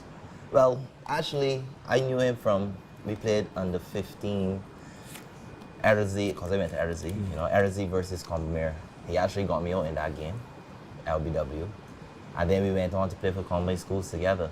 And from there, we've just been the bestest of friends, I would say. So he's played Jordan, but what do you make of this, man? This guy is from Barbados playing for the Leeward Islands, the enemy. You know, I would say we're still pretty good friends off the field, but on the field, as long as we're not playing together for the same team, you know, it's always a battle of who wins. Playing club cricket back home, I've got him out a couple of times, also scored some run against him. So I would say that right now, the score is level, 1-1. So hopefully going into this next game, one of us could take the lead and go forward. He said he got you a couple of times, but in that last game a couple of days ago, you got the upper hand. Couple of boundaries. Just how good did that feel to get the upper hand on your friend? It was really good, to be honest.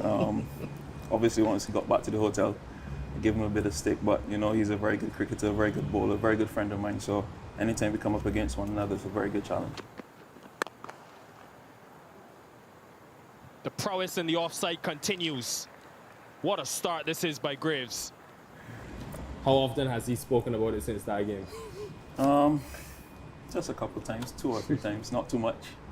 He doesn't want to remember when I do well against him, so you know, that's how it goes between us most of the time, always keeping score. These veterans are trying to trick me. They've a lot of queens in here, so I don't want any more queens. I'm new, but I'm quite skilled, you know. For me, Akeem's a very, very hard worker. You know, he's honest about his game, honest about his work. And, you know, to see Akeem come through the ranks under 19, Barbados, and then obviously going on to play for the West Indies, I know he's very proud. I'm very proud of him as well, as a very good friend. What about Justin Akeem? You've seen him pretty much, as you said, from secondary school days. If I could be honest, I think he's one of the better cricketers I know. You know, I've watched him from, as you say, combined school days. I can remember one game in particular. We played the T20 at Leicester. We were chasing 200, and we needed like 50-something runs in the last 4 overs. And he was the captain then. And our manager back then was starting to panic, you know, the managers and the coaches. And I can remember he just standing up in the middle of the wicket and raising his hand, saying, "Don't worry, I got it." And he speaks about your competitive nature. You were really important in that 2019 season when you guys won the tournament, the Super50 tournament, with the West Indies emerging. What does it take just to win a tournament like this? A lot of planning, but also once you go into the field, execution. I think that's the most important thing as a group.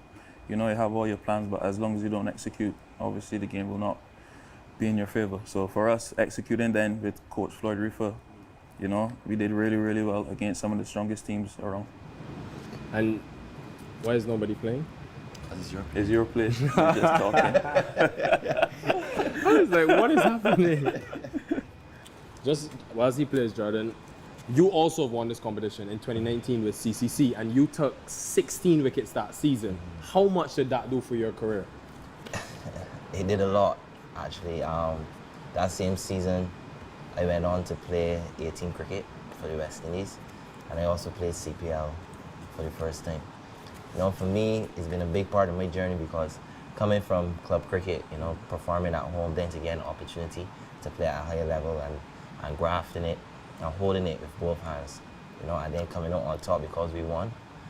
You know, it helped me to develop, helped me to know what I wanted to go and where I wanted to be. So it just keeps me working hard.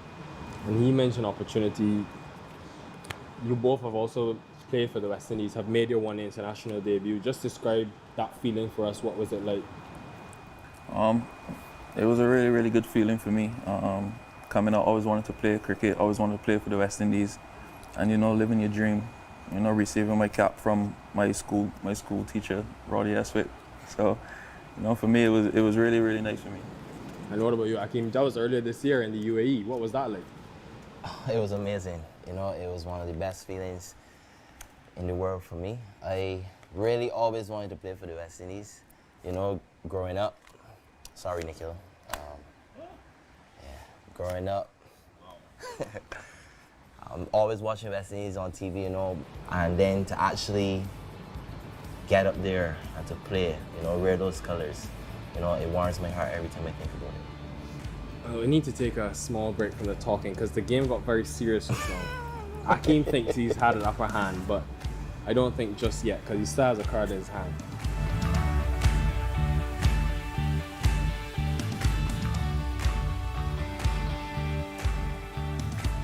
The game is heating up. But Justin, your team have been one of the stronger teams in the tournament. This is the second versus third matchup.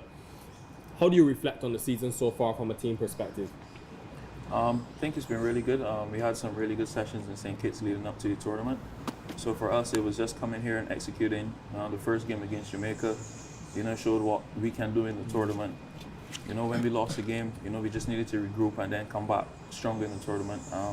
I think the game against Barbados in the group stages, you know, it really summed it up for us that we know we can beat one of the powerhouses in the Caribbean. So for us against them in the semifinals, it's just executing again and heading our way to the finals. I need to see your shoulder as well because there seems like there's some chip for the teams that you're affiliated with. He just can't stop scoring runs. 100 against the Windwards who we played for last year, 95 against these Barbadians. Since the halfway stage of this tournament, we've gone 100 and a couple of 50s. What's been the change? What's been the difference? I wouldn't say there's much change. For me, it's just about opportunity. You know, once they got an opportunity to open the batting, Coach Stuart Williams always spoke about it. Keep my mind open, be flexible whenever it comes to your batting. And for me, having the opportunity to open batting, you know, just pretty much grab it with both hands and, you know, just want to keep scoring runs for the team. Hakeem, I'll ask you about what is the equivalent for a bowler to hundreds, and that's 5-wicket hauls. You're on the list right up there at the top for the most 5-wicket hauls in the history of this competition. How excited are you to try and deliver for your team when it matters most in knockout fixtures? And also, what inside you gets you ready and motivated for games like that? If I'm being honest, you know, I saw that statistic on the screen the other night. I didn't even know that myself. And I saw that, I was like, whoa. I think that this would be a perfect opportunity for me to actually go on top of the list. But I really try not to think about it a lot. You know, I just want to let the cricket flow right now. You know, I believe that all cricketers go through a period where they're not at their best. But I have good friends, you know. I have guys who call me, like same Justin Graves. And we have good conversations, you know. So it's just about relaxing and letting it go. And going into this game, you know, what gets me fired up is to know that I personally haven't been at my best, you know, and if I could come and deliver for my team, you know, it just goes to show that you can always come back when you're not at your best. You know, you could always come back and deliver once you believe in yourself and you have good people, good friends, good teammates, which I do. That always supports me no matter what. And seeing guys like that believes in you, you know, the skipper. So all those things plays a key role. And if I could come and do the job for my team, maybe even get that 5, that would be brilliant. And I'm sure that everybody in my team and my family and friends will be really happy that I can do that. And you say that you haven't been delivering with ball in hand, but we've seen you in the runs. You got a 40-odd against Trinidad. How much do you work on your batting? I know you have a first-class 50. I love to bat, you know. I believe that everybody in the Caribbean that knows that I play cricket knows that I love to bat. Has connected well enough all the way for 6. Hakeem Jordan does have a first-class 50, you know. I'll just ask you both before you leave us. I'll start with you, Hakeem, because both of you have won this tournament, but it's been a long time since. What would it mean to win this tournament with the Barbados Pride? Oh, it would mean, well, for me, it would mean everything. You know, from us getting knocked out in the semifinals last year, you know, then to come in to go all the way this year. You know, for the people back home as well, you know, they give Bajan cricketers a hard time, you know, because they want to see us do well. And for us, you know, to give back to them, you know, for their continued support, you know, and for the team as well, you know, it hasn't been easy coming off of 2 losses, you know.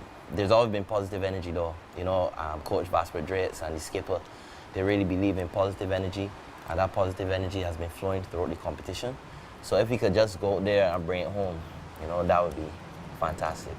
And for you, JG, what would it mean to win this competition? Not only a second win for you, but with a brand new team as well.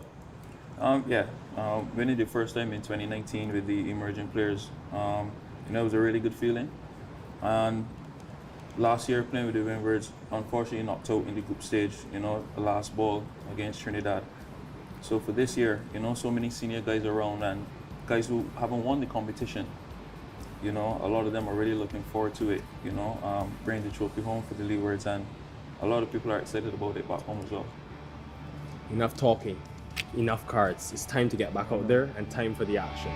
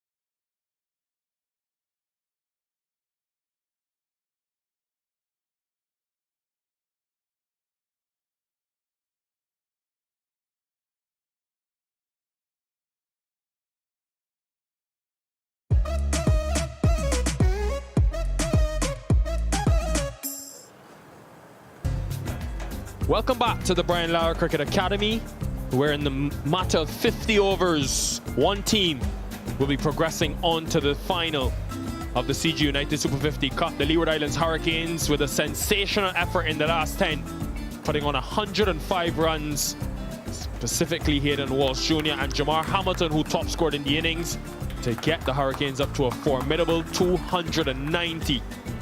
The Pride playing with one bowler less, bolstering that batting lineup. Kemar Smith was a standout with his off-spin first 5-wicket haul for him, but other than that, very expensive, with the exception of Jomel Warrican, who went at under 3 runs per over. Now, Craig Brathwaite is back into the team today after the last couple of games. He missed out For tactical reasons, they've played the extra batter there, so you expect Zachary McCaskey, who's got 100 in this tournament, and open the batting then to maybe bat at number 3. But all of the attention will be on Kyle Mayers because of the nature, the aggressive approach he brings to the crease. 291 is the target, and Samuel Badri is alongside me. Hello, Nikhil. Hello, everyone. If they can overhaul this target, we're in for some excitement in the second half of this game. We got some towards the back end of the first innings. Craig Brathwaite has a best of 45 in list day cricket. And this season, that is. Alzarri Joseph with 10 wickets already to his name. Using the new ball himself. High pace, get some swing and movement. 2 slips in position, so hunting for early wickets. Need a good start. The Pride, can these two provide that? Interesting, there's no deep point. Deep third and square leg are the 2 fielders outside the circle. Ball 1, a lot at stake in this second innings. Here we go. Movement straight away. Mayers is underway. Just jogged that first one. Thought maybe they could have got 3 there. They might even get 4. We'll have a boundary check. Casey Cartier, the man in pursuit. It was a gentle push really from Kyle Mayers, trying to keep the ball out more than anything else. Just continues to slide on. Didn't get that contact he was looking for initially. Does he do well? That might just be 4. That right leg is in contact with the advertising triangle. Is he in contact with the ball at the same time? From that angle, it appears so. Umpires will confirm, yes it is. What a way to get off the mark. First delivery off the chase.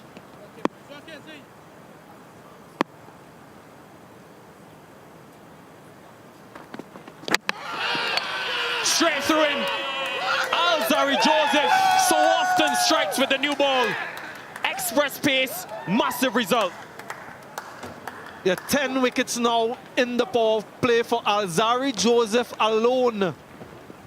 Just look at this delivery. High pace, full and straight and late movement. That is what he was searching for in delivery 1. Gets it in delivery 2. Mayers goes second delivery for 4. 4 for 1.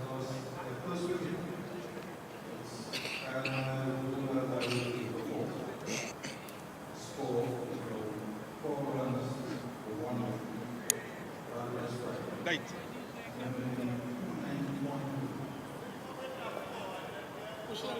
Elmo?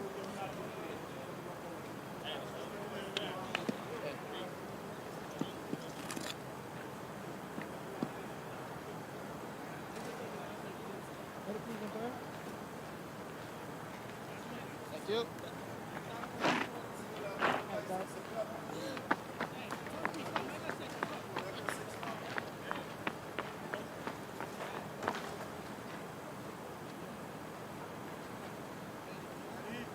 The first time in listed cricket that McCaskey's batting at number 3, but technically he's opening the batting because he's out there after 2 deliveries.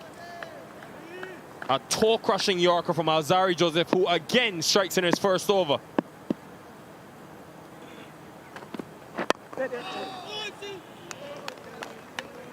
I like to see a gully in position as well. The wicket, just look at that. What a nut to get early in your innings. And that was fast and furious from Alzarri. And look at the celebration. Most wickets in power play won by some distance for Alzarri Joseph, as well as the Hurricanes.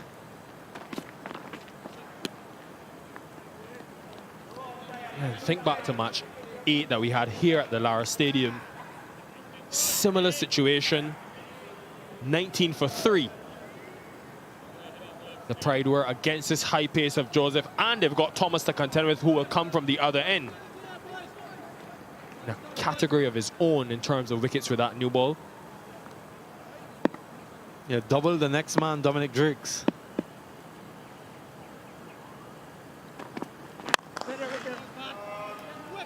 Yeah, you and I were just talking a little bit off air about how he's utilized with the West Indies team.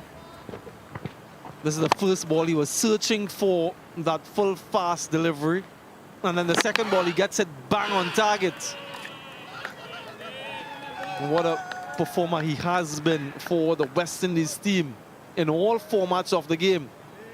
He's improved exponentially in the last few years. A member of the 2016 West Indies Championship under 19 winning team.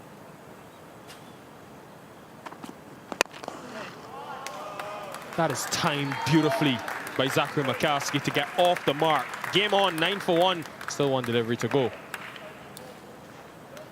Yeah, we've seen this type of stroke from McCaskey in that last game. He's very good with that extra cover drive. All timing and the placement to go with it. And doesn't try to hit it too hard. Good bat presentation. Yeah, we're mentioning that he's really used with the new ball. Alzarri Joseph using more of an enforcer role through the middle. Based on what he's done in this tournament, there'll be concerted efforts to give him the new ball going forward. What a first over. 9 for 1.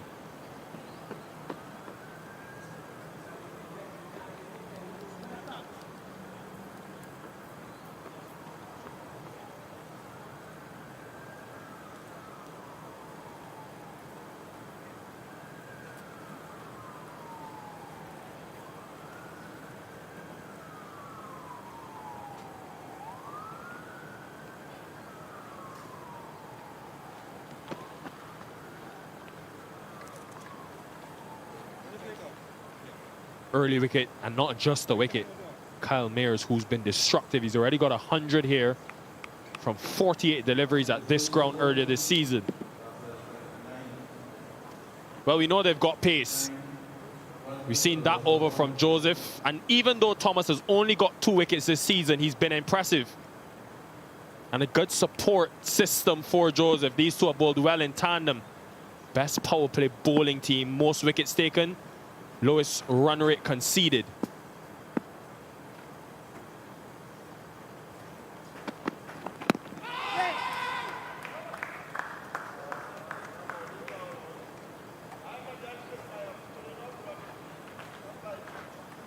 Yeah, Shane Thomas's trousers seem to be a little bit short. Tall man, very powerfully built. Mentioned before his exploits in this tournament is someone who there was so much expectation from to succeed at the international level. Hasn't quite lived up to those expectations just yet. Had an issue with his no ball at one time, has been working assiduously at that. It's good to see that though he's not amongst the wicket, his economy is quite good. He's running in and bowling at high pace, complementing Alzarri Joseph. None for 19 in that 7-over spell against the Red Force. Has not yet bowled his full allocation of 10 overs, but he's gotten close to it 8 and 7 before.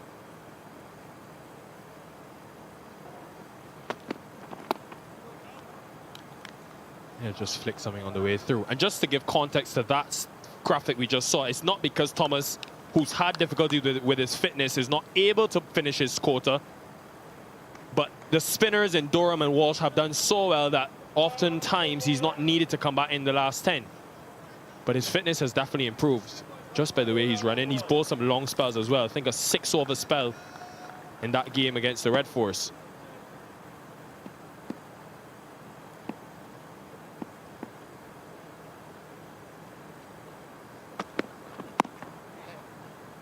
And I ask you this, Samuel, he was in that both T20 international and one-day international squad against India. Would you retain him maybe for England and Australia coming up at the beginning of 2024?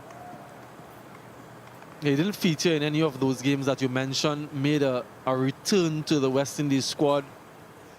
West Indies selectors in search for someone to partner Alzarri Joseph with high pace.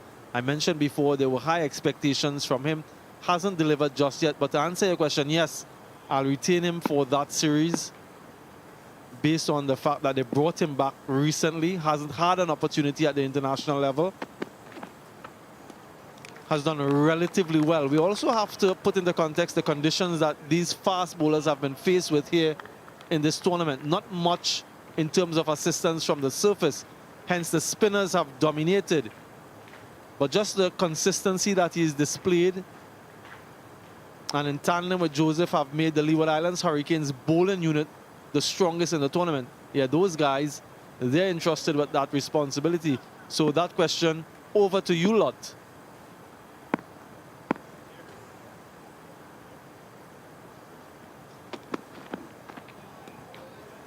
Just 1-2 correction from Thomas's first, 11 for 1.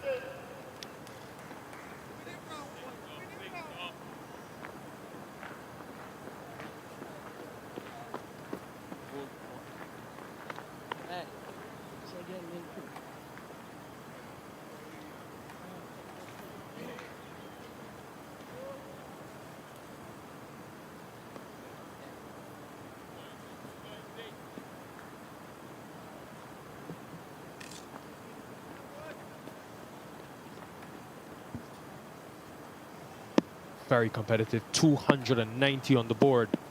Runs on the board in a semi-final, important. Alzarri Joseph. McCasey thought about it. He's got 2 slips in operation as well.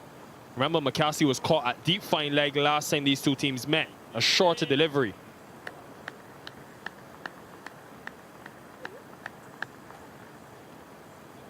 What is he working with? He's working with 2 slips, a deep third and fine leg on the boundary, a ring on the offside.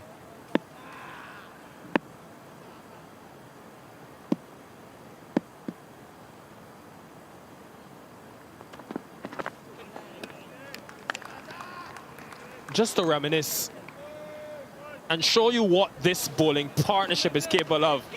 Both Thomas and Joseph took the top 4 batters from this Pride lineup. Thomas, majority of his wickets into the pitch. First the one to get McCasey, and Joseph on the other hand was a lot fuller. And that was the big wicket of Shea Hope at a time where a partnership was beginning to build. We'll be hoping for similar success today.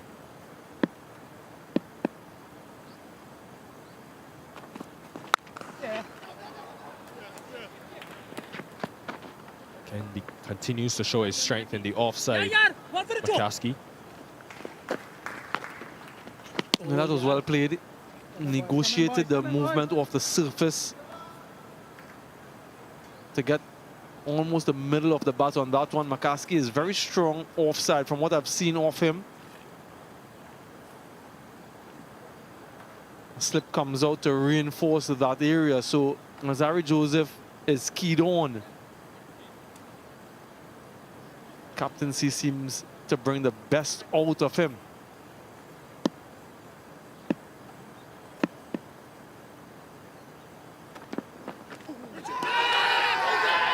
Finger goes up. It's Joseph again.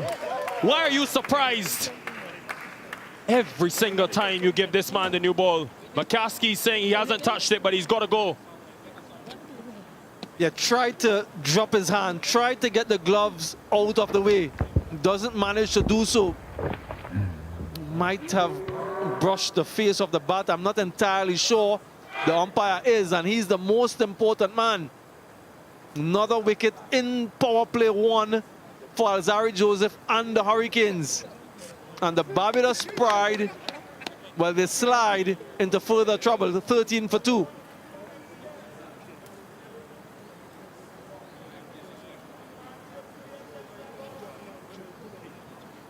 That's the four of us.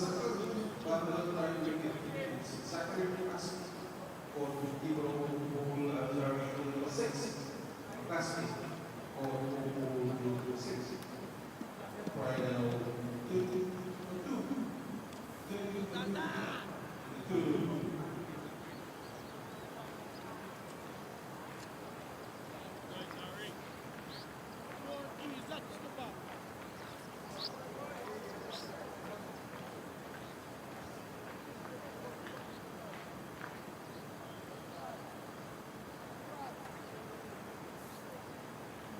Pride captain Shea Hope comes to the middle with his team under severe pressure in the semi-final, chasing 290.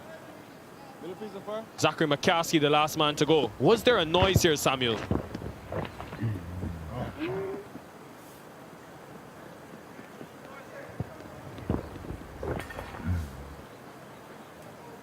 Looked like it missed the face of the bat. McCaskey shook his head straight away.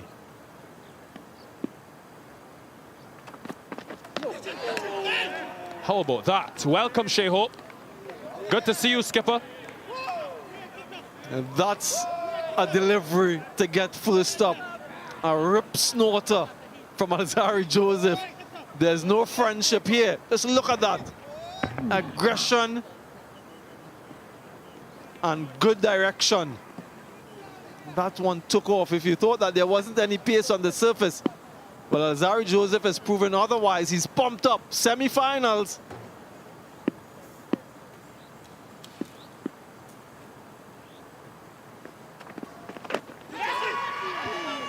Will be a boundary. Enterprising cricket. 17 for 2.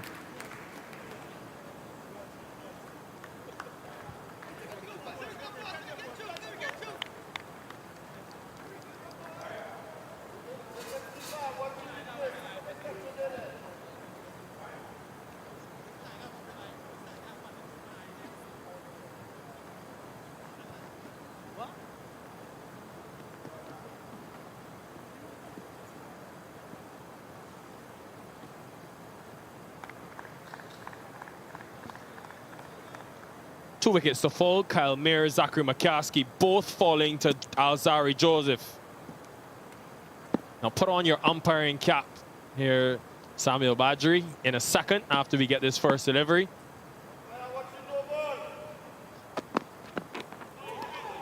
Could have been a feather on that one as well. Now, what did this touch on the way through?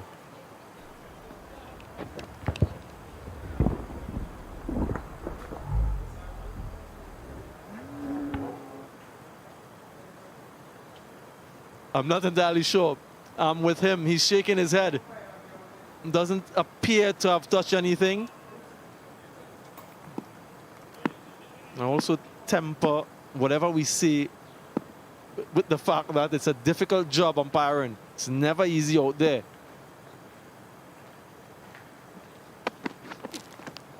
Yeah, and remember, we've had the opportunity to see it 3 times. That reverse angle was the only time we saw it seem to miss something. We don't know if it actually missed anything.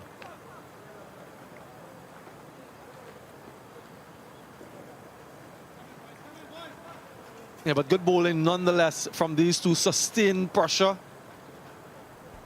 They seem to have missed everything here. Very far from bat and glove. You should feel aggrieved, Zachary McCaskey, with that dismissal, but that's gone. These two now, experienced players at the crease. It's the West Indies Test captain on one end and the West Indies ODI captain on the other. So in combination, these are the two men at the helm of West Indies cricket. And if ever the Barbados Pride needed players to stand up, it's now.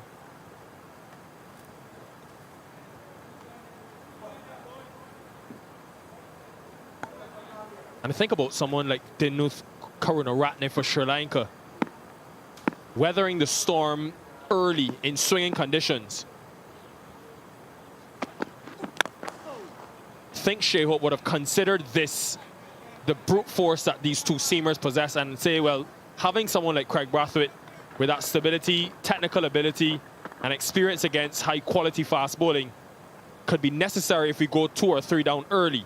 So the rebuild is on for these two. Still have Chase, Brooks, and others to come.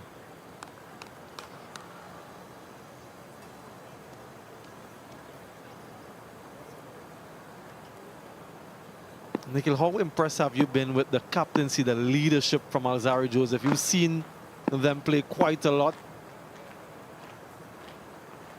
Yeah, Thomas has had his struggles with this in the CPL, especially the front foot no balls. And luckily Hope has gain the strike, so he will have the opportunity to hit the free hit. But to answer your question, Samuel, I'll say Joseph has been aggressive in his leadership. A big front foot no ball there. I know he's worked hard on that, Thomas. But Alzari's done things, especially with his field setting. Sometimes in the middle overs, only having 2 men outside the circle, getting a short leg in for the spinners, the use of Hayden Walsh Jr. And we've cried out for leaders in the region to be more aggressive so it can translate into international cricket. I think he's enjoyed his experience, and we've enjoyed watching him mature as a captain. Change and field for the free hit, deep backward square, long on.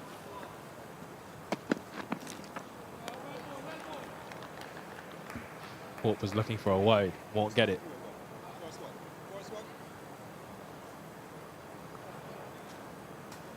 He's used to the pressure, but there will be so much pressure mounting on him. Did get 80 against them last year, a 50 earlier this season against his opposition. He likes to face the Leewards, but this is a semi-final. All those stats out the window. He starts on 0 today. Has been phenomenal in one-day international cricket. Shea Hope, his average is out of this world.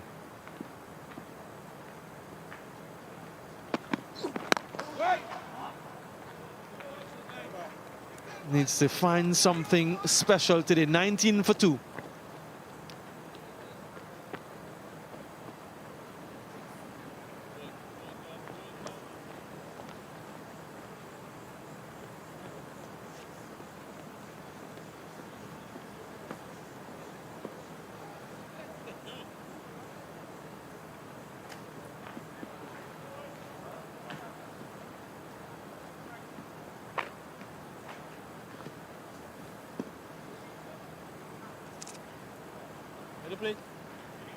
The students of Fatima College still in here with us, looking on at the action. Trinidad and Tobago not playing, remember, so it's nice to see them still here, taking in the atmosphere. No. And the cricket, looking on at the Test captain in action. West Indies fast bowling, premier fast bowler, Alzari Joseph, the ODI captain. They saw some exquisite batting earlier on.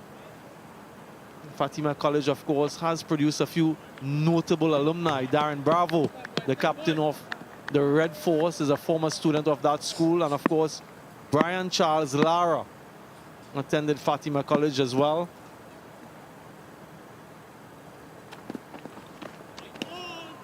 Another player name is former Olympic sprinter Atto Bolden and Olympic swimmer George Bovell, to name a few.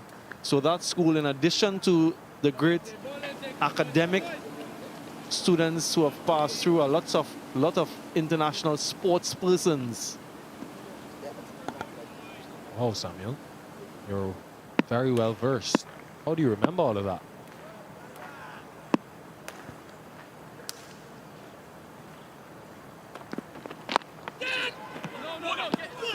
Almost rolled onto the stumps.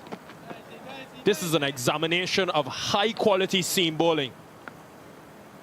And nothing that Craig Brathwaite wouldn't be used to. Mentioned that he's a test opener, so he would be quite used to facing deliveries like this. He was alert enough to kick that ball away. But you're right, high-quality fast bowling from Alzari Joseph. Not the easiest thing to face.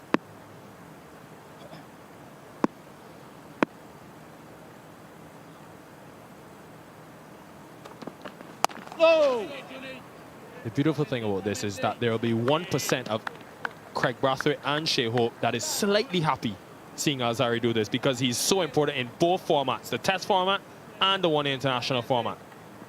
And he's got the most wickets of all seamers. Naeem Young, 12 wickets on that list, didn't qualify for the semis, the academy, and he's scored a half century. One to watch for the future, maybe.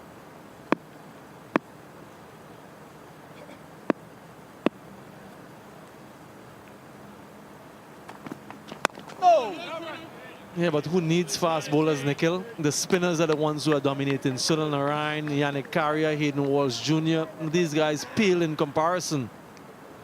The spinners are the real match winners. These guys, the wrist spinner, And here's Sir Curtly Ambrose. He's very upset next door.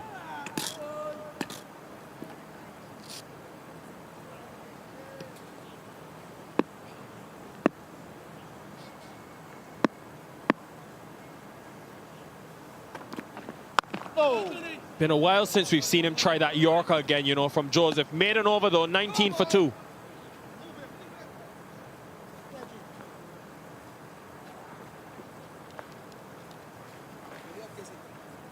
After 5 overs, Barbados Pride and 91 for the loss of 2 wickets.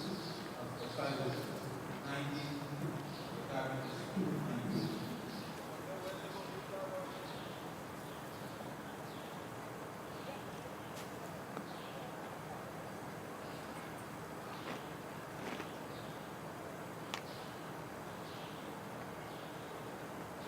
Hurricanes got off to a flyer in the first end, lost their way in the middle, but boy, did they make up for it in the back end.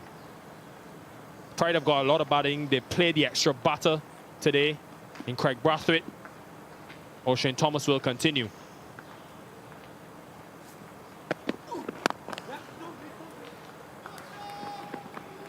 Should be an easy couple.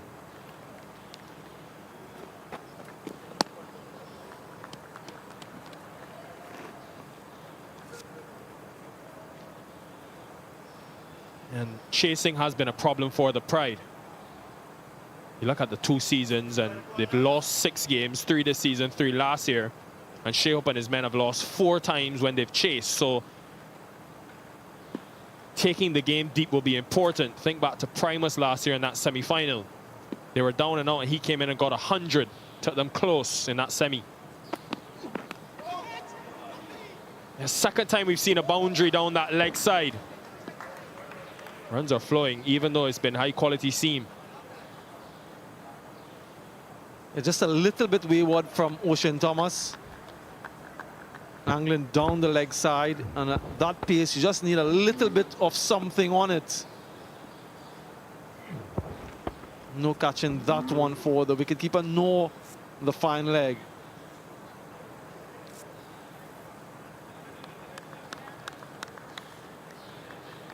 This line has been interesting from Thomas.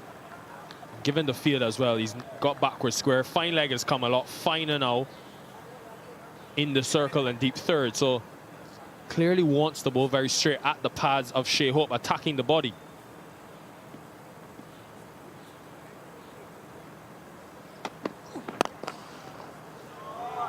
And full toss. Gifted, and he accepts. Second boundary in 2 deliveries. Yeah, gleefully accepted by Shea Hope. A gentle full toss, angling on the pads. And just needed to present the face of the bat. And finds the gap magnificently. And so back-to-back boundaries for Shea Hope. 10 runs in the over, expensive one from Thomas so far. And remember that last game, Thomas was who got Shea out, but went wide into the pitch, and it just held up in the surface. A new surface now, and they're batting under the lights. Maybe he feels he needs to be straighter to have a chance. Did it carry to Cornwall at first slip?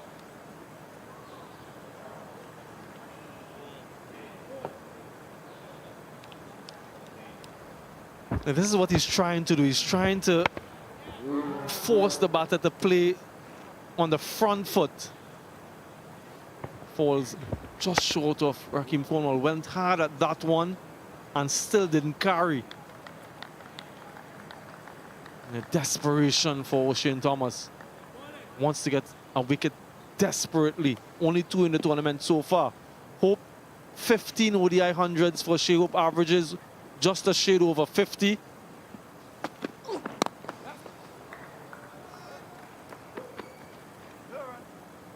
Only 3 players are ahead of Shea Hope in terms of hundreds, one-day international hundreds in the West Indies.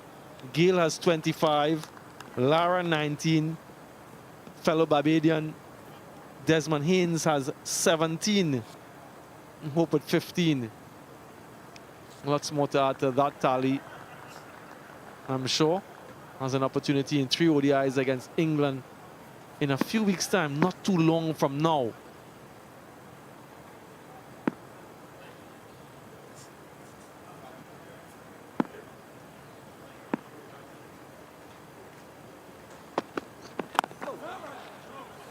.30 for 2, 11 from the over.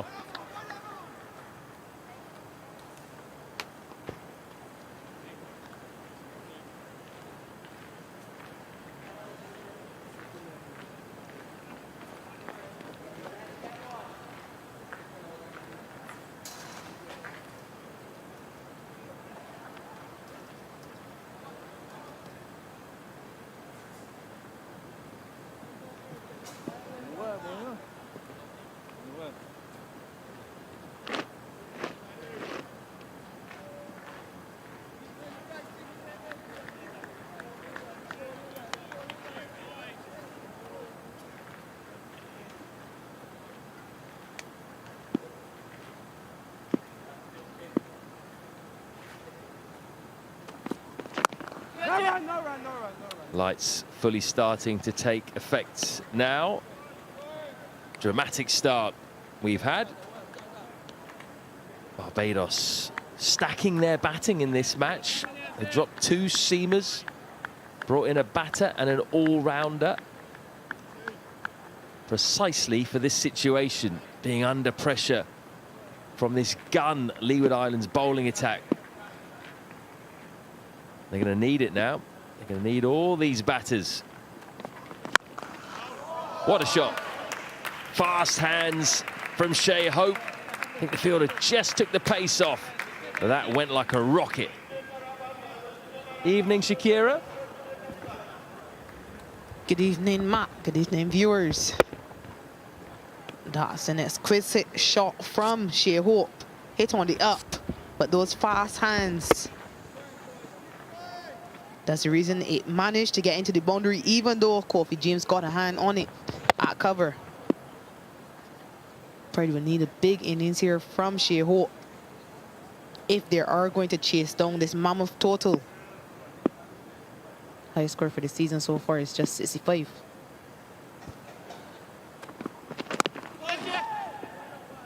I say just, but just because of his standards. I know he's hungry for more, Shea Hope. And this is the perfect time for him to get more. Yeah, we teed it up, didn't we, at the top of the show. He's got such high standards, the ODI captain. For him to be the highest score of just 65 at this stage of the tournament, that will be eating away at him because he knows he's got a big one in him. This is the time for it. Alzari Joseph steaming in. Now, has that come off the bat or the shoulder? It went very slowly, so it's either glove or it's shoulder. They think it's glove. The umpires are going to confer here. Dighton Butler, the standing umpire. He's already given out Zach McCaskey, which was questionable at best. Looked like McCaskey had got his gloves out the way. He's got a decision to make here. Now, what are they going to check here? They're just going to check it carried. Just ask the third umpire whether it's out. Yeah, the fact that they've conferred here means that they think it did take the bat or the gloves. They're just checking for that front foot first. It is illegal delivery. So they think he hit it. They're just checking to see if it carried to the fielder, Raheem Cornwall, at slip. Clearly did take the bat. Oh, and that's clear. That's well into the hands of Raheem Cornwall. Remember, one dropped short of him earlier. He does well to get forward and get low, the big man. And this is a crucial wicket for the Hurricanes. They've gotten West Indies white ball captain, West Indies ODI captain Shea Hope, just as he started to get into a rhythm. Hit a boundary the second ball of this over. Now he's gone for 19, 34 for 3, the Pride.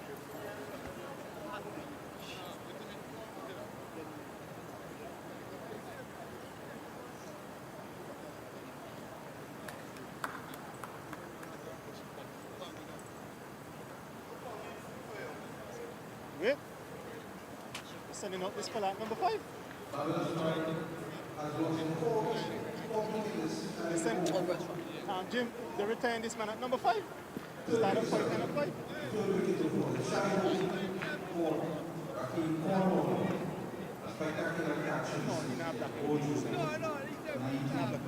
But what I find interesting is that they started for 88 points. I find that's mad. Larry!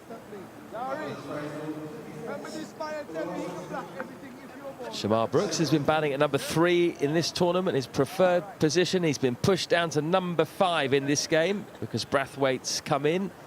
And this is why he's here. The big fish.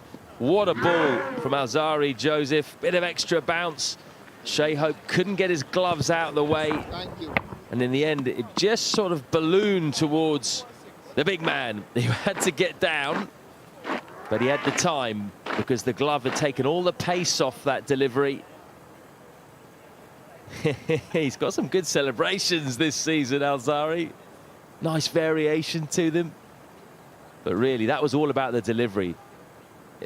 If you're able to get a player of the quality of Shea Hope in that fashion, when he can't get his gloves out of the way, then you know that is a good ball. Yeah, and it's been really good bowling. He pulled his length back after he had been driven through the covers by Shea Hope. So it was a really good adjustment of length by Alzari Joseph. And he seems to be pulling out all those celebrations against Barbados Pride. Well, look, short leg going in. Maybe more of a... Well, he's moving in now to just behind square. An area where Craig Brathwaite was caught, actually, in the game between these two sides in the group. That's the kind of delivery that might interest Kofi James, fielding in that position. It's like a test match now, isn't it? Man in a helmet on the leg side. 2 slips in. Alzari Joseph now has more wickets in power play 1 than any of the other teams. Barbados had the most with 11. That's extraordinary, isn't it?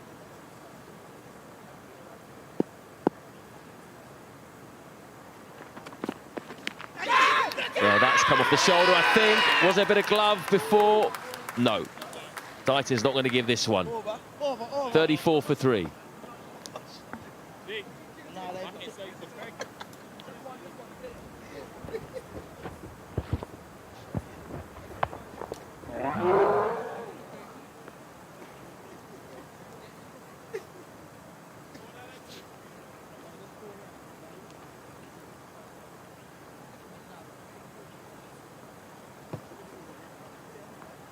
After 7 overs, the Barbados Pride have 54 for the World Cup is the incoming batsman Shamar Brooks.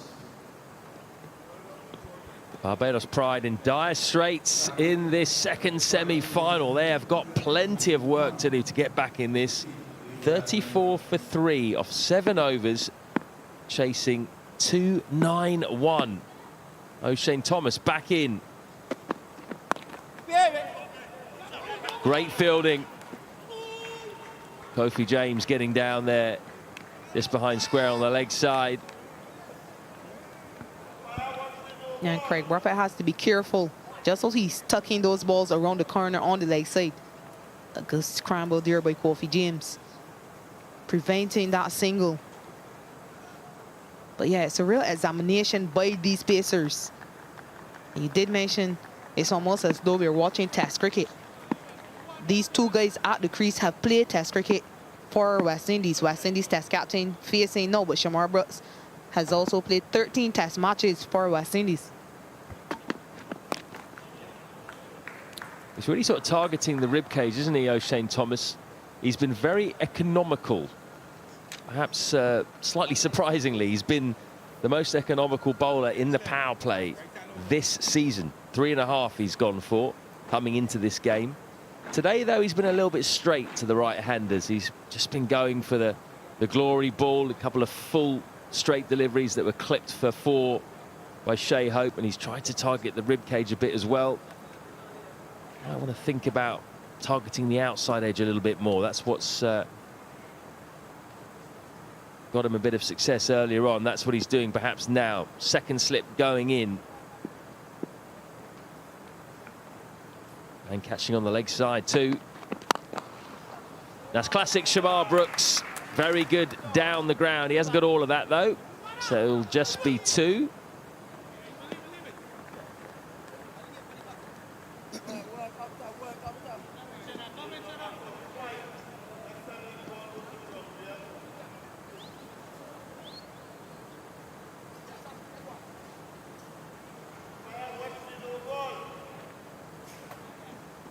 Second slip coming out now for 1 ball only. Goes into mid-wicket, but there is still that fielder with a helmet just behind square on the leg side. Leg gully-ish. Maybe he's going back to the rib cage now. Well timed by Brooks.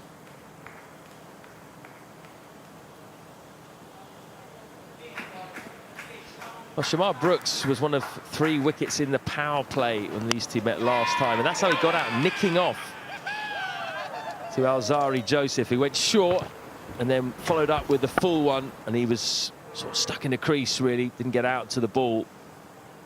So maybe that's a better option. Lovely swing as well, Alzari. That's a better option than just trying to go in at his ribs.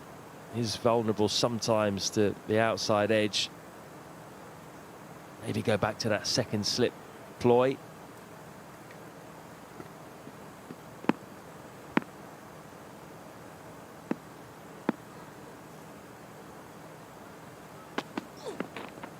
Oh, that's a good ball. Look at that. That seamed away significantly.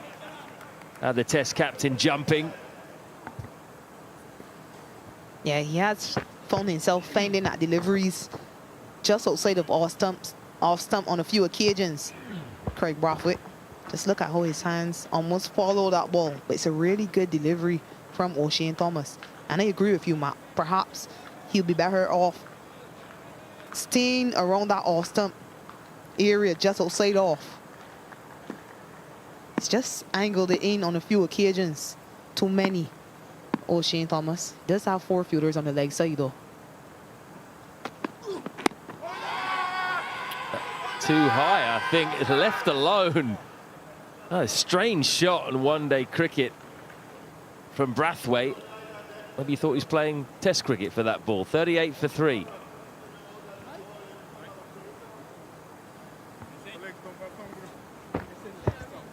Yeah, I'm not sure what Craig Brathwaite did there. Perhaps going over the top, but he played no shot.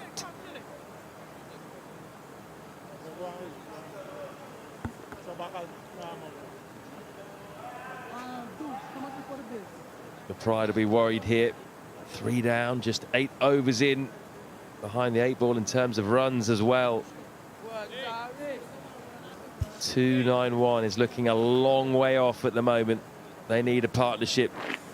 Alzari Joseph has a smile on his face. He's running in hard. Just got to get through this tough period, and you never know. Brooks and Brathwaite, vastly experienced. Oh, that's the kind of length where he got Brooks last time. Thick inside edge. 2 more to the total. Again, he didn't really move his feet to the pitch of the ball there. Yeah, Shamar Brooks just tries to play these languid drives without really getting that front foot close to the pitch of the ball. Just look, it's only hands there. He's kind of stuck on the crease. This time for him, it takes the inside half of the bat. Last time, it took the outside edge, and he was caught in slip. So he just has to be careful. He needs to get his feet moving.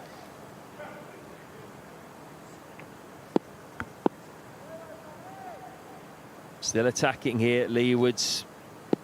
They're hunting more wickets, holding a full length. No!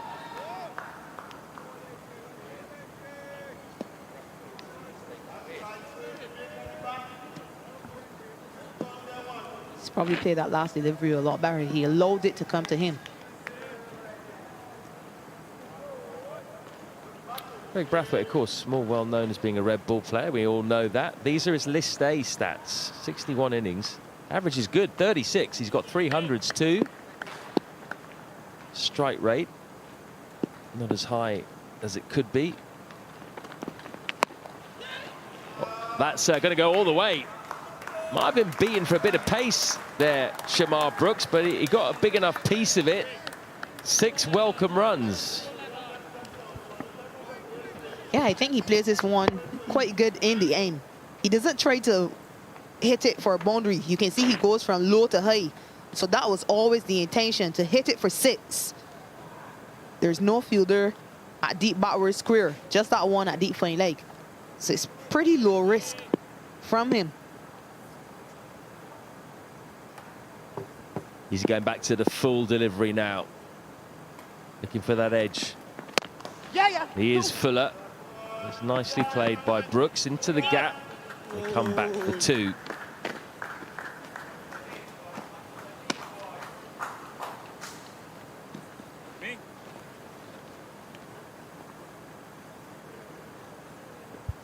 There is a lot of batting to come, isn't there, here, Shakira? We've got Roston Chase possibly in next. Raymond Reefer, Rashawn Primus, got a lot of power. You want him coming in when you've got half a chance, not in a situation when you're 70 for 5.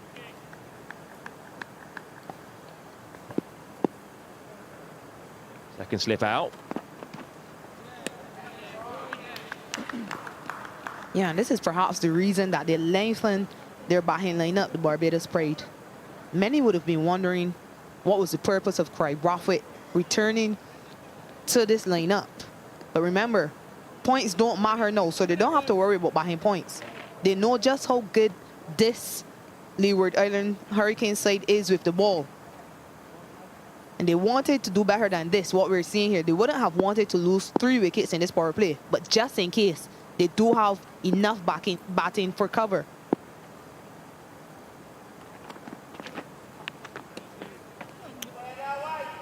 It's given a wide by the square leg umpire and by Dighton Butler.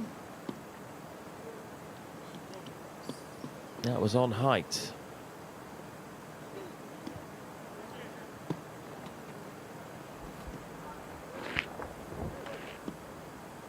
Yeah, perhaps it was a wide. Hurricanes bowlers and fielders were disappointed with the call, but perhaps it was a fair call by Nigel Duguid, square leg umpire.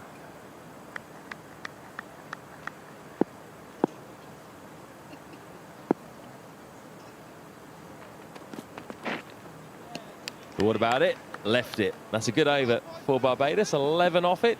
49 for 3.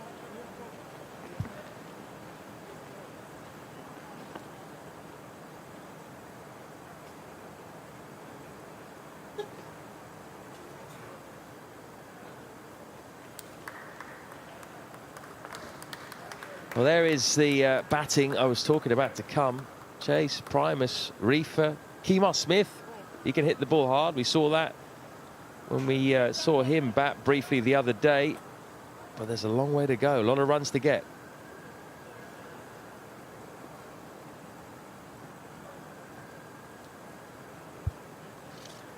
Joseph so far.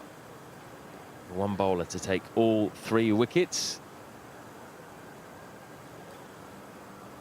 Can O'Shane Thomas get in on the action? He's been a bit unlucky this year, actually. He's had a few inside edges. He's beat the bat a bit, but he's been very economical, and he's supported Alzari Joseph really well. He's played a good role in that he's kept the pressure on. And when Alzari's been hot, he's been the one to get the wickets. They've been a really good combo.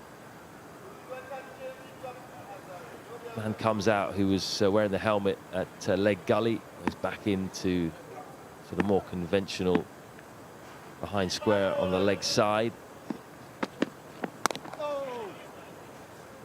Talking about O'Shane Thomas, is that one thing that also we need to commend Leewards for this season, is that they've signed really well. And they've got Graves from Barbados, well, from Windward Islands via Barbados, other way around. They've got O'Shane Thomas from Jamaica. two key men who've come in and made a huge difference this year. Graves, his move to open has been a real catalyst. He bowls useful seam up too. And O'Shane Thomas's presence alongside Alzari Joseph has just transformed the look of the bowling attack.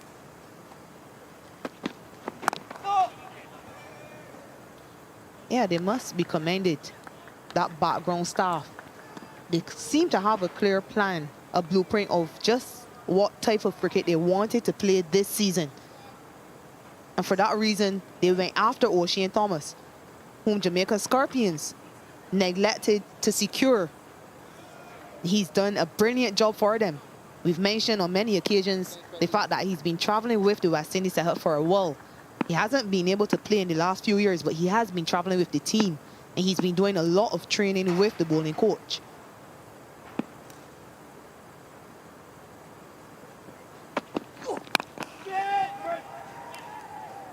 They were also able to take advantage of a guy that was let go by Leeward Island Volcanoes, and he too has come at trumps for them. He's done really well with the bat, but we also know what he can do with the ball.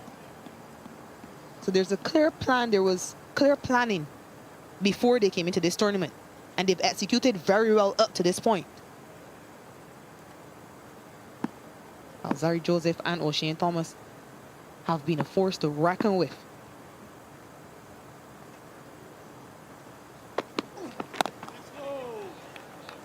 That one didn't really get up too much, that last delivery. And there's a flip side of that as well. What could the Leeward Islands have done with this year? Well, I'd imagine solid guy at the top of the order who's going to score over 300 runs and bowl you a few overs. He can also bat in the middle overs, Justin Graves. What could the Jamaica Scorpions have done with this year? I'd imagine a bit of pace up front would have really helped. So both of them, the ones that got away for those particular teams. And it's funny, you know, it's the areas they've both struggled in. Leeward Island Volcanoes struggling, they're behind. Scorpions with their bowling.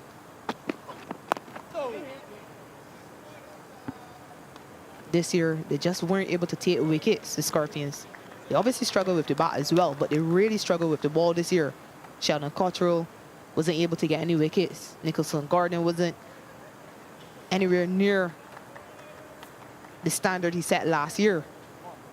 So they really struggled. And I'm sure they're ruining that decision to let go of this guy. The credit must be given to him and the Leeward Island Hurricanes. They've used him really well, and he's gone really good, especially on these quite slow pitches.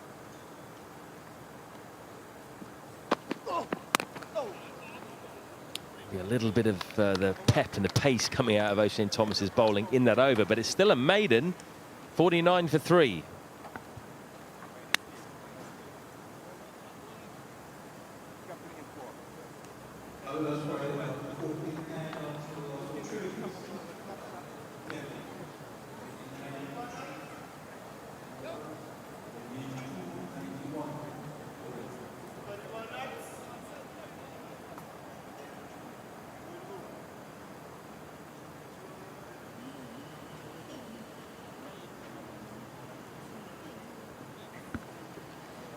Play 1. Well, that goes to Leeward Islands Hurricanes. 3 wickets in the first 10 overs. They are well on top here. The required rate for Barbados is over 6 now, and we're through to the second power play. In fact, had we been awarding bonus points, Leeward Islands would have got 1 in that first bowling power play. Time for a bit of Kofi James. 5 wickets this season. Very good economy, under 4. Average of 25. Hasn't bowled as much as perhaps he would have expected. He was one of the leading bowlers for the Leewards last year. One of the leading spinners in the whole competition. He was joint leading wicket take in terms of spinners last year, alongside Bulai and Moti. Long on and long off out. Oh, that's bowled him. Vicious turn. First ball through the gate, off the pad, onto the stumps, and a dance. Well, we did see Barbados spinners, and in particular Kemar Smith, extract some turn. But look at this for a first delivery from the spinner. Oh, that turn back into Shamar Brooks viciously. And what a way to start Kofi James. Only bowled 4 overs against Barbados Pride last time. But if he's going to bowl like this, he's going to get a lot more. And what a celebration. Barbados Pride in further trouble. They're now 49 for 4.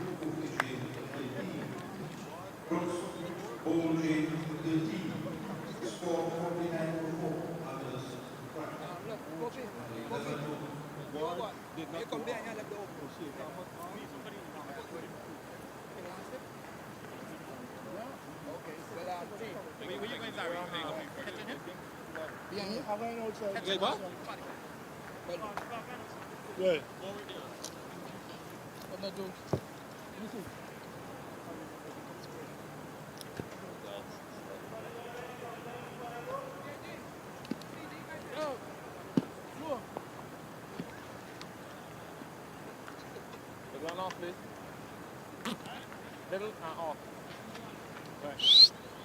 Barbados need Roston Chase to live up to his name here. Best of 48 so far this season. This is his 6th innings, and this is why he's here. Kofi James' first ball has ripped one through Shamar Brooks's gate. That is a fantastic delivery first up. And he's got some moves as well. Dennis Bullight, eat your heart out. No. What are we going to call that one, Shakira? I'm no good at this. But it looks good, whatever it was. Hurricanes will be hoping they'll see some more of that. That's turned as well, too much. What a decision to get Kofi James into the attack. Bowling to 2 right-handers, Alzari Joseph doesn't care. And again, probably doing too much. Yeah, he is getting the ball to turn prodigiously, Kofi James. Just go and walk. Just look at that. That one is done way too much. Would have been going on to miss leg. It's not a bad spot to be either. Encouraging the drive. What he's done here is he's bowling a similar kind of line to Kemar Smith. Outside the off stump with the turn, ripping in to the off and middle stump of the right-hander. Roston Chase, when he was bowling, got his line a bit wrong. He bowled a bit straight. When there's this much turn, you can afford to hang it outside the off stump. Leg slip's gone in. I like that. Particularly to Brathwaite. Look at this. Barbados have lost 14 wickets to spin in the last 2 matches, compared to just 6 versus the Pacers. Do you get the impression that sides do fancy that they can get on top of Barbados with spin? Yeah, and the stats do support that. And that's just the last 2 matches. Remember, Gudikesh Moti took 5 against Barbados Pride as well. What, a million miles away from leg slip. Just the single. Yeah, that's right. They got bowled out by Guyana spinners as well at the UE ground. Skittled when they were chasing a low score in a good position. I think there was something like 90 or 100 for 1, roughly. Bowled out for 130 odd. There has been an issue this year. Another wicket for the Leewards. 52 for 4.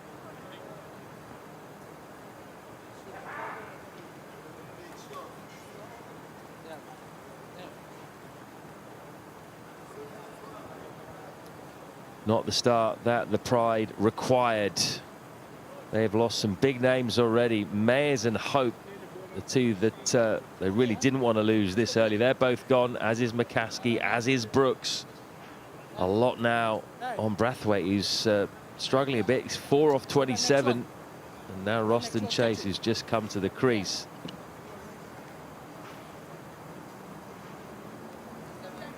We're going to have another bowling change here and another challenge, a different challenge for these right-handers to have to deal with. It's the giant left-arm spin bowler, Daniel Dorham, who picked up 7 for 29 in the first game that the Leewards played here against Jamaica Scorpions, and he feasted on their right-handers on a pitch that was offering a bit of turn for him. Conditions might be good for him again tonight. generates a lot of bounce as well, and that's what makes him such a tough proposition compared to other spin bowlers. Not a big turner of the ball, but he will target the stumps, try and get the odd one to bounce and turn. That's too short, put away by Brathwaite. His first boundary. He's had to wait 29 balls. Let's go, boys. Let's go, boys. Let's go, boys. Yeah, and Craig Brathwaite would be relieved to get that delivery way too short, and he easily dispatches this in front of square on the leg side. Let's meet and drink for him. And perhaps that could get him in a bit of rhythm. Just gone on to 8 from 29 deliveries now.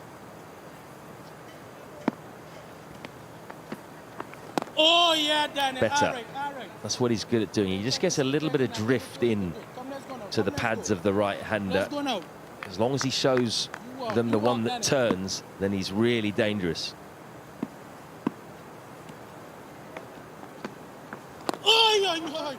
That's clipped off the stumps. Should be 2, I think. No. Probably a good decision. Good throw. And Jamal Hamilton just demolishes the stumps. Good fielding by Casey Carty. Durham bowled really well in that last encounter against Barbados Pride. He bowled 9 overs, 2 for 19 in that truncated game. And he did dismiss Roston Chase as well.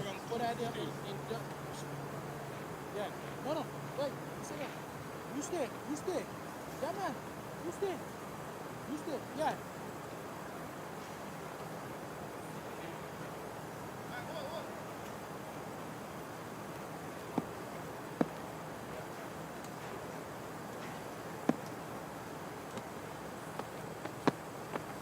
Oh, yeah. Come in, Danny. It's a good time to bring Durham on, I think, here. He's generally very accurate. As long as he can keep the pressure on here. No freebies like that delivery to Craig Brathwaite. Oh, that almost snuck through. I think inside edge. He's a dangerous player to play off the back foot. 58 for 4.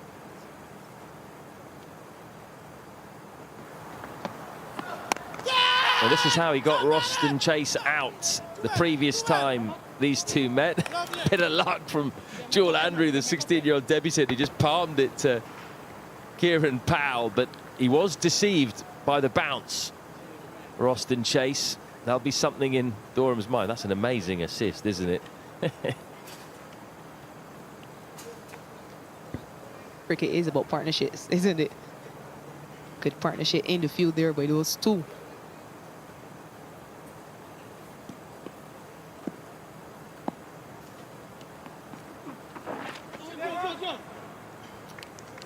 Now there is a short fine leg in place. There was a leg slip. He's been moved back now to short fine. Probably sensible when the ball's turning this much. Oh, that's uppish. Had there been a regulation square leg, he would have been probably in business there. Yeah, the ball really ripping here.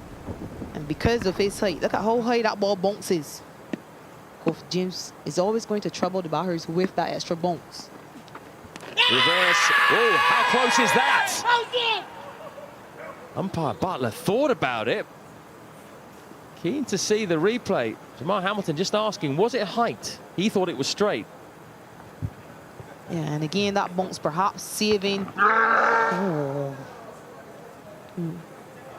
Bounce perhaps saving Craig Brathwaite on that occasion, or perhaps that's what Butler thought. That's gone through. Daniel Durham at leg slip. Gives away 2 runs. Justin Graves, sorry, is it leg slip? Bolo, come boys. Now, it's hit him midriff, but he's on his knees. I'm not sure that is going over the tie. It's very close. All chance. Did he get his fingers underneath? That finger goes up. That's a fabulous catch by Justin Graves. And he's flat out. He's been bowled over. Kofi James, well, I tell you what, he's bowling out this Barbados side. Yeah, excellent captaincy by Alzari Joseph. Persevering with that leg slip. He's kept that leg slip in every time Craig Ruffett has come on strike. And Juan beat Justin Graves a few balls ago, but this time he's able to cling on, and it's a really good low catch. They're spinning a web around these Barbados Pride batters, the Hurricanes. And there's another celebration by Kofi James, pulling out the stalks. Craig Ruffett has to go for 11. Barbados has lost half their side for 61.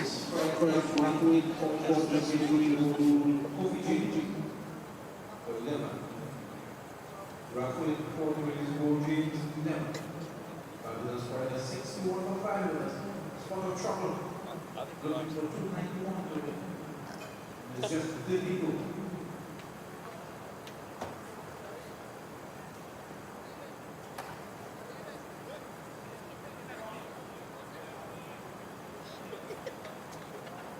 I know what time it is, you know. Prime time. Hey, no. Yeah, hey. Just leave, he go back here. No. Here comes prime time. Rashawn Primus in best of just 28 this season, but he did smack 130 not out in the semi-final last year, which almost got Barbados over the line against Trinidad and Tobago. They need something, well, similar, if not better, starting with a long on and a long off straight away.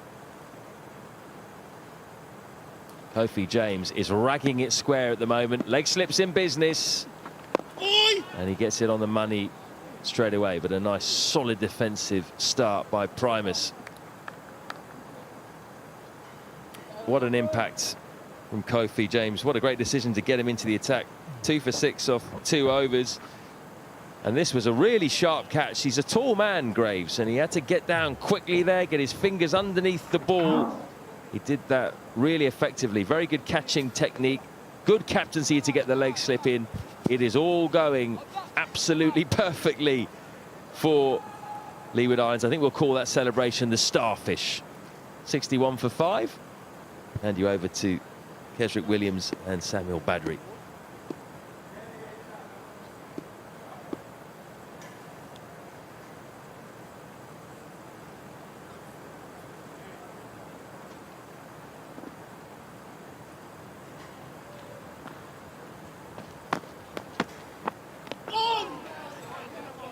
Durham obviously would want to continue that. Tall left arm spinner. Good start to the tournament. He's been doing a brilliant job for the Leeward so far. Roston Chase into the gap. Could only pick up 2 there.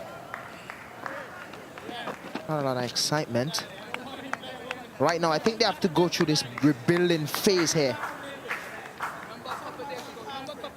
They have lost a few quick wickets, and I'm sure Roston Chase have some plans. Straight down the ground. Only gonna be 1. But do you have anything to say about the position that Barbados is in right now? Yeah, they're in a precarious position. 64 for 5 chasing a mammoth 291. They need nothing short of a miracle to dig themselves out of this hole.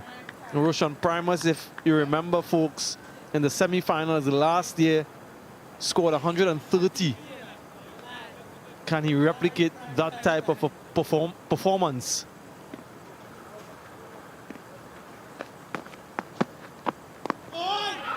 But it has been excellent cricket from the Leeward Islands Hurricanes. First with the bat, and then with the ball. Alzari Joseph early up and picking up those wickets in power play. 1-3 for 30.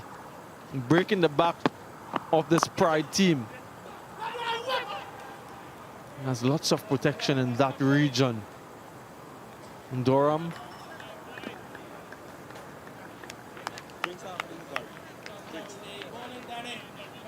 This is the type of performance that Joseph was expecting from his players, hoping for from his players. A bit of a misfield, has protection behind him, so it's just a single. 4 runs from that over, 65 for 5.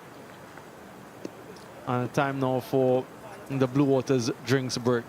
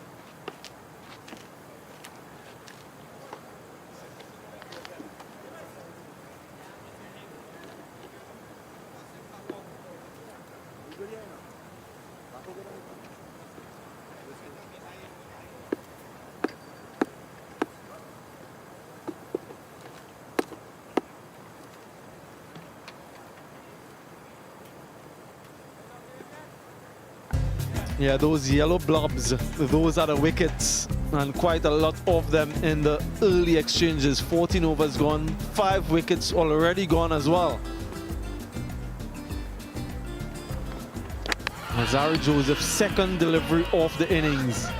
Gets the wicket off Mayers, then McCaskey goes. Another shortish delivery. And then the big fish, Shea Hope, caught by Rakim Cornwall. The top 3 all going to that man. The most wickets in the power play. And then Kofi James, as we've seen from Smith earlier. Finger spinner doing the business. Couple wickets for him. Brilliant catch from Justin Graves. Total domination up to this point from the Hurricanes. Yeah, 290. Dismissed a couple deliveries shy of their innings.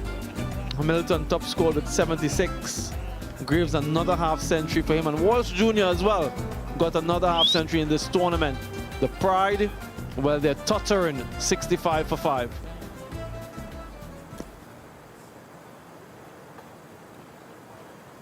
Keswick Williams, we saw Smith picking up 5 wickets with his off spin. Kofi James has 2 for 6 from 2 overs. What would you attribute to the success of the finger spinners in this game so far?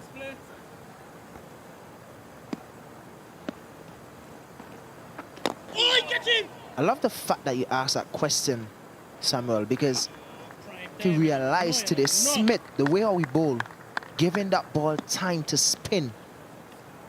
So revs on the ball as well. And it's also being aware of the conditions that you're playing in. Bowling fast on the wicket as a spinner, it's not really the best thing to do. Kofi. That could be 4 runs. Just a little bit loose there from Kofi. Not something that we'll see too often. Someone that's very meticulous with his line and length. Evidence there of the wicket really giving some purchase to these spinners. So it's about how to bowl on the wicket in terms of the pace, the rev on the ball. So I guess that contributes to the amount of spin that you get as a finger spinner. Yeah, that delivery early in the over that went for 4 brought about a change in field. The leg slip went to regulation 45. Another delivery crashed through the offside, but straight to the fielder. That one a couple, so he's looking like he is in some good nick, Roshan Primus.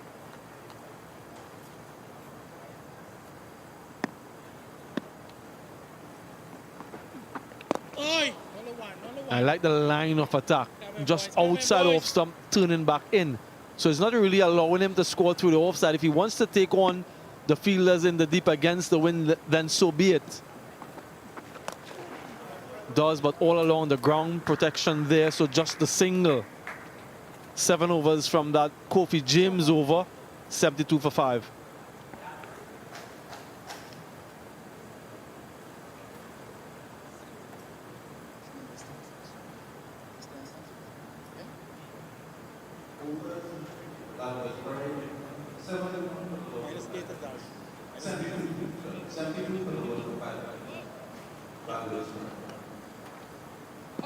Hustle.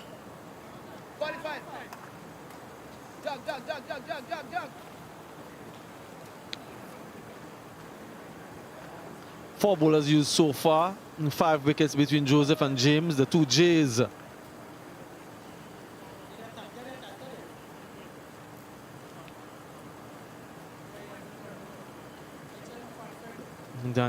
Daniel Dorham, the 25-year-old, had an exceptional start to the Super 50 tournament.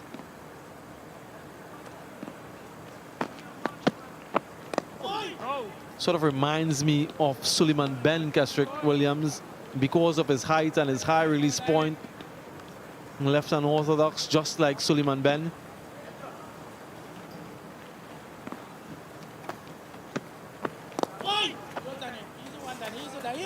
He also looks up to Suleiman Ben, but a lot of us do because of his height. But he has him as one of his mentors.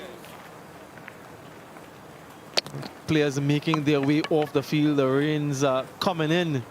Ground staff are trying to get the covers on. This came out of nowhere. Hopefully it goes as quickly as it has come. Players are retreating to the confines of the dugout and the dressing room. The ground staff had a lot of work to do today. A couple interruptions during the course of this match. Like I mentioned, hopefully it doesn't linger on too long. Commendations to these hard-working gentlemen to ensure that the facilities here, the pitches here, and everything in order for these matches. 13 games played here that were televised. Well, the final will be the 13th. Barbados Pride, well, their top 5 already back in the hut. Mears went second delivery. Top score so far in innings from Shea Hope, 19 from 13, but nothing of significance. And you need your top order to fire in a chase such as this. Chase unbeaten on 6, Primus unbeaten on 9, 73 for 5 is where they are at.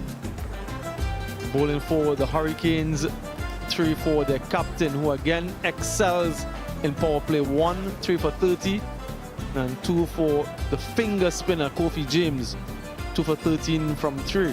No one else in amongst the wickets. So this is where things stand at the moment. 290 for the Hurricanes. The Pride in pursuit of that, 73 for 5. Still requiring 218 runs to win. Semi-final 2. The winner of this will meet the Red Force on Saturday. We'll take a short break and hopefully on the other side, as the rains have already dissipated, we'll have a resumption in place. Do stay with us.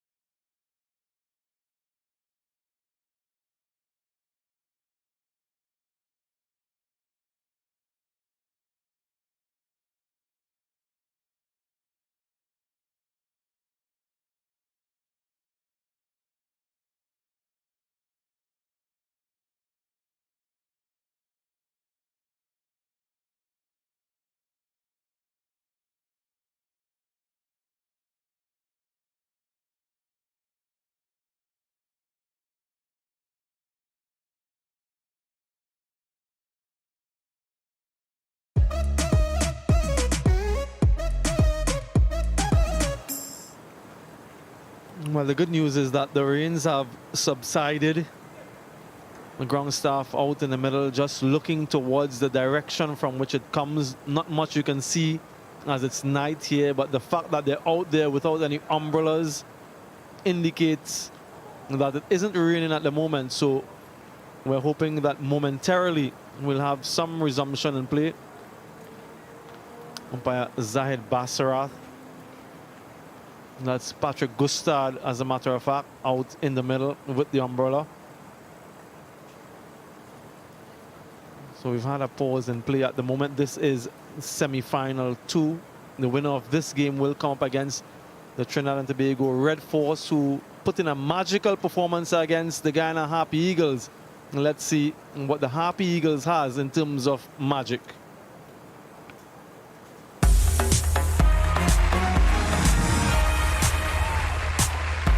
Are you ready for the biggest battle of the season? That is right. It is time for the final of the 2023 Super 50 Got Talent competition. And it is time for our 2 finalists to impress our famous panel of judges. Allow me to introduce, first of all, top Trinidad magician, Sharon Razzle Dazzle Drysdale. And our very own Heidi Klum, the pride of Barbados, Shakira Selman. And last but by no means least, the legend himself, Mr. Mean. It's Sir Curtly, Simon Cowell, Ambrose.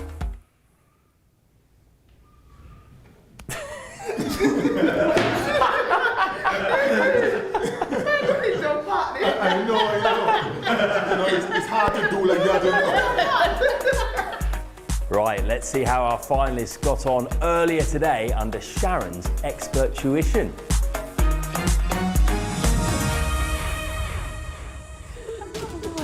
We got some picture for now. See it? It's a bird. It's a bird, you see it? Ah, you see it, you see it, you see it. And now you? Yo, what? You see it!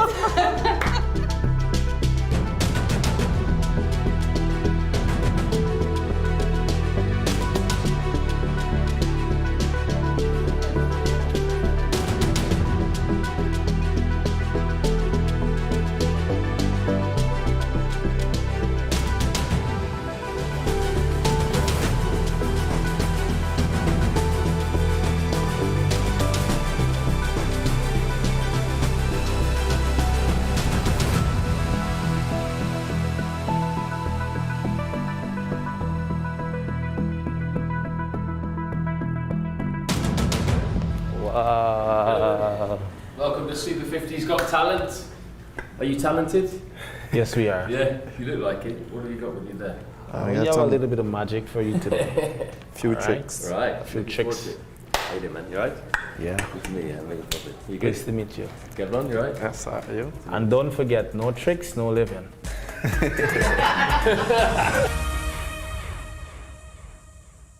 Hey judges, this is Kevin Sinclair from the Guyana Harpy Eagles, all-rounder. So today I'm going to be performing a few tricks for you, and I hope you guys relax and enjoy it. So, here you go. It's red. Oh yes, it's a yellow. And it's a green. All right, so empty. So currently, it's empty, right? It's empty. So much empty. And ta-da! Ta-da! So that's one of. Did you enjoy it? Did you guys enjoy it? I did. It certainly looked like the Antigua flag, all right? But it's close, but yeah. All right, so I'm gonna get that in. I'm gonna get this in. And there are one more trick I need to perform for you. That was the end of my first presentation for you guys. All right. Oh yes, oh yes, oh yes, oh yes. And this is my second presentation. So here you go. I'm gonna come closer. Feathers, feathers, feathers, feathers. Did you get it? Feathers. So I'm gonna stand up on my post again. And it's empty. Very much empty. Sir Cordley, you wanna come and see what's inside? No. Okay. And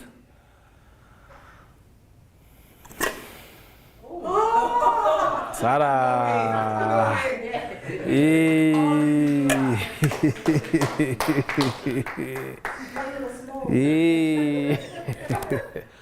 That's the end of my presentation. That was great, Kevin. Yeah. Kevin, Yeah. you did very well. Thank you very much. You know, considering that you had just a matter of a few minutes, Yeah. some minutes to really put it together and to practice it, your presentation was good. Yeah? Thank you, thank you, thank you.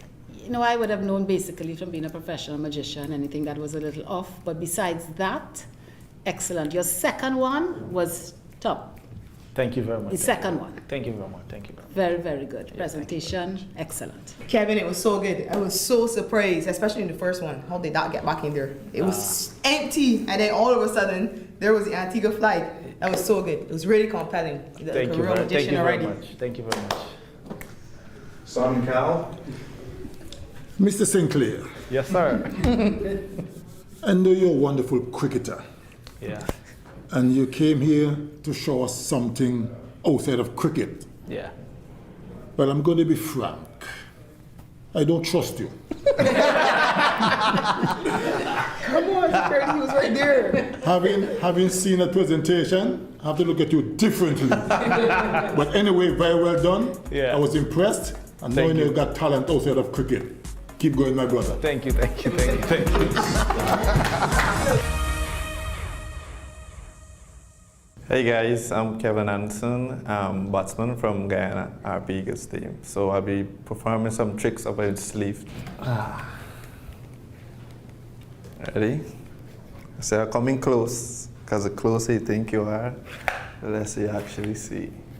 Say it again. Yes.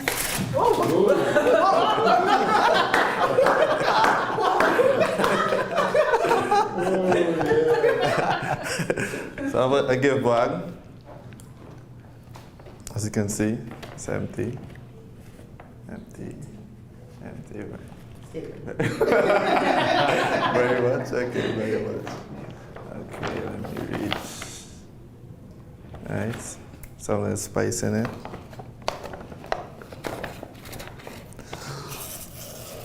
Yay! I just press this right in. Right? Yeah, just a little bit more trick.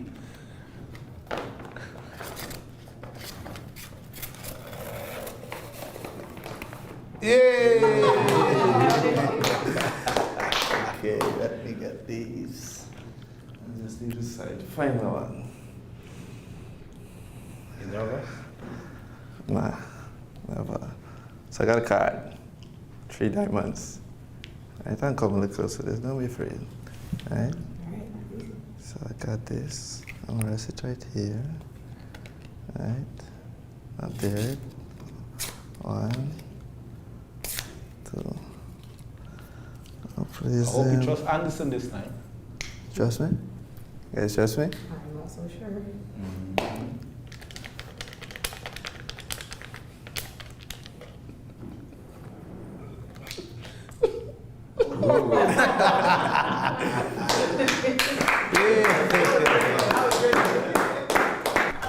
Kevlon, yes, you surprised me. Yeah, you did very well. You did very well. You went confident with it all. And with the same thing, you had just a few minutes to be able to choose your tricks, practice it, and you presented it. You presented it. The flowers, I think, gave us a little, yeah, it really appeared. So great job. Great job. Shakira? I can't stop smiling. You almost give me a heart attack. No, but you were very clever. Very good. That was brilliant. That was brilliant. Give yourself a clap. That was brilliant. Well, Mr. Anderson, when all these flowers popped out of that device, I was scared for 2 seconds. I don't like to be scared. So when I'm done with this, I'm going to deal with you. No, I was a one good bouncer. And you're going to get it for scaring me. But I must say, very impressive performance. I mean, I do play a little bit of poker from time to time, and with a card trick, you and I going to Vegas. All right? Very well done. Okay. The judges have cast their votes, and it was very, very close. I can now announce the winner of the 2023 Super 50 Cup Got Talent is Kevlon Anderson. Brilliant work. Superb. Kevlon, if you just wait right there, just a quick word with the runner-up. Kevin, fantastic job. Your presence was really fantastic out there. The judges really noticed that your delivery was superb. Yeah. You're going to have to come back again next year, though. You're going to have to come back and work a bit harder. Yeah, definitely. I must say credit must be given to Kevlon. I think I had a slight chance, but his presentation was good. Certainly going to be a good magician after cricket, I don't know. But yeah, he certainly did a good job. So next year I got to come a bit better. I'm going to prepare very, very much well than today. You've definitely got the talent, mate. We want to see you again next year. Thank you. Round of applause for Kevin. Kevlon, wow. That was, you blew away the judges. Is that the greatest achievement of your life? So far, yes. I think the preparation was really good, leading into it. So it was really good. Have you got a few people to thank after this just fantastic win? to my coach. She really put in hard work and make sure I got the job done tonight. So that was really good. Yeah, well done. How are you going to celebrate tonight? I think I get some DJ Bravo champion. Yes. No. Give us that dance again, go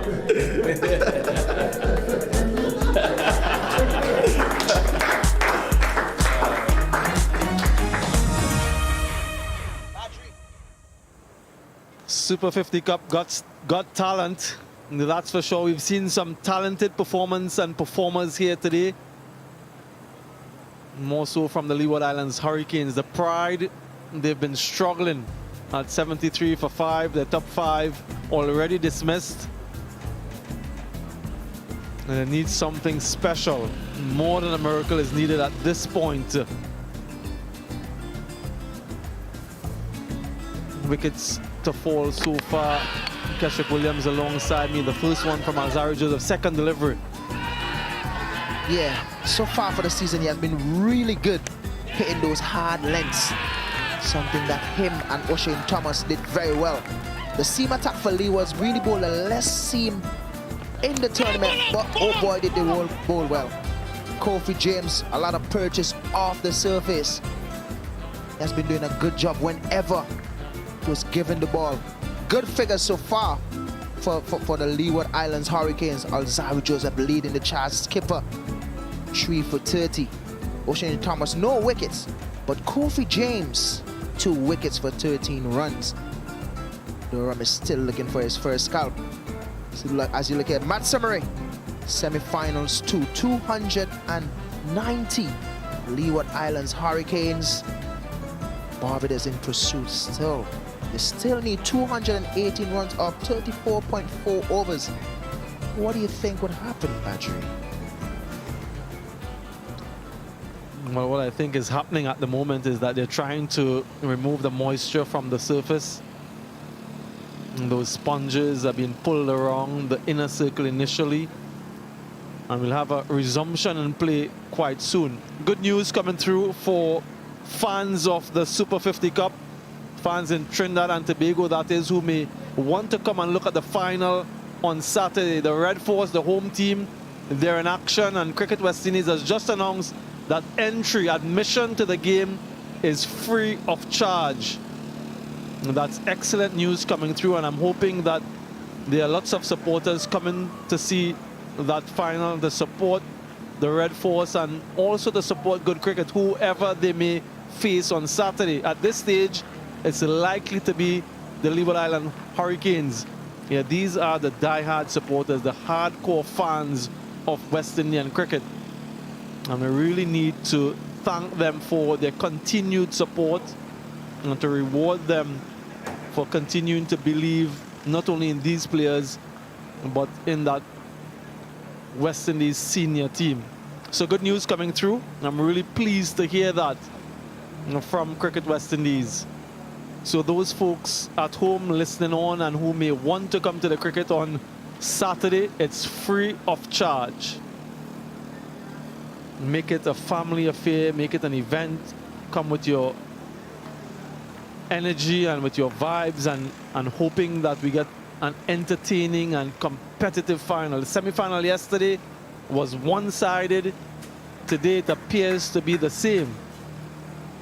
And it means, therefore, that two dominating teams, if the Leeward Islands Hurricanes go on to win this one, will be facing off in the grand final.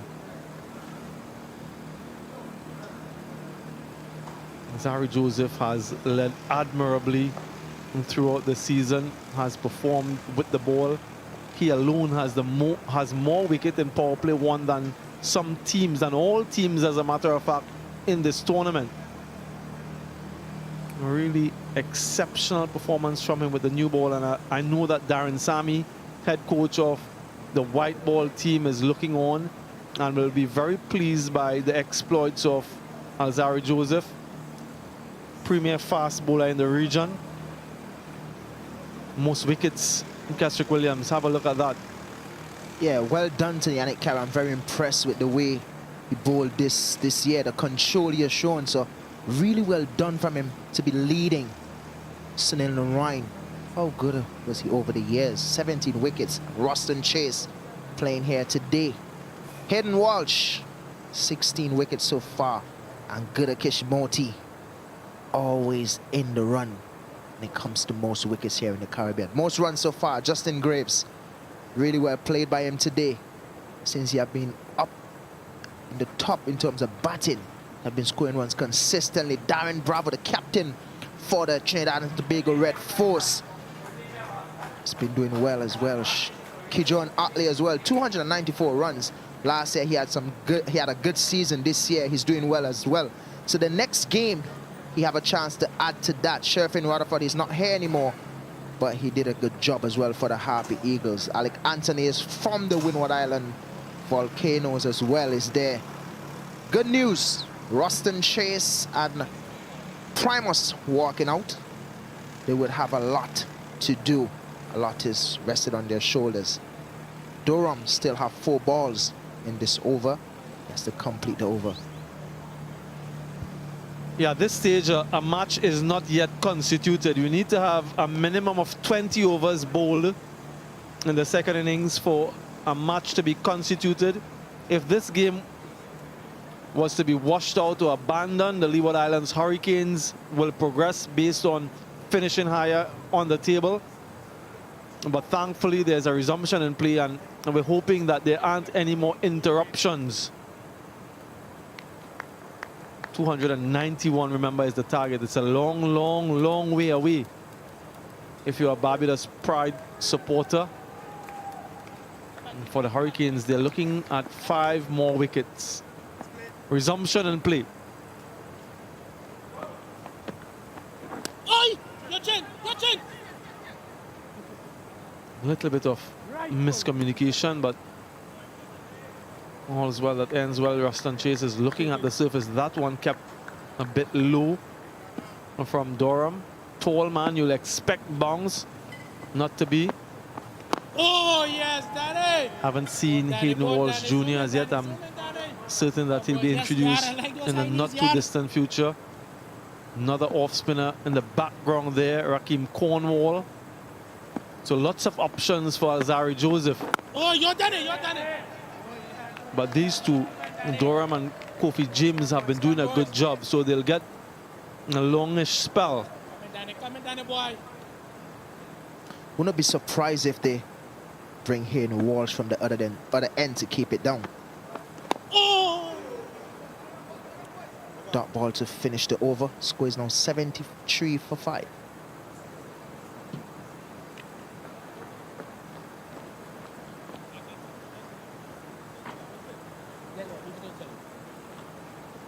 Huh? Somebody. Spotify.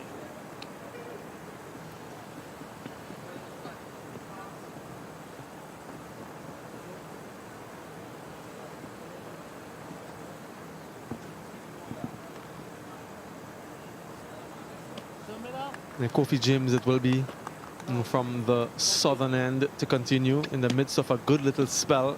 Always after a rain interruption, it's the batting team who easy single in there, and the batting team who needs to get going again. Haven't gotten going so far in this game with the bat. The Pride. So I suppose that rain interruption allowed them to recalibrate their position, reformulate their plans.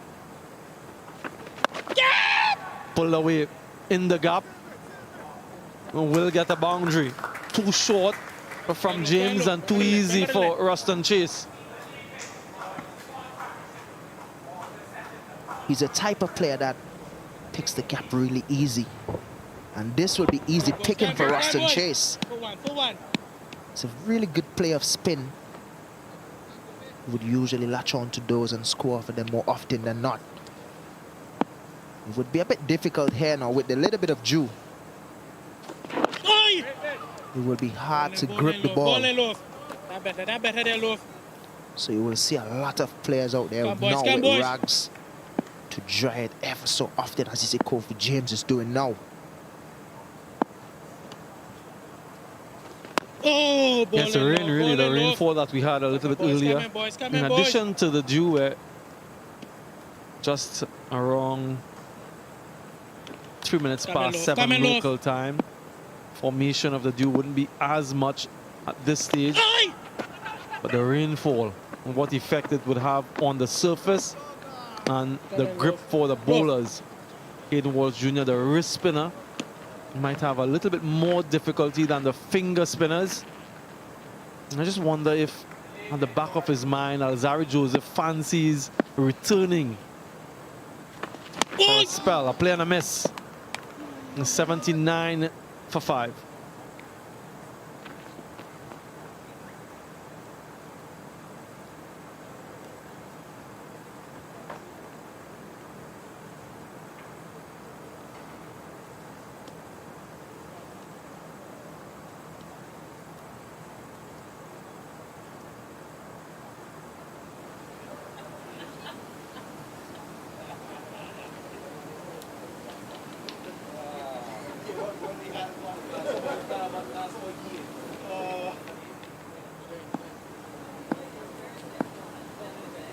Relaxed looking, but deep down they're struggling.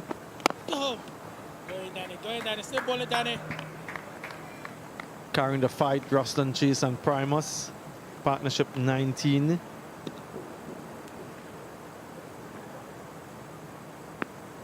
A lot of work to be done.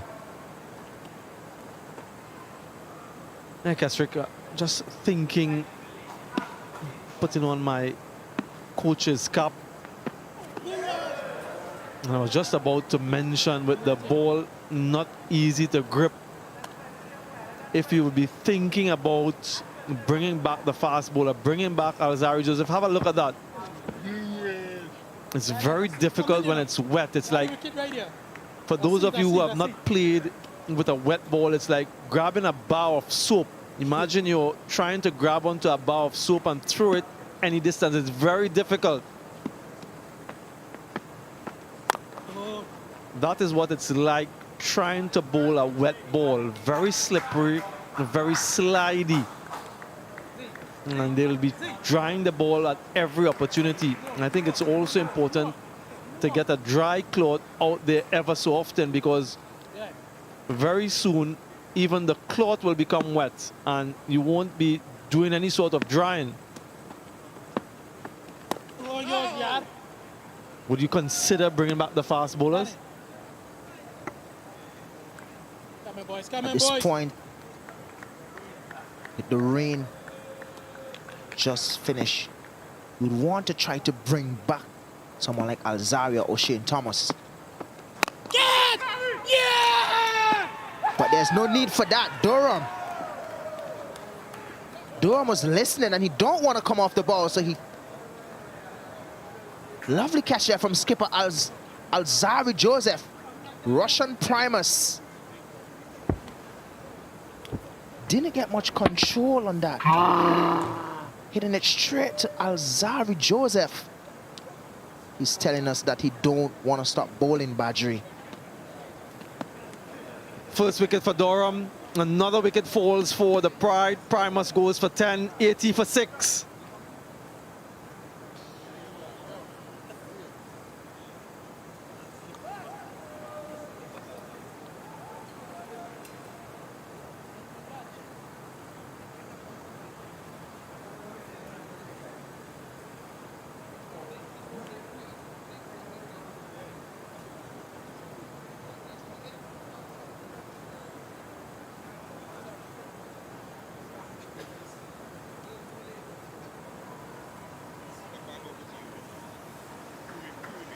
Change.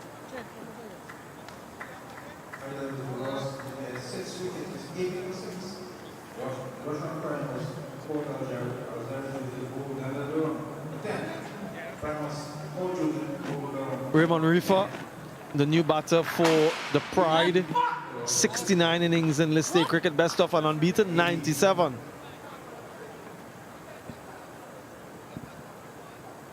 Made that for the Guyana franchise a few years ago. Raymond Rifa. Durham will continue.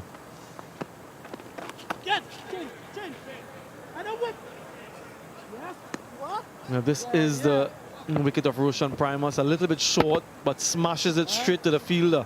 Good low catch from Alzari Joseph.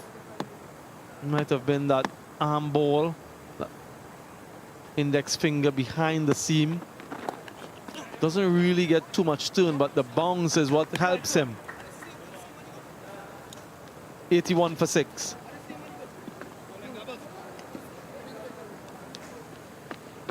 Come low, eat your food.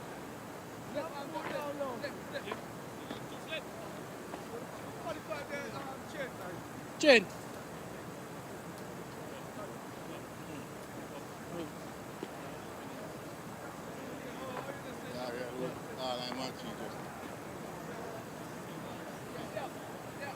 Hey, nobody out there. Yeah, not an impressive scorecard if you're a Barbados Pride fan. If you're a Leeward Islands Hurricane supporter, that's almost perfect. Hey, leave that open. Kofi James from the southern end has been doing a good holding job as well as picking up a couple of wickets. Only thing I'd say is that there are too many loose balls in the over for my liking.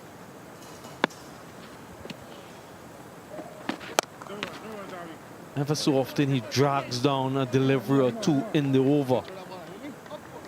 So if he can get that level of consistency, I know it's a little bit difficult with the wet ball. If he can get that level of consistency, along with what he's been doing, he'll become quite a handful.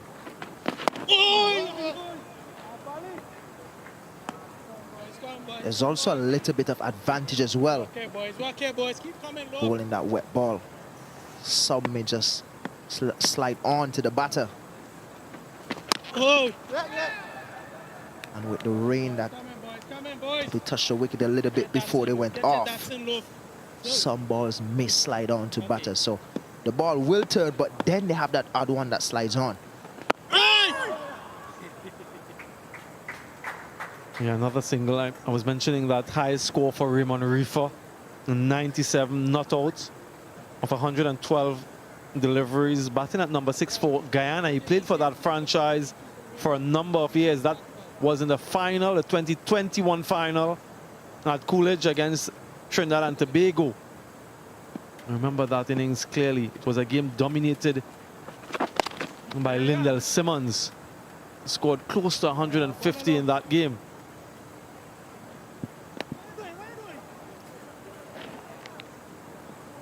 What can these two produce? At the moment, it looks as though the writing is on the wall. When they got to 290, I'm reliably reminded that Lindell Simmons got 146 of 145 balls in that 2021 final. Only 2 bad. Only 2. Just a single. Very good fielder. Here's Casey Carty, 84 for 6.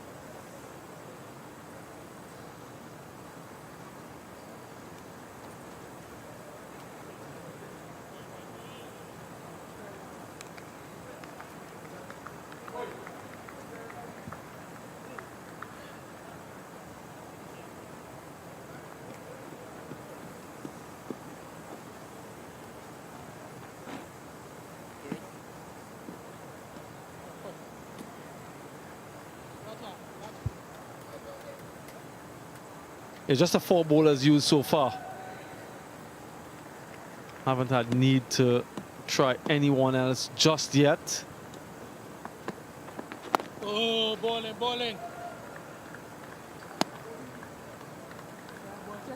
Keswick Williams, the final, the grand final on Saturday. Trinidad and Tobago await the winners of this game. How excited are you by the prospect of seeing one of these two teams come up against that Red Force team? A lot of things to be excited for, Badri. For me, try to be as neutral as possible. For Trinidad, Sunil Narayan will be finishing his career, List A career. So it would be good for him to sign off winning the championship. So that's one thing. Another thing is Alzari captaining for the first time, winning this tournament, knowing that the Leeward Islands Hurricane haven't won the tournament in a while. So it will be really good for both teams. Probably hear me mention Leewards. Makes it sound like they're already in the finals, Badri. Coming, boys. But there's still a lot of cricket to be played here. Yeah, I was just about to say. The writing is a little bit on the wall already. So from here, losing from here, for the Leewards, it will be, I think it's a bit far-fetched. Yeah, that would be disastrous, wouldn't it? From this situation, you expect that they would go on to win. The best news of the day so far, Cricket West Indies making that announcement, free entry if you just joined us for the final on Saturday. So rally your crew, get your troops, get your friends, your family members, and bring them across. The home team in action. 20 overs gone, 87 for 6.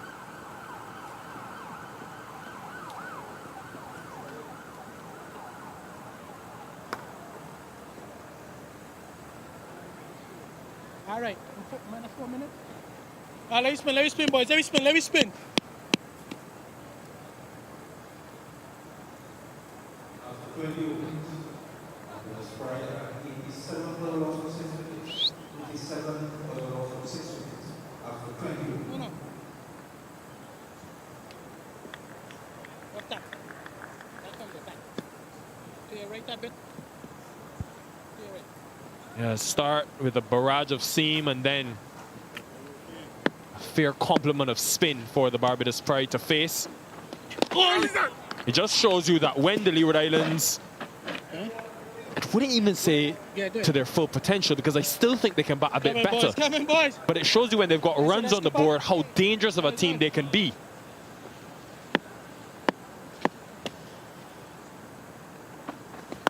What a time to welcome Sir Curtly Ambrose, who played for this side for many years and is proud of his men.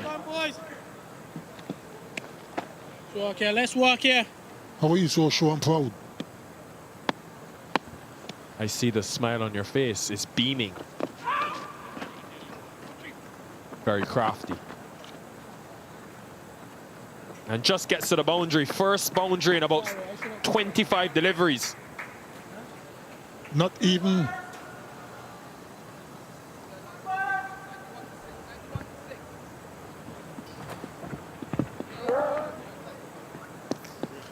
deft touch. Not even the speed Hayden was junior Next one. could stop that from going to the boundary. But it has been Bowling low, all bowling. Leeward Islands Right back. Hurricanes. Right ball.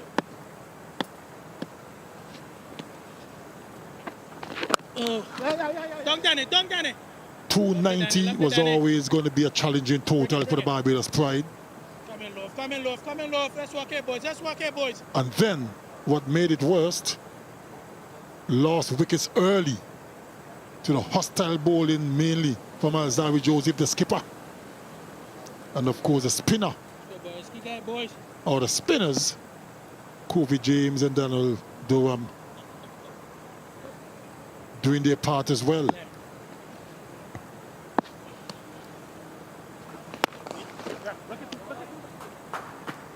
Yeah, these two in the middle, though, for the Pride are more than capable. And they've luckily got Reefer services back after he sustained an injury to that left hand for a couple games. Let's go, boys. Know about Roston Chase and his ability to bat. Don't forget Reefer either. Let's walk here, boys. Right to the end, 50s in list day cricket for Raymond Reefer.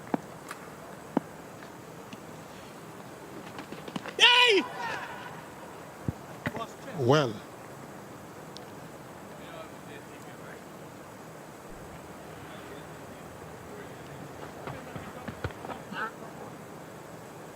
trying to paddle it around the reverse sweep. It didn't work. Roston Chase, 21 overs gone, 94 for 6. Chase will be the important man to see off this spin threat. His ability to score against the spinners is important, but what about the pace of Alzari Joseph, Sir Curtly? That was something to see and witness. It was hostile. It was aggressive. And he got the rewards. Rattle the timber for Kyle Mayer's second delivery. And never look back. Yeah.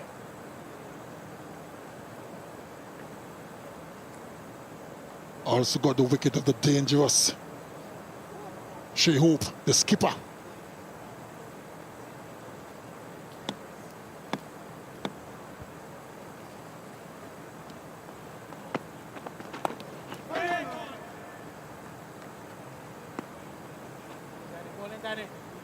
And also McCaskey as well, as he have done so often in his tournament, Alzari Joseph, getting early wickets. This is the pressure that Durham can create. Just a number of dot deliveries he delivers. One of the highest dot ball percentages in the tournament, over 65%.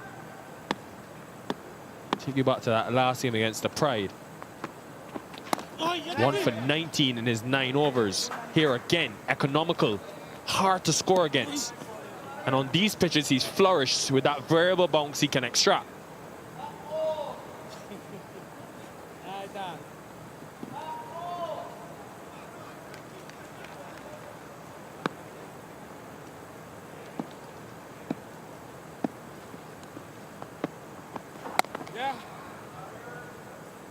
And I know they've been trialed by the seamers early, the Pride, but it's been amazing how much of a glaring difference it's been for them against the spinners when they've won games and lost games. Come in, boys. Just 5 wickets lost in the games that they won in the tournament. 24 lost to the spin in the matches they lost.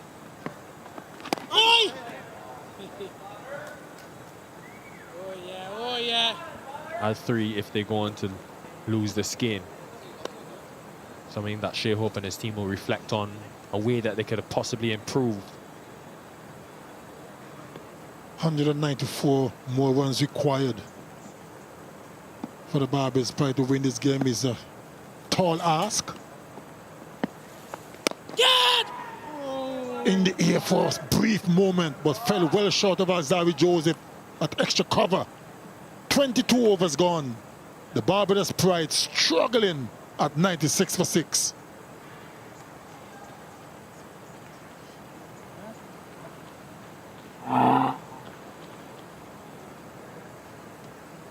Six come behind the answer.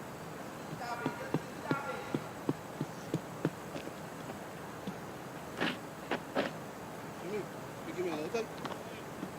Yeah, one loose.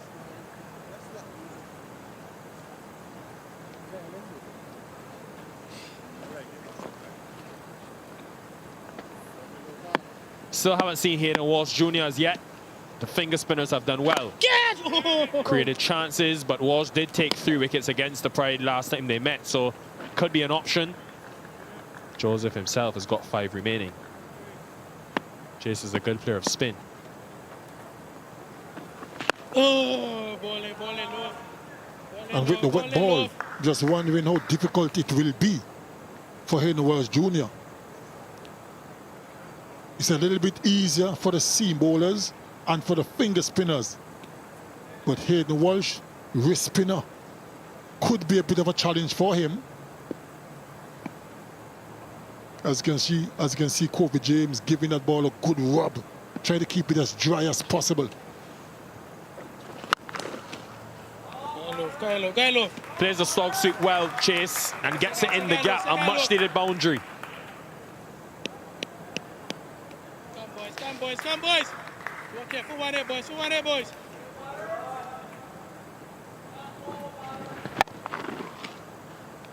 Played it well, Ralston Chase. Hit with a spin into the vacant deep mid-wicket boundary.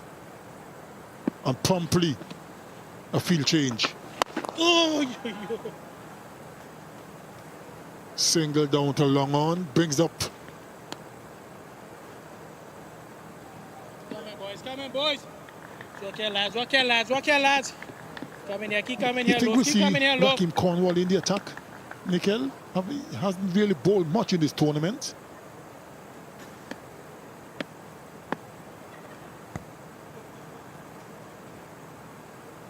And with the left-hand reefer there is a big possibility. That's Yosi, one of the things we've talked about immensely in this tournament with the Leeward Islands. There are so many options. Kareem Agor, who's not playing today, is another left-arm spinner who they had and has bowled at times. Cornwall has rarely been used. Justin Graves, another one.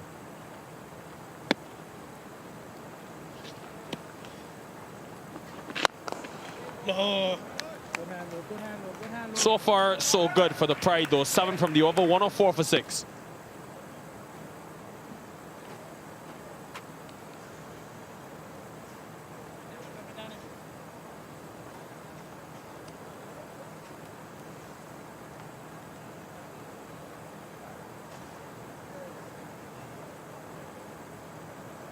Barbados Pride have close to 100 run back. They have 104 for 6 wickets after the 20.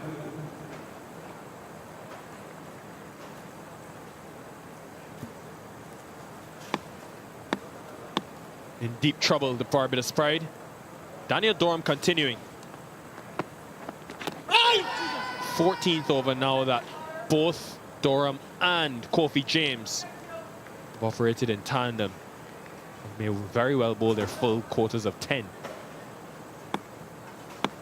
And he's now bowling from over the wicket. Yosi.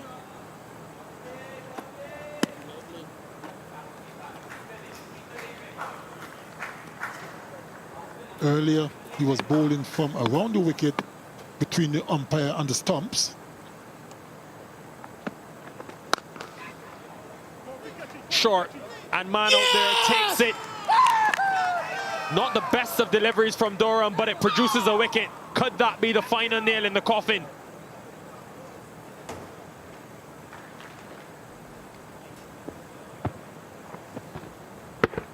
A little bit on the short side. And Raymond Reefer trying to go for maximum didn't get hold of it the way he would have liked. And an easy catch in the deep from Kofi James. Raymond Reefer's short stay has come to an end. He's gone for 14. And the Barbados Pride, under extreme pressure, 104 for 7.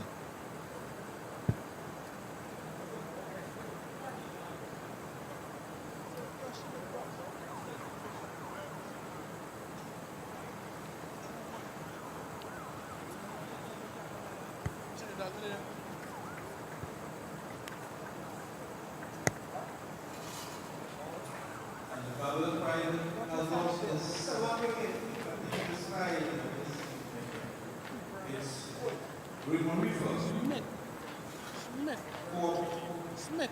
Kofi James. Serious time. You put I have it.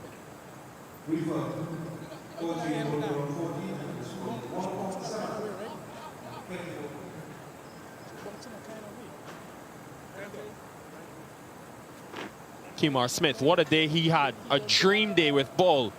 A 5-wicket haul in just his 5th match. But he's got a huge task at hand for his team. It's like a Bunsen burner out there for the Barbados Pride. Pressure. Card rate continues to increase. Wickets continue to go down.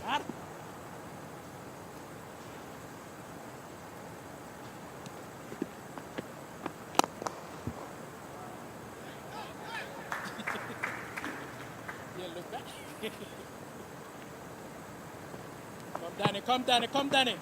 You ain't moving from the script at all. That was the fall of Raymond Reefer's wicket. Easy catch at deep mid-wicket by Kofi James. He wasn't going to drop that. Just settled and took it quite comfortably.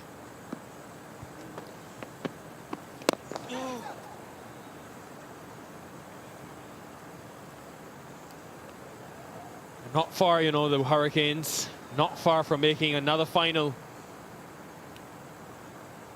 Got there in 2019, came up short. Hamilton was there against the West Indies emerging players. Graves was on the winning side. Go! Cornwall and others as well. End of the 24th over, 106 for 7.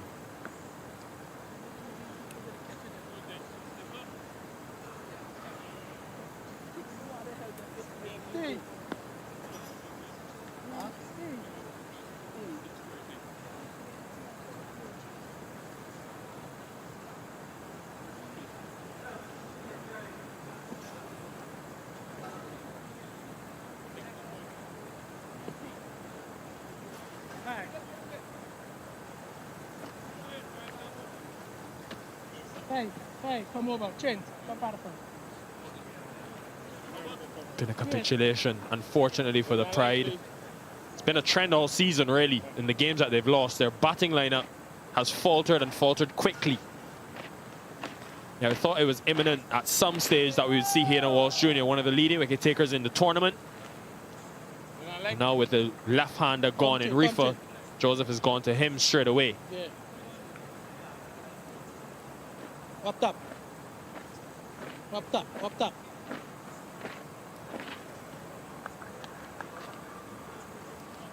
Come in, Johnny.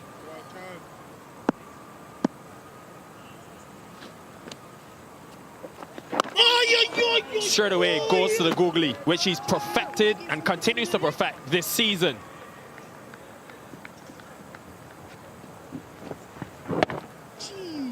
Ruston Trace didn't pick. Come in, yard. But managed to have kept it out.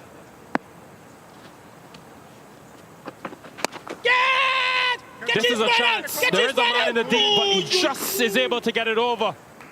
Is Ruston Trace going on the counter attack?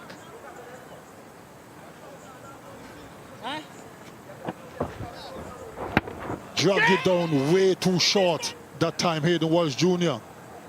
For a brief moment, they probably thought he was going to be caught, Ruston Chase, but hit it well enough to go over the boundary for 6.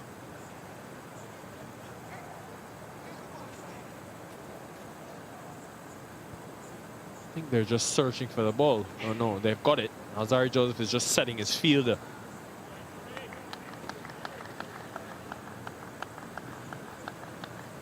Chase is their last hope. Even that 179 Johnny, runs come in, for Johnny. one man to get will be challenging. Another googly. And so currently, you just think, given this performance and what we've seen from the Hurricanes in the tournament, if, and again, I still don't think they've batted to their full potential in this tournament. Not one complete performance, but given this bowling lineup, do you think they have what it takes to defeat the Red Force?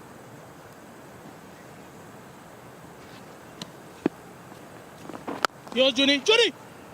Yes, Hey, I do. Both teams are packed with spinners. And we expect the spinners to do a good job for both teams. Come in, Johnny. I believe the difference will be the fast bowling department. That could make the difference.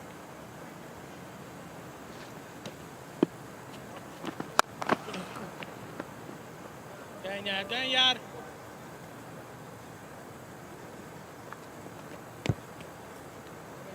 Yeah, you speak about those battles. Walsh, Carrier, 2 leg spinners. Graves, Bravo, 2 top scorers. What about Joseph Gabriel or Seals? Zawi Joseph, from what I've seen so far in this tournament, are way ahead of those two. And no one can argue that.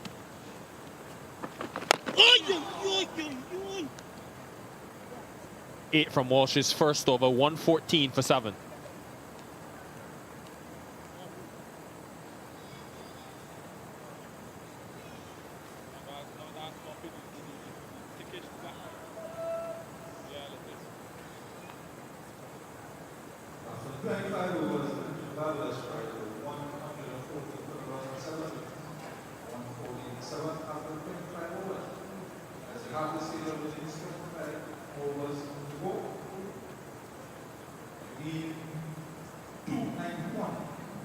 Four of the 5 leading wicket takers are from the Red Force and the Hurricanes. It's been a big reason why you'll likely see those 2 teams in the final. 1 wrist spinner, 1 finger spinner from each team, and Roston Chase splits the 2 groups.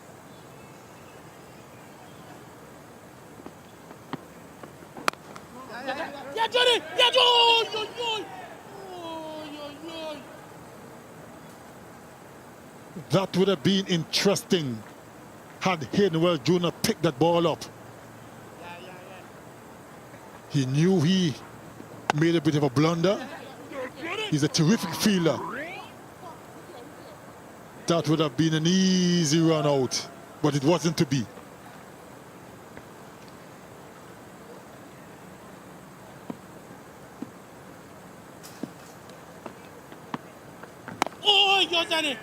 And I know I'm thinking big picture here, and just on Roston Chase, 16 wickets this year, and he's got 2 40s and now this unbeaten 30. Remember, he was in the West Indies 1 international side in the qualifiers as an off spinner. Didn't see him in that India series. I wonder if he's done enough to impress the selectors with both bat and ball to regain a place in that squad for England, because 16 wickets in the tournament is impressive.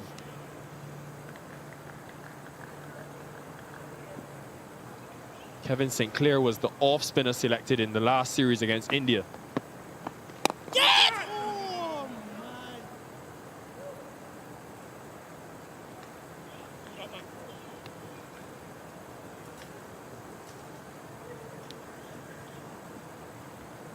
Even St. Clair has done well as well. Come in, Danny. Come in, Danny.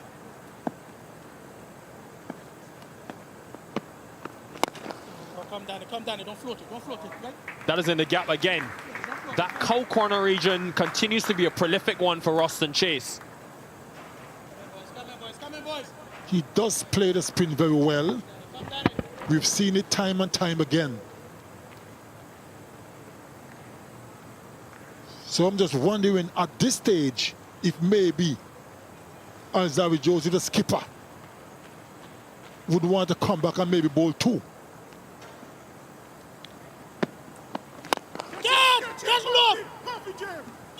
Gone this time. Durham again in the wickets. What a tournament he is having, and that, you think, is it for the Barbados Pride. didn't get enough bat on it.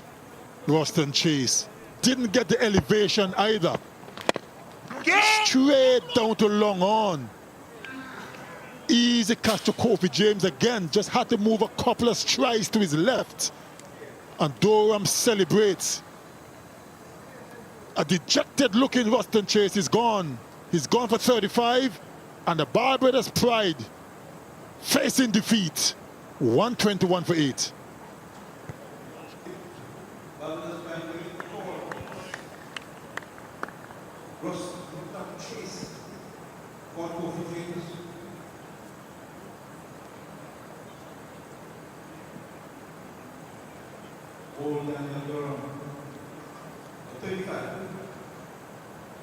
Chase, 14, 35. And 121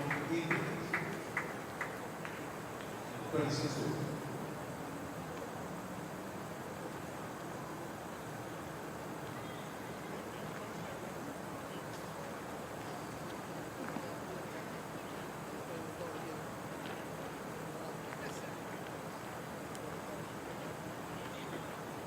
Yeah, sums it up for the Pride.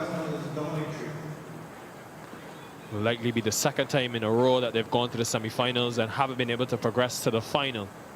Dominic Drakes, who was the hero in that CPL 2021 final with bat, will need to replicate something similar.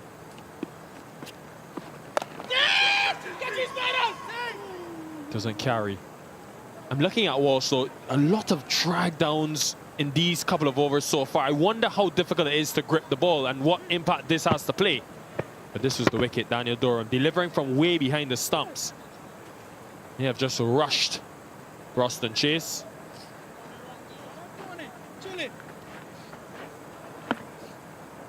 Probably because the ball is a bit wet and slippery.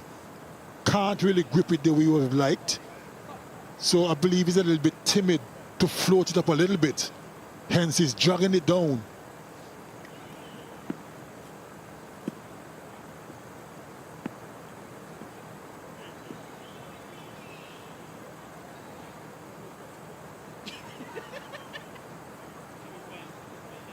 And given the unpredictability of the weather that we've had here, the final and the captain who wins the toss is going to be very interesting.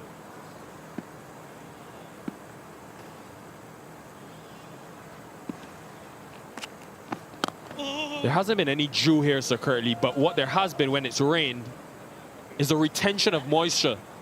We've seen a couple of times when the rain has fallen in the day, the outfield has stayed wet into the night, and it's caused the bowling team in the second innings to struggle. So a dry surface or wet outfield. Get him! All of these are beautiful factors that captains have to consider.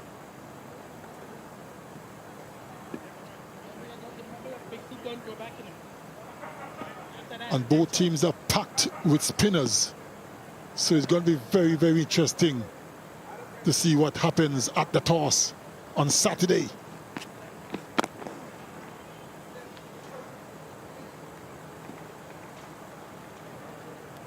But until then, it's turned out to be a one-sided second semi-final, just like the one yesterday.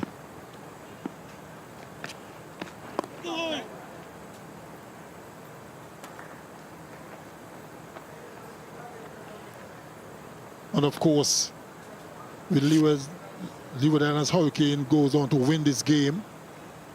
Well deserved, well earned, and I think the two best teams will be in the finals. Look at the splits from Walsh. What a season he's had. Googly again, straight through him.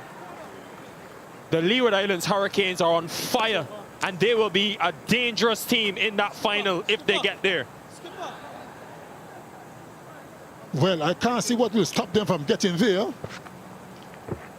Perfectly pitched. Kemar Smith trying to go leg side, missed it completely and is gone. Here the world celebrates. He enjoyed that one. Kemar Smith is gone for 5, and it's all about over for the Barbados Pride. 123 for 9.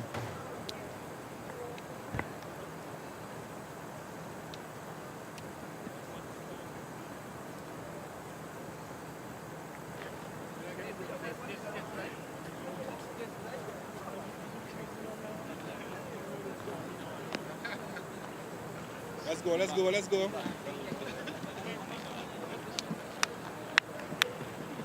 Let's go, fellas.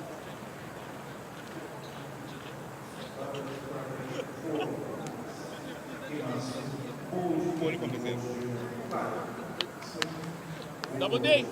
Over, you know.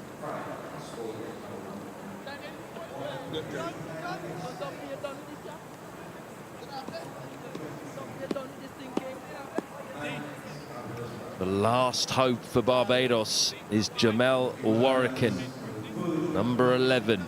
And he's in because Hayden Walsh has just bowled the perfect googly to a right-hander. Pitched that one in the perfect length, unlike some of his previous efforts, right through the attempted flick of Kemar Smith. And Walsh hot on the tails of Yannick Carrier as the leading wicket taker in this competition. Two leg spinning rivals. A lot of spin up in the top 5 wicket takers. So's Durham. Can he finish it off? Kedrick Williams alongside me to administer the last rites of what has been a one-sided battering. We thought this game was going to be a really tight semi-final. We've had nothing of the sort. Surprised, Keza, at how one-sided it has been? Really shocking, Matt. But congrats to Leewards in the way they have played throughout the tournament. Not going to take anything away from them. They did a brilliant job coming through that whole tournament.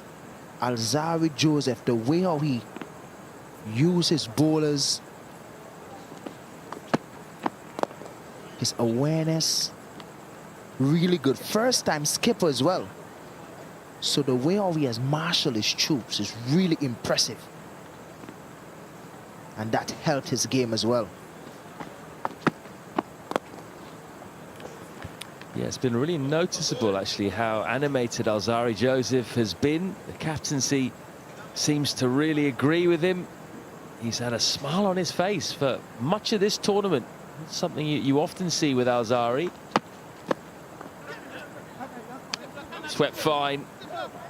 Hayden Walsh just trotting after it at the moment. He knows the runs don't really matter. Save his hamstrings. They get 2, 125 for 9.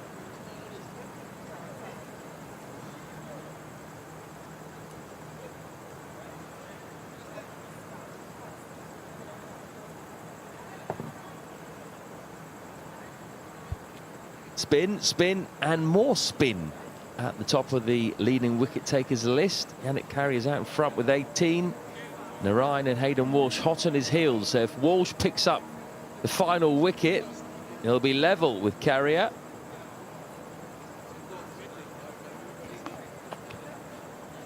Really healthy competition here from these leg spinners. Hayden Walsh and Yannick Carrier. Both show really good control throughout the tournament.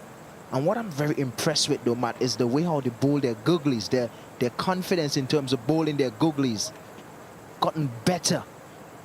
Every game they seem to be growing in confidence, so that is really good. Oh, loopy full toss, which Warrican hit straight to deep mid-wicket. Let's have a look at that top 5 wicket takers in the competition again. As I said, they're all spinners. Interestingly, what a battle we're going to have in the final. It is Carrier and Narayan, v Walsh and Durham. That is going to be mouth-watering, isn't it? You'd expect whichever of those two comes out on top might be on the winning side. Just dropped his towel, Hayden Walsh.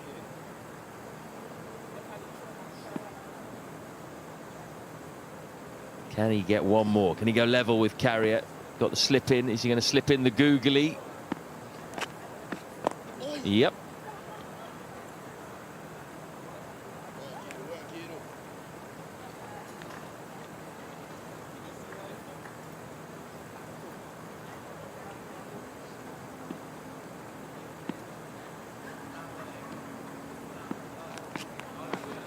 Oh, how close was that?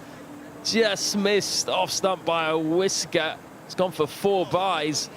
The leg spinner is almost the surprise ball these days for Hayden Walsh. Take a knife and cut me in half, Matt. How do you play these sort of deliveries? At this point, if it was me, I would have walked, Matt. Leaves you confused, huh? Yeah, well, if you did walk, that'd be pretty strange, Keswick, because it wasn't out. It was very close to being out. Oh, how's that one? That was close. Hayden just wondering why. He's showing the reason why he's up there in terms of wicket. When you look at these leading wicket takers, Yannick, his economy is at 5. Hayden Walsh, his economy just under 5. So these leg spinners have been doing a brilliant job throughout the tournament. Good, healthy competition, you call this, for themselves and for West Indies cricket. Wondering what those selectors up in the box are thinking now. Gone fine again. It's going to run away for 4 if it gets there. No. All of a sudden, Casey Carty's having to run after that. He'd given up. And they're going to come back for only 2. Probably could have run 4 there. The end of the over, 132 for 9.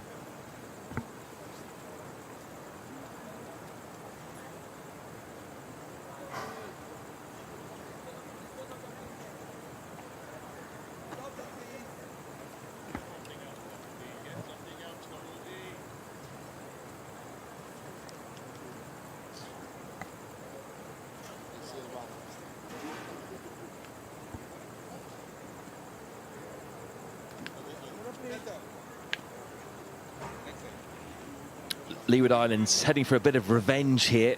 They were knocked out effectively by Barbados last year. Their final group match, must win for both games, both sides rather. Barbados took it, went through to the semis. Interesting to know the thoughts of those gentlemen. Desmond Haynes on the right, Roland Butcher on the left, 2 selectors of West Indies. Who's caught their eye today? Maybe Daniel Dorham, maybe Hayden Walsh. Alzari Joseph, well, he's caught their eye already many times. Just doing some sort of demonstration there is Mr. Haynes. Call is 2, they're going to get it. At this point now, Matt, for the selectors, I don't think it's really who's catching whose eyes. It's about the job that they have to do to select that right team for that England series, because they have a serious job on their hands.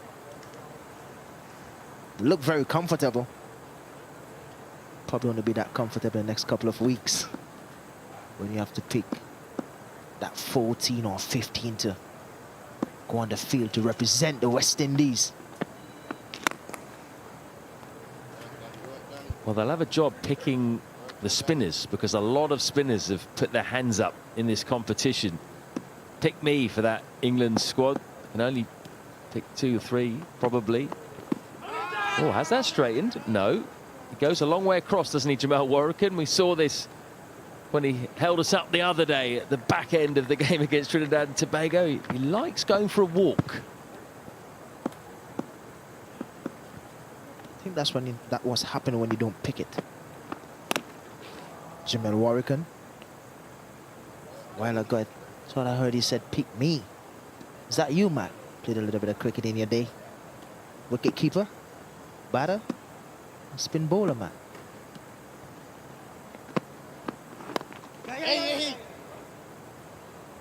Yeah, I'm available to open the batting. I just need to find West Indian grandparent first. 135 for 9.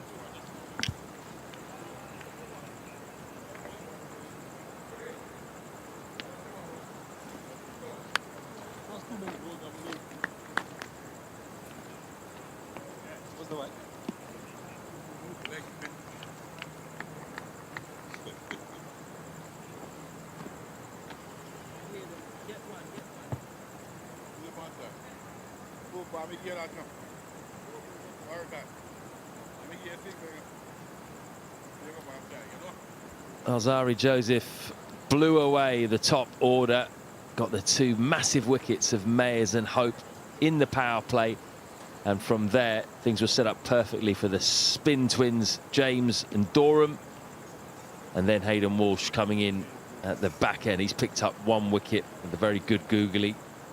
The only question now is who's going to finish it off?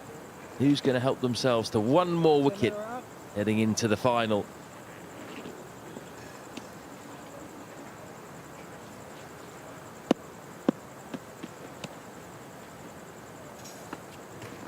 Oi! Hey! Barbados were looking good at the start of this competition. Started really well, but I feel like they just lost a bit of momentum at the back end of the group phase. They lost their last two. Just sucked the momentum out of them, really, after that good start. Oh, how is that one? It is out. Job done. Leeward Islands are through to their first final since 2019 of the CG United Super 50 Cup, and they are on the hunt for a first outright trophy since 1997-98. Alzari Joseph has got them rolling. Hayden Walsh again. Well bowled by him. Hayden bowled pretty well. That's what I like about him this season. Good control with his googlies. Really happy for Alzari Joseph. First time captain in the team. Marshall his tunes really well. He did a brilliant job rotating his bowlers. O'Shane Thomas in the background was his partner in crime when it comes to sharing that new ball. But the man of the moment here, I think, in this team is Justin Graves. What an addition he has been to this team. As soon as they start opening at the top, you can see a difference in the setup. Well done to these guys. They have booked their place into the final Saturday against Trinidad and Tobago. Well done to the Leeward Islands Hurricane. Yeah, lots of heroes they've got, haven't they? Graves has been fantastic opening the batting since he moved there. They've looked a different side today. Jamal Hamilton and Hayden Walsh were brilliant with the bat as well. Their pace attack, led by the skipper, have been really good in the power play. Again, Alzari Joseph got them off to a flyer with the ball, leading from the front. And their spin attack, well, we know how balanced and how good that is. Daniel Dorham, Hayden Walsh Jr., Kofi James have combined brilliantly. Barbados just soundly beaten today. They were second best in all facets, you'd have to say. It now means they've lost their last three semi-finals in the Super 50. And having knocked out the Leeward Islands last year, they get knocked out by the Hurricanes this year.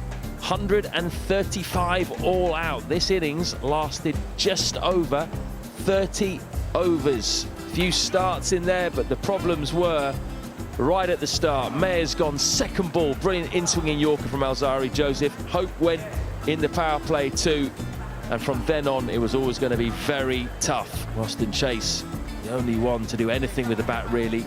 He was out for 35. Looking at this bowling card, man. Any coach would be happy to see this. Alzari Joseph at the stop, 3 for 30. O'Shane didn't really pick up a wicket, but always economical. James picking up that 2 wickets in the middle for just 36 runs, and Dorham continuing his form, 3 for 36. And Hayden Walsh, we've been asking for him all innings, and he came in and showed a reason why he's up there in terms of wickets.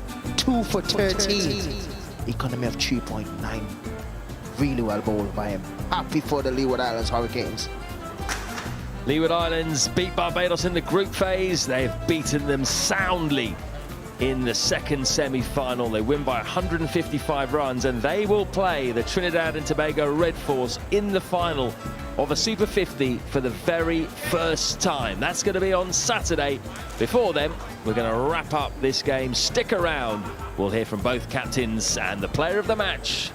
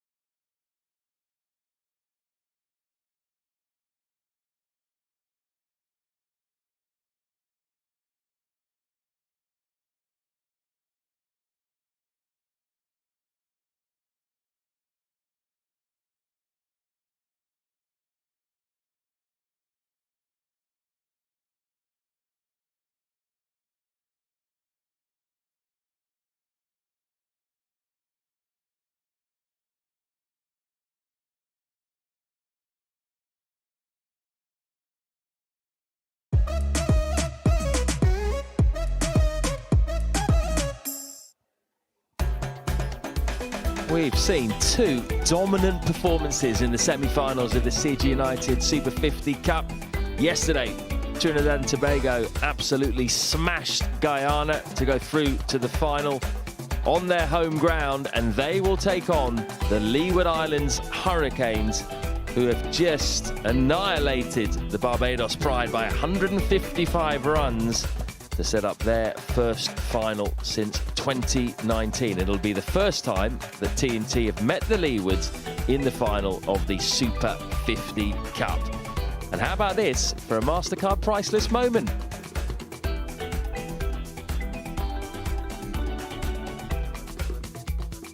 Carmel's was always going to be a massive wicket in this run chase. 291 needed, and how about that to get him out second ball? Yes, that's out, Alzari. A fast in-swinging Yorker, absolutely perfect. Plenty of candidates for player of the match. Let's get down to Nikhil Chandani. Welcome to the post-match presentation in this semi-final 2 of the CG United Super 50 Cup 2023. Before we get started, we have to thank our sponsors, of course, who have made this possible. CG United, our title sponsor, MasterCard, Dafabet, Blue Waters, and Visit Trinidad. We would like to welcome the CG United Player of the Match, collecting his award from Nicole Narwani, the accounts executive of CG United. And for his 76 from 61, Jamar Hamilton wins that award in a match-winning innings, 6 boundaries, 4 maximums. Jamar, just put out that mic and let's hear about that knock. Well, what an innings it was from you, Hami. In terms of the way you went about things, what was the plan when you walked out there at number 4? Well, you know, my role at number 4, you know, is just to bat as deep as possible. You know, once I get going, I know I can cause problems in the back end. So it's all about patience today after, you know, we lost a few wickets in the middle. This role at number 4 is quite new for you. How has that changed the way you've played and batted? Well, for me, it's all about giving myself a chance, you know, because I could always make up in the back end. So I think the new role is fitting my batting style, so I just need to adapt to it, and it's been successful so far. 6 of your 9 listed 50s have come in the last 2 seasons. What's been the difference? Just try to give myself a chance. You know, I feel all in my career I've been rushing myself, whereas I didn't need to. So it's all about being patient and capitalizing in the back. Please tell us about that partnership. 101 from 67 with Hayden Walsh. It was regal. Regal shaking, as you say, yes. You know, Hayden been batting well for this whole competition, you know. So when he came out, he's like, "Pop, what you gonna do?" I say, well, we lost a couple wickets in the middle, so we decided, you know, we're just gonna settle in bat. And the deeper we carry it, it'll become easier for us. And once we got away, you know, we really started to strike it well. Excited for the final? Yeah, definitely. We're here. We have our support back in the Leeward Islands, so we are doing it for them and ourselves. We'll see you there. Well done today. Thank you. That was Jamar Hamilton, the CG United Player of the Match, with that brilliant half-century. We'll now ask Shea Hope, captain of the Barbados Pride, to come and have a chat with us. Shea, hard luck today, but assess the competition for us. Oh, well, obviously we're not where we want to be. We want to be in our next game. We've had our ups and downs, like I said previously. But yeah, we didn't play our best cricket, so that's why we're in this position. On reflection, did you think maybe you were a bowler short in terms of the options you had at your disposal? No, I wouldn't say that. We still had another option there with Primus who didn't bowl today. But yeah, we didn't hit our straps, we didn't execute the way we wanted to. And yeah, we didn't play the best cricket that we could have played, and obviously the better team won the day. If you had to put it down to one aspect in terms of the 3 facets of the game, where is that you think you've come up short? I would say in all 3 in stages. Especially with the bat, I thought that we had enough experienced guys to pull our weight a bit more. And then crucial chances there in the field. Obviously that impact that we wanted to have with the new ball. We didn't have it as much as we wanted to. But yeah, we can't really single out anything in particular, but we just didn't play our best cricket in this tournament, and the results showed. Tell me about the positives. Any? Yeah, just Zachary McCassie came in, scored 100 in his first game. Very bright spark. He has a lot, I think, that he can offer at the next level as well. We obviously saw the fast bowling left-hander, Dominic Drakes. He bowled really well in the power play. Wickets didn't show. But yeah, there's different things that we can pick out. Obviously, we need to learn from this and hopefully can get better for the next tournament. Before you go, tell me about your opposite, Alzari Joseph, with not only his bowling, his captaincy. I know you guys are close. What did you make of him today? He did a pretty good job. I think that the captaincy is probably put him in the right direction. But nice to see he's continuing to show his class, and he's bowling really well. I hope he can continue against England in a couple of weeks. We'll see you in that series then, Shea. All the best. Thank you. That was Shea Hope, captain of the Barbados Pride. I will now get Alzari Joseph, who's on the right side of things today. Alzari, you can smile. We know you're a very serious man on the field. How good does it feel to be in this position? It's really good, but the job is not done yet. We still have one more game to play. Tell me about the day in terms of that 290. How did you feel about the batting performance? What pleased you specifically? For me, I think everyone played their roles. Everyone did what they needed to do, and that's all we needed from everyone today. And just the way your batters went about things, Justin Graves has got 4 scores over 50 now in his last 4 innings. He's spoken about you as being a big part of that. What did you say to him? Just be positive, back yourself and play your game. Don't ever second guess yourself and just take the positive route out. One man who's also done well is Hayden Walsh Jr. with bat. He's averaged over 50 in the tournament. How exactly would you like to see Hayden Walsh be used in that batting lineup? Well, it depends on the game situation, but we know Hayden's very flexible. He can come in and take some time, and then he can come in the back end and then smoke it, And then the 2 seamers, yourself and O'Shane Thomas. What is the plan when you guys have that new ball in hand? Once again, Nick, it's just about everyone expressing themselves and taking the positive road out. Don't ever second guess yourself and just play a role. What can we expect from the Hurricanes in the final? More of the same, positive cricket, and we're not going to leave anything in the dressing room. All the best. Thank you. Well, we will see Alzari Joseph very soon on the international scene, because here's some very exciting news for you. The West Indies are going to be home for Christmas. England are coming to Antigua, Barbados, Grenada and Trinidad for 3 CG United one-day internationals and a 5-match T20 series. The games run between the 3rd and the 21st of December in the first home series for the Windies during the festive season for many years. Tickets are available now via the Windies ticket service, brought to you by MasterCard. Just visit tickets.windiescricket.com and enjoy a 20% saving when you buy online. And guess what? Tickets for the final of this Super 50 are going to be free. So make sure you come down in your hordes, whether you're supporting Trinidad and Tobago Red Force, the home side, or even the Leeward Islands Hurricanes. Any Hurricanes fans out there, come down, support your team. It is going to be really interesting, isn't it, with 2 really strong bowling attacks, some very good batters on show as well. 12:45, that's when we go on air. The first ball will be at 1 o'clock from the Brian Lara Cricket Academy here in Trinidad on Saturday. Today, though, the Hurricanes too powerful for the Pride.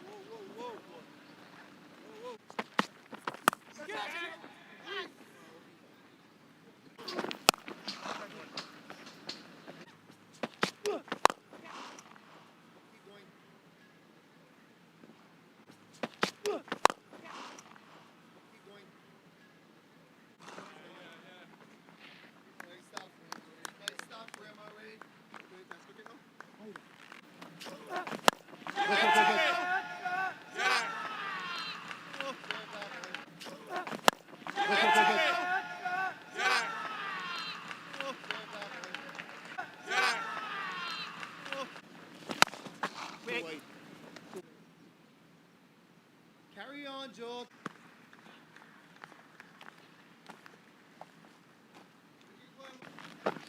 Hold on. Hold on.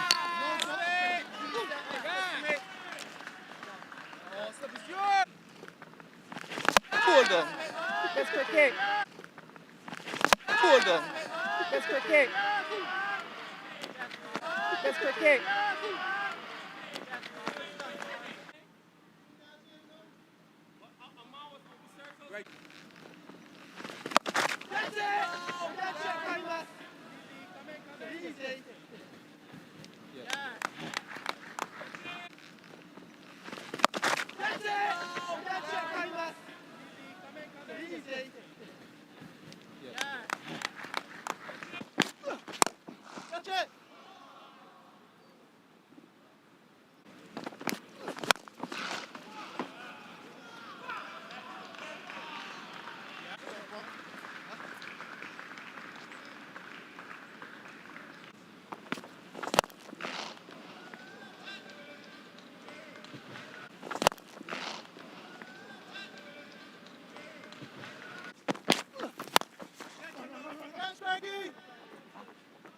Thank you. Thanks, Maggie. Thank you. Thank you. Catch it. Catch it. Catch it. Catch it. Get it off. Over. Catch it. Catch it. Catch it. Catch it. Get it off.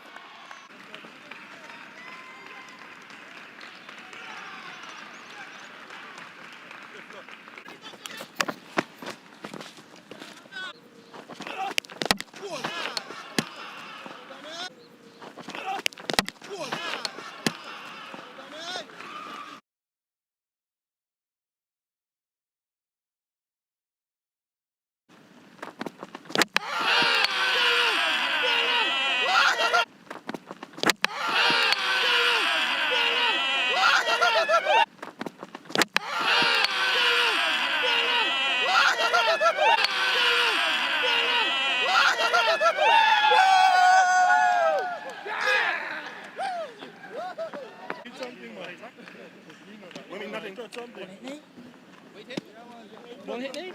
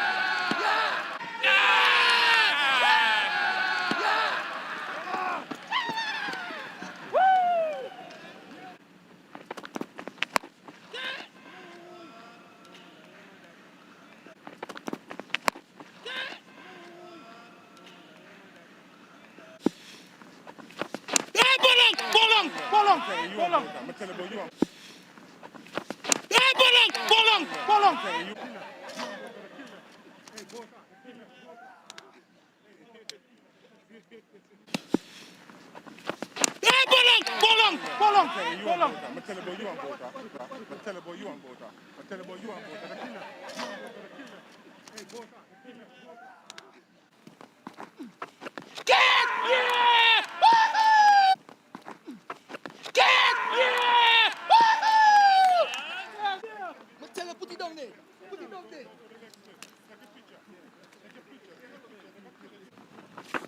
Get! Save it, save it. Get! Save it, save it. Get! Yeah! Woohoo! Get! Yeah! Woohoo! Yeah! Woohoo!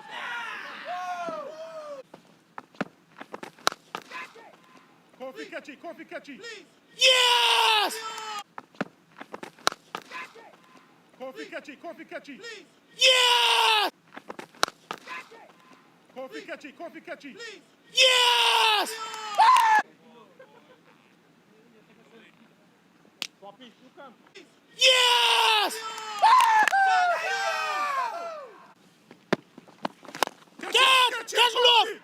jam!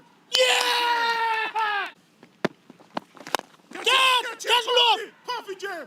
Yeah! Catch love! Puffy jam!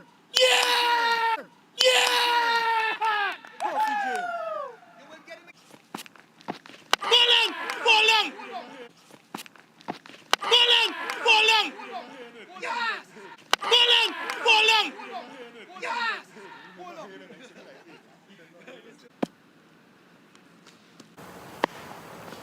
Yes! Hold on. Hold on.